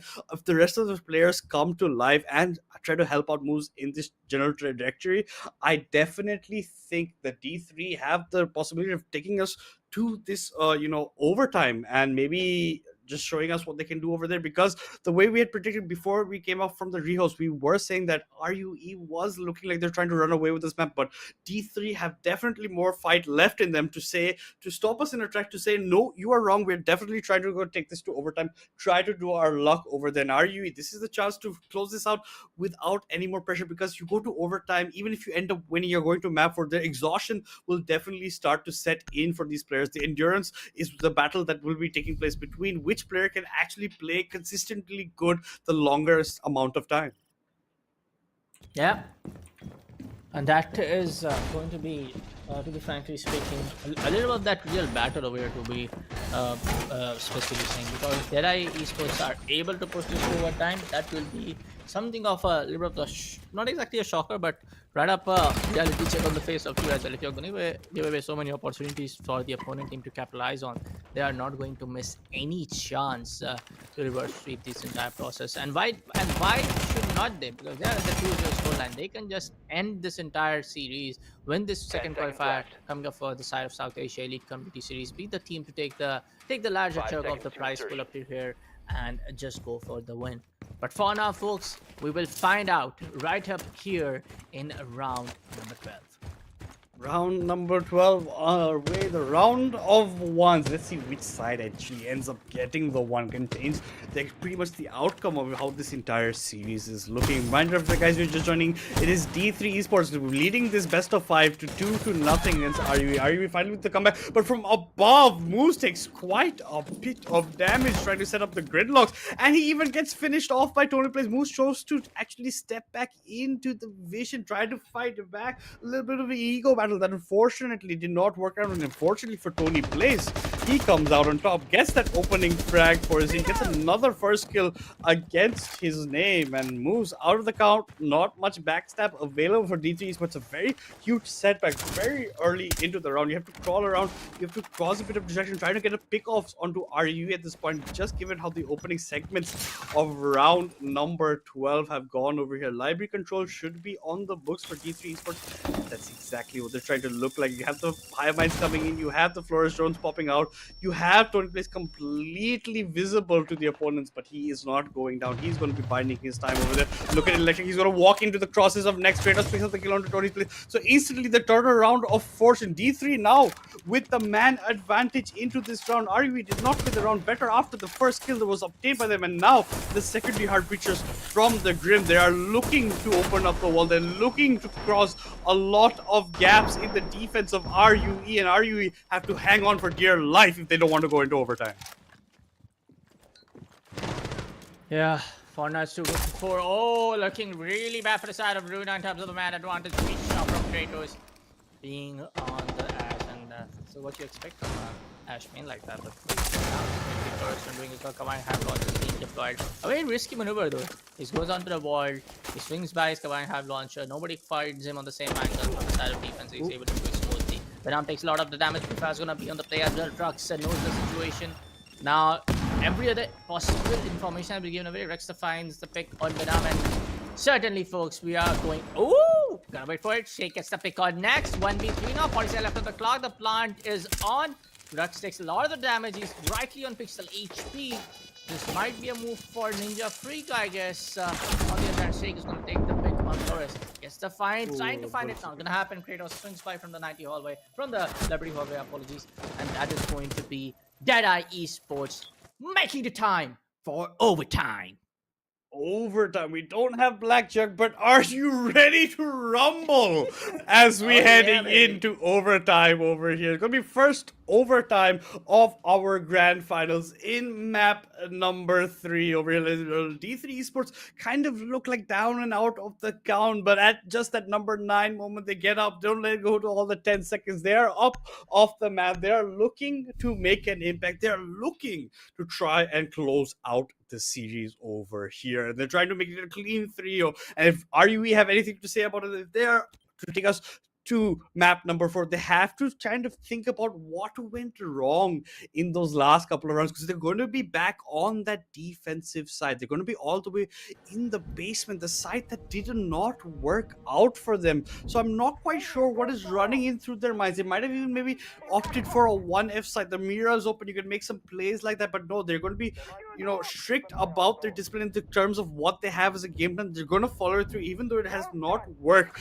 traditionally in terms of the history of just this map itself and just of this game itself. They're still going to be sticking to basement, trying to make an impact, and we have Venom back on the Scopus. Anytime this man is on the Scopus, I'm very excited to see what he's able to pull off. Yeah. 6-6. I mean, round number 13. Can we go all the way to round number 15? That is going to be the main question, folks. Or this is going to be either the side of RUE, as now they are on the defensive side, but they're also getting a very small bomber onto the face that they were the first team to, in this map, to be on the map point, and now it is going to be a 6-6 overtime. And that was a very long score line, though. They were able to suppress the entire team at 6-4, correct me if I'm wrong, or 6-3. Oh, yeah, it was 6-3, apologies. So it was the entirety of that vice versa case coming into their favor. On what they played on a map like Bank, though, in the last time. 7-3 was the score going to the favor of D3. So right now, coming at a point where you were at the match point and the other team is now able to push on to overtime, is surely going to affect that confidence play, don't get me wrong. But also, again, comes on the same point, that exhaustion, the mental exhaustion also hit the both sides. Mental Ocean definitely setting in. There are a couple of roamers up top that D3 Esports have not dealt with while they're opening it up. The ace is going to open here to the back side of the walls. You can exactly see basement hallway. That's going to be next. He's going to take a bit of beating for just trying to peek in and try his own fortunes. And Cryptic Fate will actually finish him off. Ace eliminated from round number 13 over here. Cryptic Fate position unlocked. There's a Flourish Stone. He's trying to get the deployable shield. It does get the deployable shield. And through their own rotation, he's going to get pressured on the side as well. Venom is looking for the place, but Kratos is constantly worried about someone trying to honestly end up flagging, and he should be, because there are roamers available. Now here comes the nade. They're trying to clear a brand off their pillar. The swing comes in. The damage is not there. Cryptic Fate will stay alive, will not end up going down. This is the kind of position he loves playing as the Echo, as we've seen a couple of times in this basement take from D3 Esports. They're trying to charge in. They're not going to connect. 1 minute left for D3 to make the impact with the man disadvantage.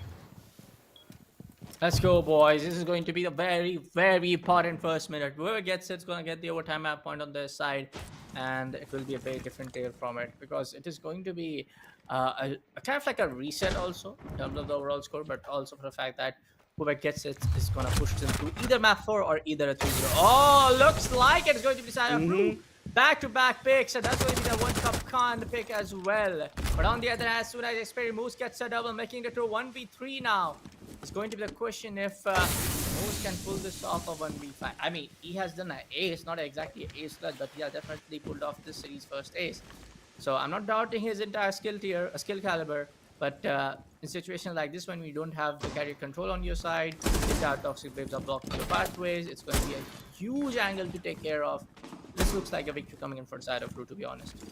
Yeah, there's not much he can do. It's a 1 versus 3. He needs that ace clutch, like you're mentioning, to actually do anything. He's not even going to get one. He has everybody looking at every single angle that he can pick. Venom will get the kill at the end of the day. They're going to put RUE into overtime match point. And this is a situation that D3 have already been in. And they're going to need us to take us to double overtime if they have any hopes of winning. And RUE just needs one more round to close this out if they end up winning, to close it out and get that victory in map number 3. Take us to map number 4, with them being 1-2 in the series. And D3 Esports, after taking to overtime and losing, that also does end up hurting the mental. If you're doing a 3-round comeback just to be it all in vain of you honestly not getting the map, that does honestly affect how you're thinking. The endurance does get hampered, the mental does get hampered thinking about it. But now with them being on the defense, let's see how well they can end up handling it against the attack pressure from RUE. And instead of what RUE did, D3 will be taking us all the way to 2F over here. They're going to be bringing in the Lucy, but they have a Wamai and a Jaeger as well. So double denial of util being thrown into rooms is what they have in the picture books for us about how they want to play this out. And I think Venom's had enough with the gridlock. He's going to be bringing back his true and tested Nomad instead for watching out for these flanks. Yeah, 7-6 overtime match point coming up for the side of RUE. It's going to be the part where, are we going to exactly witness an 8-6 victory, or are we going to witness all the way this going in to 7-7 and Deadeye Esports making it to 8-7? We have to find out. We have to find out. We will find out, of course, in what, probably 3 minutes from now. But at the moment, it is going to be a good set of changes, though, especially coming in from Deadeye Esports. They are back. Rux is back on the Frost. We have seen him actually playing really good with the Frost in map number 1, which was the side of Gabriel. We're also talking about some of the players. Moose is back on Melusi, who was the same operator who gave him the first ace of this entire series. Not really sure of what's happening in terms of Ninja Freak being on just 3 pick and Nex also on 2. I mean, how the entirety of the rounds has kind of like went by, and how the number of rounds has been, how many rounds have been done. We have to also consider the fact that if you are not able to pick at least one, not saying that you pick one pick in every other round, but definitely be there for your team on how you have performed in map number 1 and map number 2. That is also going to affect the entire mental state of the side of Deadeye Esports as well, in my perspective. But for now, a lot of that vertical play is happening in from the attackers from the downward angle. They're trying to find out some of the possible scenarios to take on Ninja Freak, and next playing in the piano room. down to bomb is the kind of approach that RUE is looking to go for. They have the buck as well. Electric's gonna get the kill onto its Rux, making D3 already a man down. 1 minute 30 left on the clock for them to play with. That's the Frost taking away its Rux, one of the best clutch players, honestly, in that team from what we have seen. But there are a couple of very good ones all around. Tony Play seems to have injured, honestly, on this side. He finally gets picked up as well. It was a Frost map that he stepped in. Now he's gonna have to bleed, can't run. Oh my god, the reload could not have come at the worst time for Moose. It was almost a free kill for him, but instead Electric ends up picking up the kill onto Moose. That's a nice trade, but Moose, unfortunate timings. This is what we talk about, the gamble of when to reload and when not to reload. And now the entry has been made from below. A lot more pressure is being put on. Kratos has been knocked down. Kratos has been put out of his misery by Tony Plays. It's a 5 versus 2 for D3 Esports. A mammoth of a battle. But from before, the way that RU made their appearance, they have been denied the plan. Next gets Cryptic Fake. Ninja Freak is becoming freakish now to Tony Plays gets the kill. But Next has been down, ladies and gentlemen. But technically, Ninja Freak is in a 1 versus 3. Next also has been put out of this round completely by Venom at the final 40 points. Diffusers away and Ninja Freak with the precise Sakim with the team kill onto Venom. Not the kind of scenes you want in a grand finals on overtime match points. Sakim is going for the defuse, but Ninja Freak taking a couple of beatings. The defuse goes down, but he gets the kill. The repel is a triple kill for Ninja Freak to take D3 Esports to double overtime. And this is what we're talking about, folks. You just cannot ignore some of the veteran players when it comes down to the scene of CJX right here in Southeast Asia. You just cannot ignore the fact on some of these players being so dedicated and committed to the game and to the community. And there's that one name which shines bright like a diamond in the entire community, which is, of course, the main man over here who have pulled off an 1v4 clutch up against the side of RUE. In a situation like this, makes the entire team panic. A TK happens, the team kill happens. Ninja Freak gets the chance to actually also go the pick, who definitely to get the pick on the operator who went in for the plant, and also get the pick who was trying to rappel him from the window. This is nothing but the sheer collapse coming in from the side of RUE, where Ninja Freak got the upper hand to take the entire team 1 by 1. Mind my words, this was not a throw. I said collapse. And collapse only happens when you're not able to think it through, when you're not able to understand and assess the entire situation. You were 1v4. Anyways, folks, we are down to the very last round. Overtime match point for both the sides because there is no unlimited OT in the play in this tournament. Is it going to be the side of RUE to push this up till map number 4 and we might see an extended play in this entire BO5 finale right here at Southeast Asia Elite Community Series Qualifier 2? Or is it going to be Deadeye Esports to make a victory with a 3-0 map scoreline? We'll find out very shortly, madness. After a play like that, the entire side of D3 Esports has to be ecstatic of the way that clutch went down. A 1v4, a team kill, albeit at that. Sakim's going to be kicking himself for the entire side of RU is going to be kicking themselves in the back for the play. And if they do, by perchance, end up losing this round, RUE, that round is going to haunt them in their nightmares. They're not going to get any good sleep tonight if that is the outcome. But it's up to RUE. Still, one more chance to take us into map number 4. And D3 Esports, one more chance to close it out over here. But in the meantime, Electric has already been injured, ladies and gentlemen. He has to be picked up, and he does get picked up, but he has a low HP. Quick works being made from D3 Esports. They are rejuvenated after that 1v4 clutch, and it is showing in their aggressiveness right now. The won't stop picking name team D3 Esports are looking to make their mark. Their castle barracks they have to deal with, especially on the big window as well. But Tony Plays is now the guy who's going to be turning the alibi instead of Electric at this point. So let's see if he can come up with his own plays. And Electric, who was already low HP, finally gets put down by Moose, and Moose gets straight out by Sakim. So Sakim coming up clutch with the Warden. So now man numbers from the 5v5 made into a 4v4 essentially over here. Make that a 4 versus 3 as Venom gets the kill onto Kratos. This is RUE with that man advantage at the most crucial round of map number 3 over here. Can they look beating us map number 4? We've seen D3 Esports come back from harder situations, just being last round itself. So they definitely have the metal to actually take us all the way. But look at the amount of flicks coming around. Itrux puts down the ramp, doesn't activate it. First shoots the default drone. Cam now looking for maybe a pick, has now backup in front of the Freak with that shield, with the Osa just walking in front of him. Now won't be so scared. Osa's trying to follow a couple of members, spots out 2 members. The fires come in. Osa actually does de-equip, gets the kill on Skip very fast. Castle running away, but not running fast enough. A double kill coming in from Ninja Freak. This man does not know the word fear. Charged in so brave. Got the reverse man advantage now for the side of D3 Sports, and now is charging even further on over here, Bullet. Oh boy. Don't get me wrong, folks. I was the guy who was definitely doubting the entire frag coming in from the side of Ninja Freak in this particular map, on the entire map of Chalet, and he is making me completely on the wrong side. Is 8-3. Those 2 clutches that we have seen in the past 2 rounds.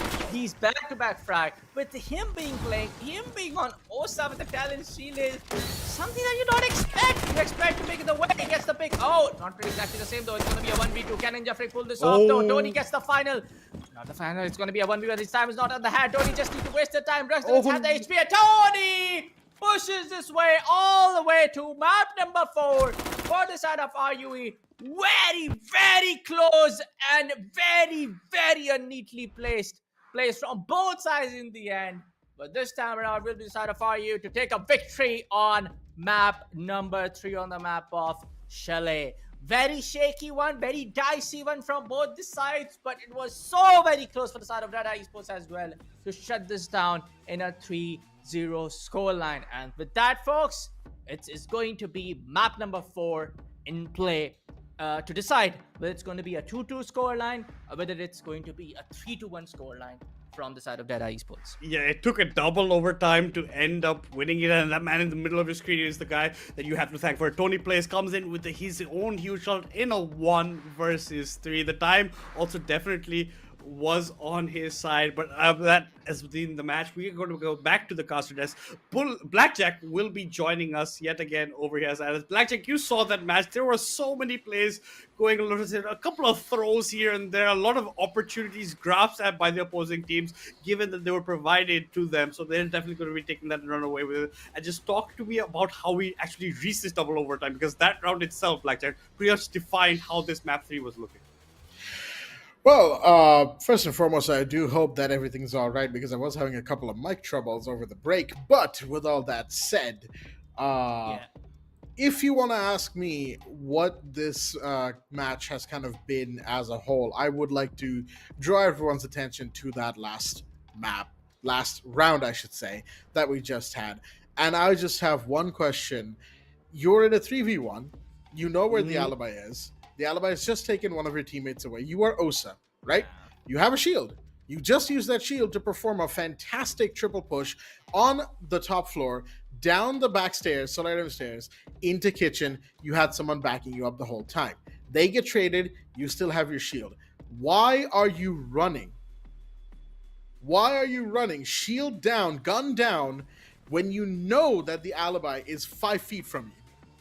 Where was, and then of course, because they had the opportunity to pinch the alibi out of kitchen, you had the ace planting on dining room, right? What he lets go of the plant, and I understand time is of the essence. You want that kill because you never know if the alibi is going to push you or not, right? You can't risk a post plant. I understand that. Why are you running? Gun down, face first. You are running into death's door.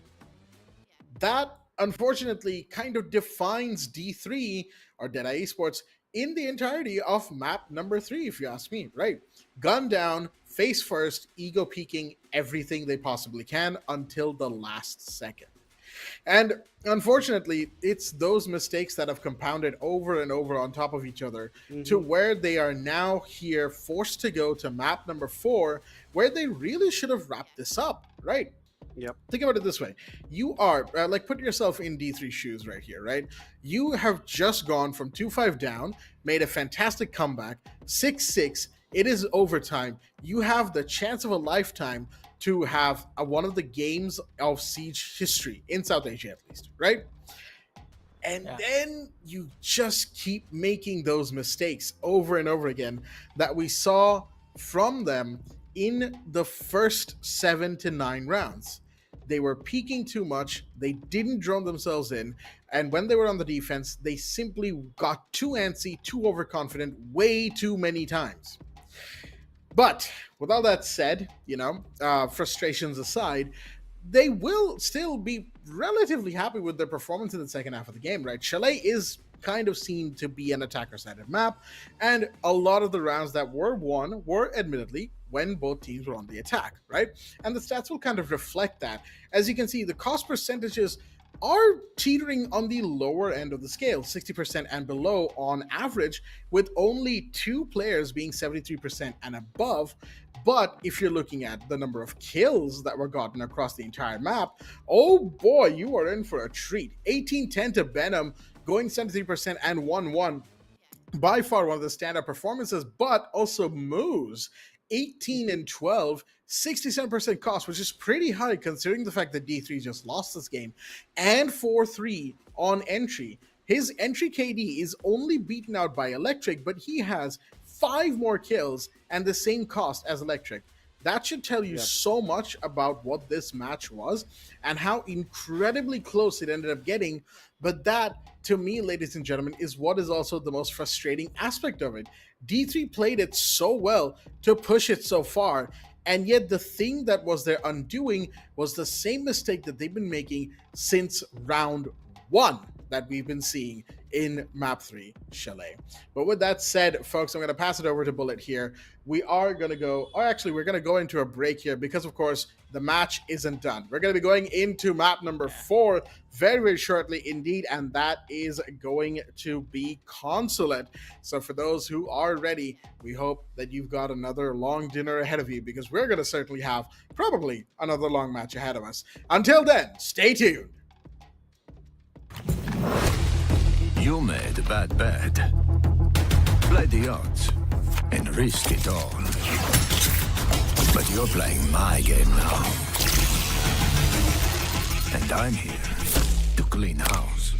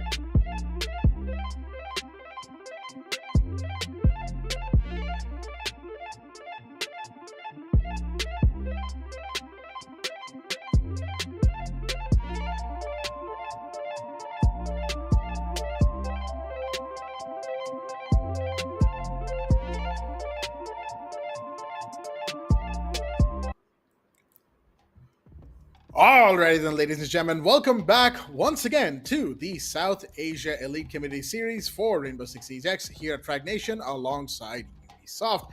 I'm your host Blackjack, back in with my boys Madness and Bullet, but unfortunately I am not here with good news as unfortunately, as it turns out, the grand finals has come to an end, and not in a way that any of us would have liked. Despite the fantastic comeback into an 8-7 victory that RUE just pulled off, despite the fact that there was a very hyped map 4 potentially on its way, that will no longer be the case because D3, due to technical difficulties, has had to call a forfeit, and they will no longer be able to play this grand finals. And so, by default, and as much as I hate to say this, RUE will be the ones to get the victory by default due to forfeit.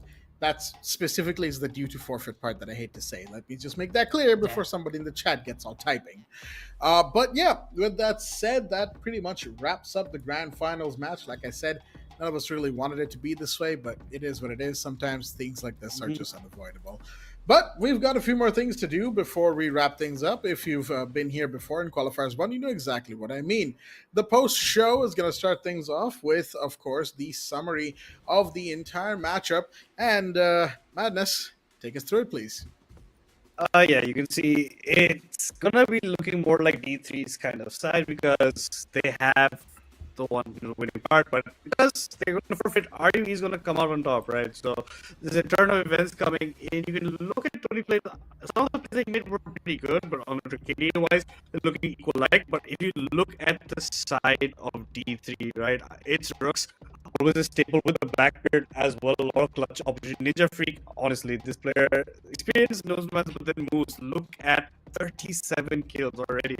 But unfortunately for them, they can't do much over here, can they, Bullet? Yeah, I mean, at this point of time, frankly speaking, do these stats kind of matter right now? Because this has been a forfeit coming in from the side of Deadeye. And again, I am a little sad about the forfeit part, not just because of forfeit, but it is coming from a team like Deadeye Esports. Again, I guess it is because of the technical difficulties coming in from few of their teammates. Because the fact that Deadeye gave a really good competition to the side of RUE. RUE also definitely made and raised hell onto the faces of the side of Deadeye in the last map we saw on map number 3 and pushed down to the map number 4. Yes, there were a few slips and dips here and there from both sides, but in the end, RUE made it to push this entire series to map number 4. But again, a forfeit coming in the way, especially on a grand finale like this, is something that is kind of, unavoidable.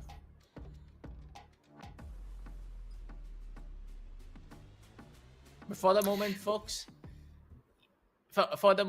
yes, as we all know, as Blackjack informed, and we also know the post-match rituals here at the South Asia Elite Community Series. And this was, of course, the second qualifiers. We will be going with double interviews this time. Both one of the players from the side of Deadeye Esports will be joining in, and also one of the players from the RUE Esports will be also joining in. As we are getting the interview ready, I guess we are going straight up to the interview segment, which is going to be my man Ninja Freak right here with alongside us. And how are you doing, Ninja Freak?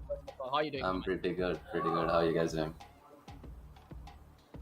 I'm doing it fine. Blackjack, All right, Ninja Freak, it is fantastic to have you here once again. And of course, seeing you back here after so long. And, we're all kind of coming back into Siege in South Asia, right? So let's kick things off here with, of course, one question that I would like to ask. This is more so specifically to map number 3, because that one, it did go the longest, right? All the way to maximum overtime. So walk us through what the team was thinking when you guys were kind of 2-5 down and had to make that comeback, or at least the start of it, right? So we had to reset and get the team back together. So we took a pause in our time, but we were lacking coordination a bit. From, as you can see, map 1 and 2 we did really good with our crossfires and everything, and map 3 we were having slight issues with them. So we just kind of had to reset, get back together, and we pulled it out till 7-7. And it's unfortunate in the last second we had to lose the round. Yeah, right. And also talking about, I mean, I know there are some technical difficulties, but what do you feel about the entirety of map number 4?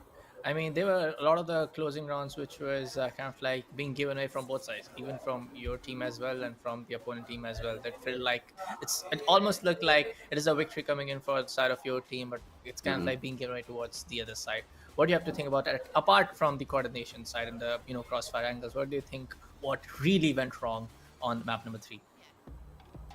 I think from our side, that's the main thing. We are like a bit distracted and we're like going solo plays. That's what I would say.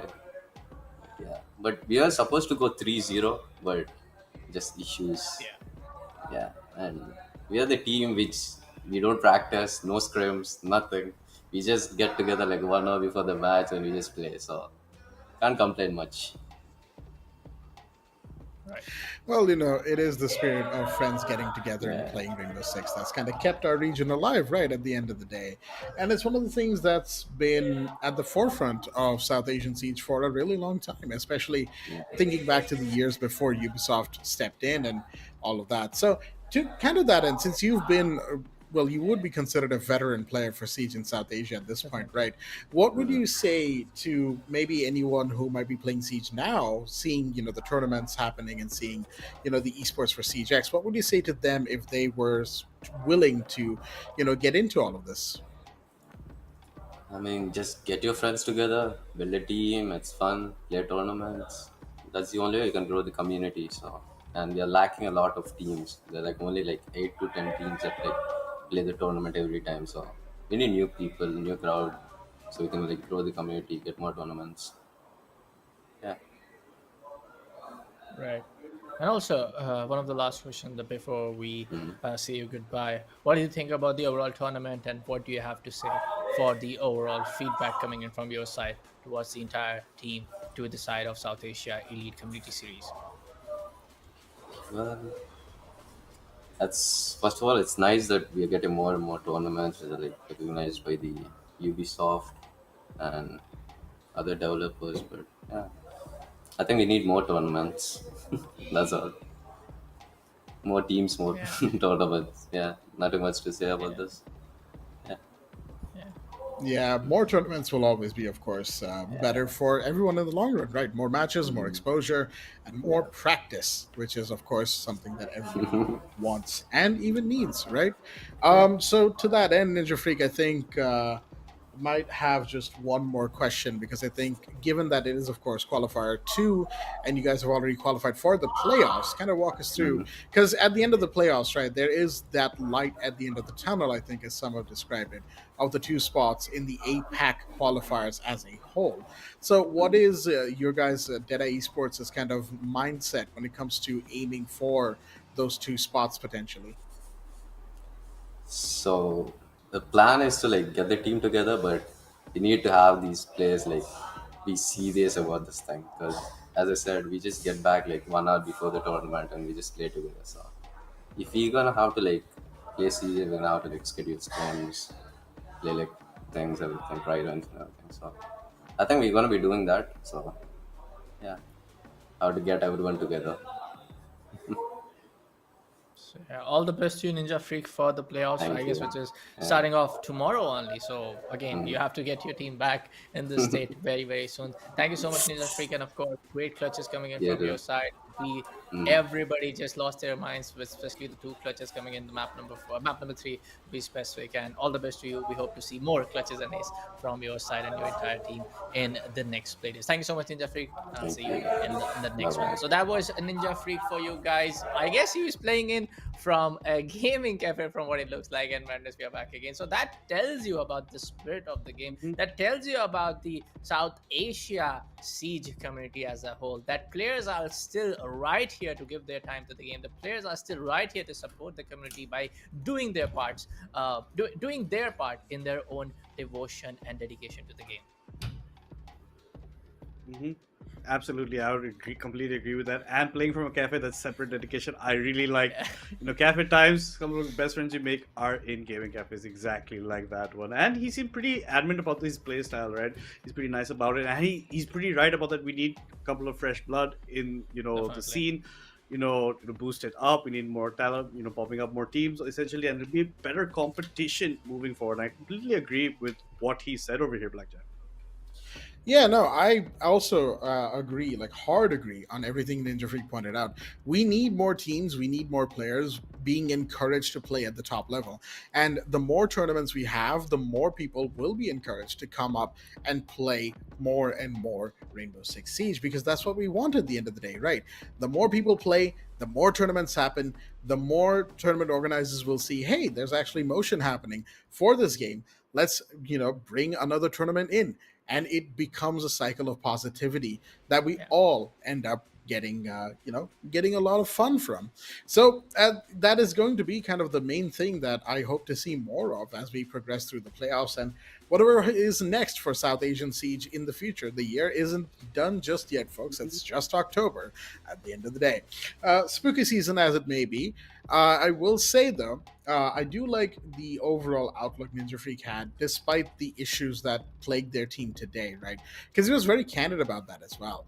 The fact that they were kind of doing solo peaks and ego peaking and all of Hmm. that stuff that we pointed out in the cast were the kind of the same that he pointed out as well for the team. And while I understand that, yeah, it's just a couple of friends getting together playing at the end of the day, I like that he pointed out that they need to kind of start taking it a little bit more seriously if they want to get those APAC qualifier slots. So, all things considered, yeah, with someone like Ninja Freak at the helm, again, apologies for butchering the name, with someone like Ninja Freak at the helm, is that team certainly, Dead Esports certainly has a good future in the future.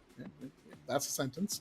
But I want to pass this over to you, Bullet, with Yeah. since the next interview segment will be, of course, with a member from RUE. Before we get to that, of course, what would you say is kind of their biggest drawback that we saw in this matchup tonight? Getting a little bit overwhelmed, to be frankly speaking, getting a little bit overexcited. Some of the rounds where, yeah, especially in map number 2 on the side of bank, some of these rounds were kind of given away to the side of Deadeye Esports. Those clutch coming in a 2v3 scenario, or even in like I guess that was a 1v3 scenario in the one of the spots where one of the guys, I guess it was RUE or Moose, who got the clutch on the map of bank. So there were few rounds which should have and definitely should have been a victory coming in for the favor of RUE, which kind of was given away. And that is just the case of just being a little bit, too overexcited or too overwhelmed. This is not about the coordination, to be frankly speaking. This is about the solo individual mindset, actually just assessing the situation, making sure that we don't overpeak here and there. Again, if this was a ranked game, at the end of the day, it's fine. But you are playing in a competitive stage. You just cannot afford to make those mistakes when the man advantage is in your side. You are a defender state. You are onto the defensive side. You just need to pass on the time. You just need to hold the angles, wait for the guys to clutch, wait for the guys to come in your scopes. But even before that, you take the decision to actually over peak and over aggress or right on the faces of the attackers. This is not going to help out in the playoffs for sure. So the faster they realize this is going to be the better side of things coming in for the side of RUE.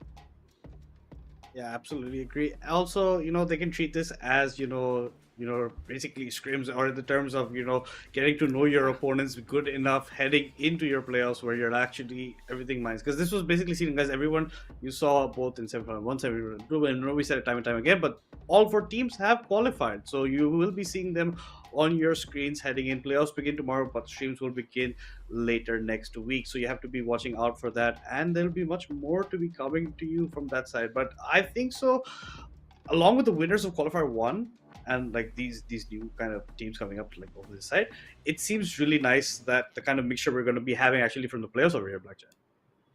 Yeah, no, I absolutely agree. There's a mix of new blood and, of course, the old guard, as you will. Of course, none of the teams are quite the same as they were before. Hasib Warriors are mostly old mercenaries players, but there's a couple of new names in there as well. Or take, for instance, Team Uwu, a team that was what was kind of what became of the Union Gaming people, right?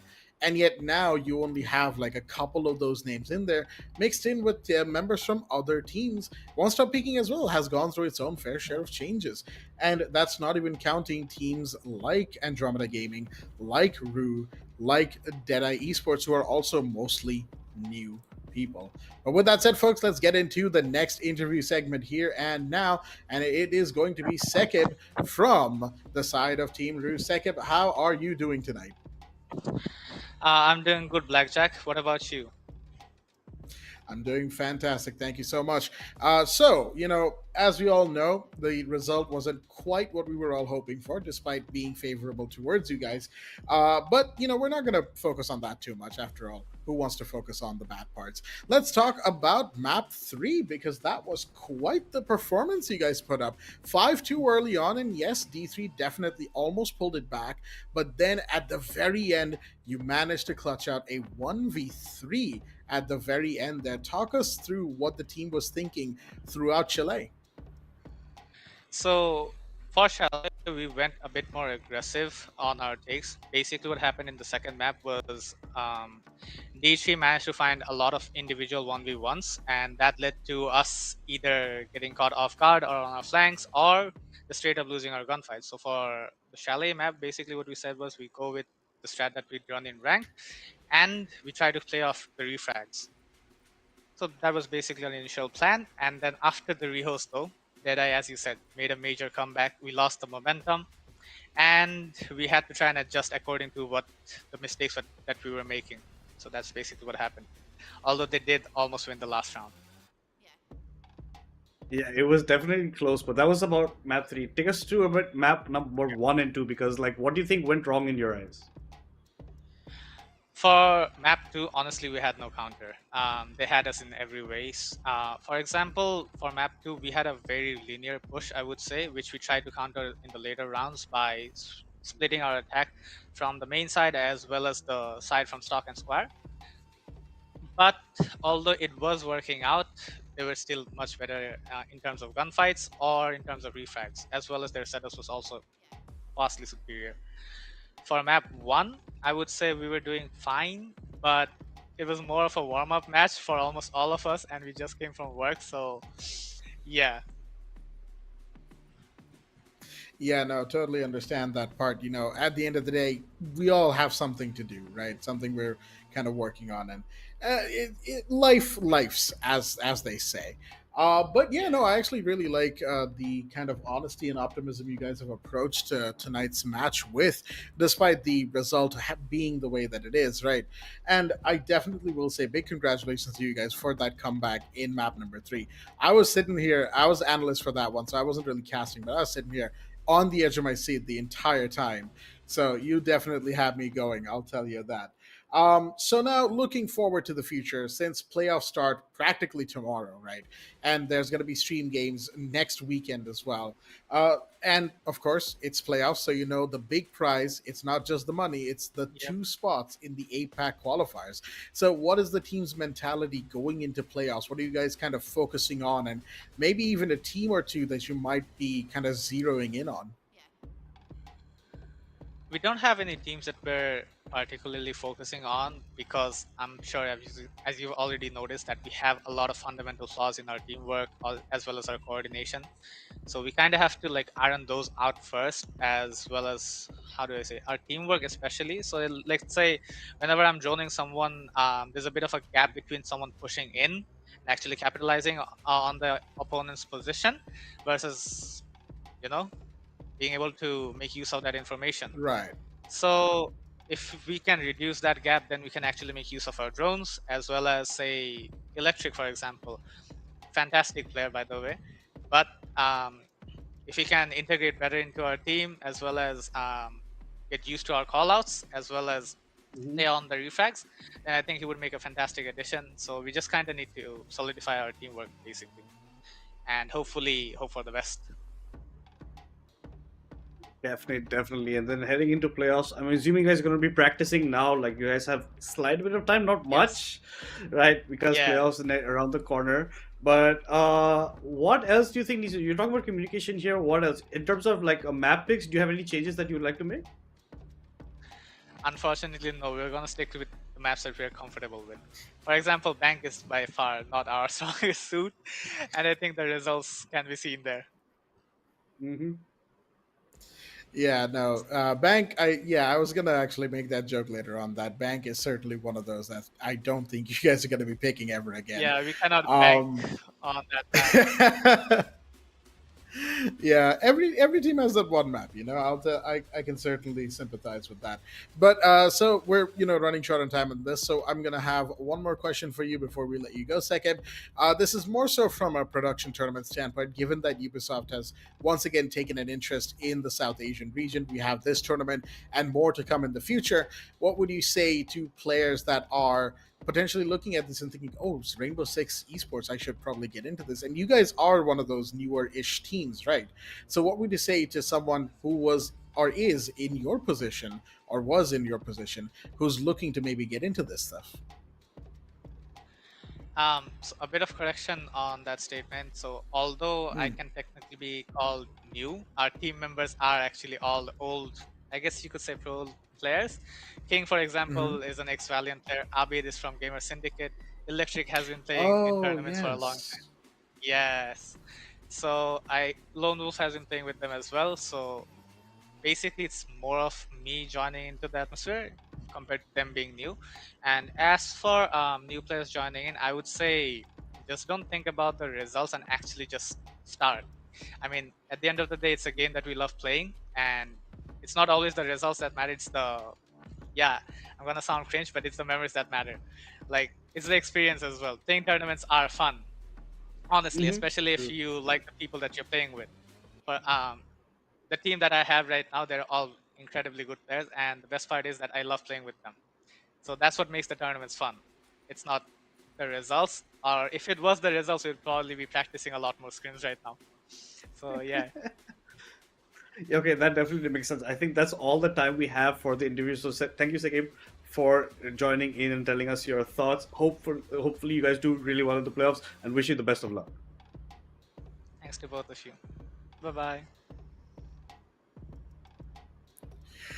All right, folks. So that was the dual interview segment at the end of Grand Finals. Certainly had a memory lapse moment there because I certainly should have remembered those player names from back in the day. But can you really blame me? It's been 2 years since I've casted Rainbow Six at this capacity.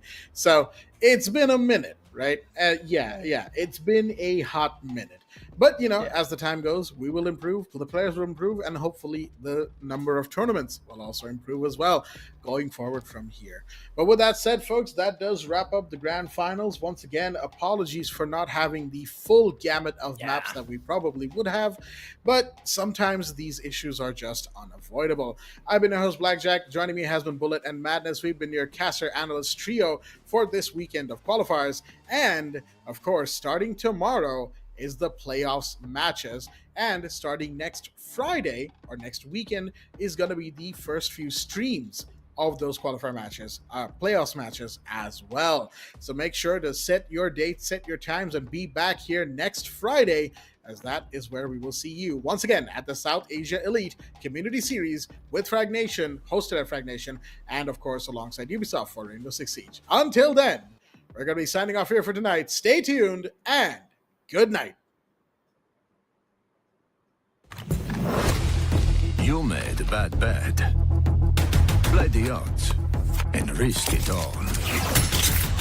But you're playing my game now. And I'm here to clean house.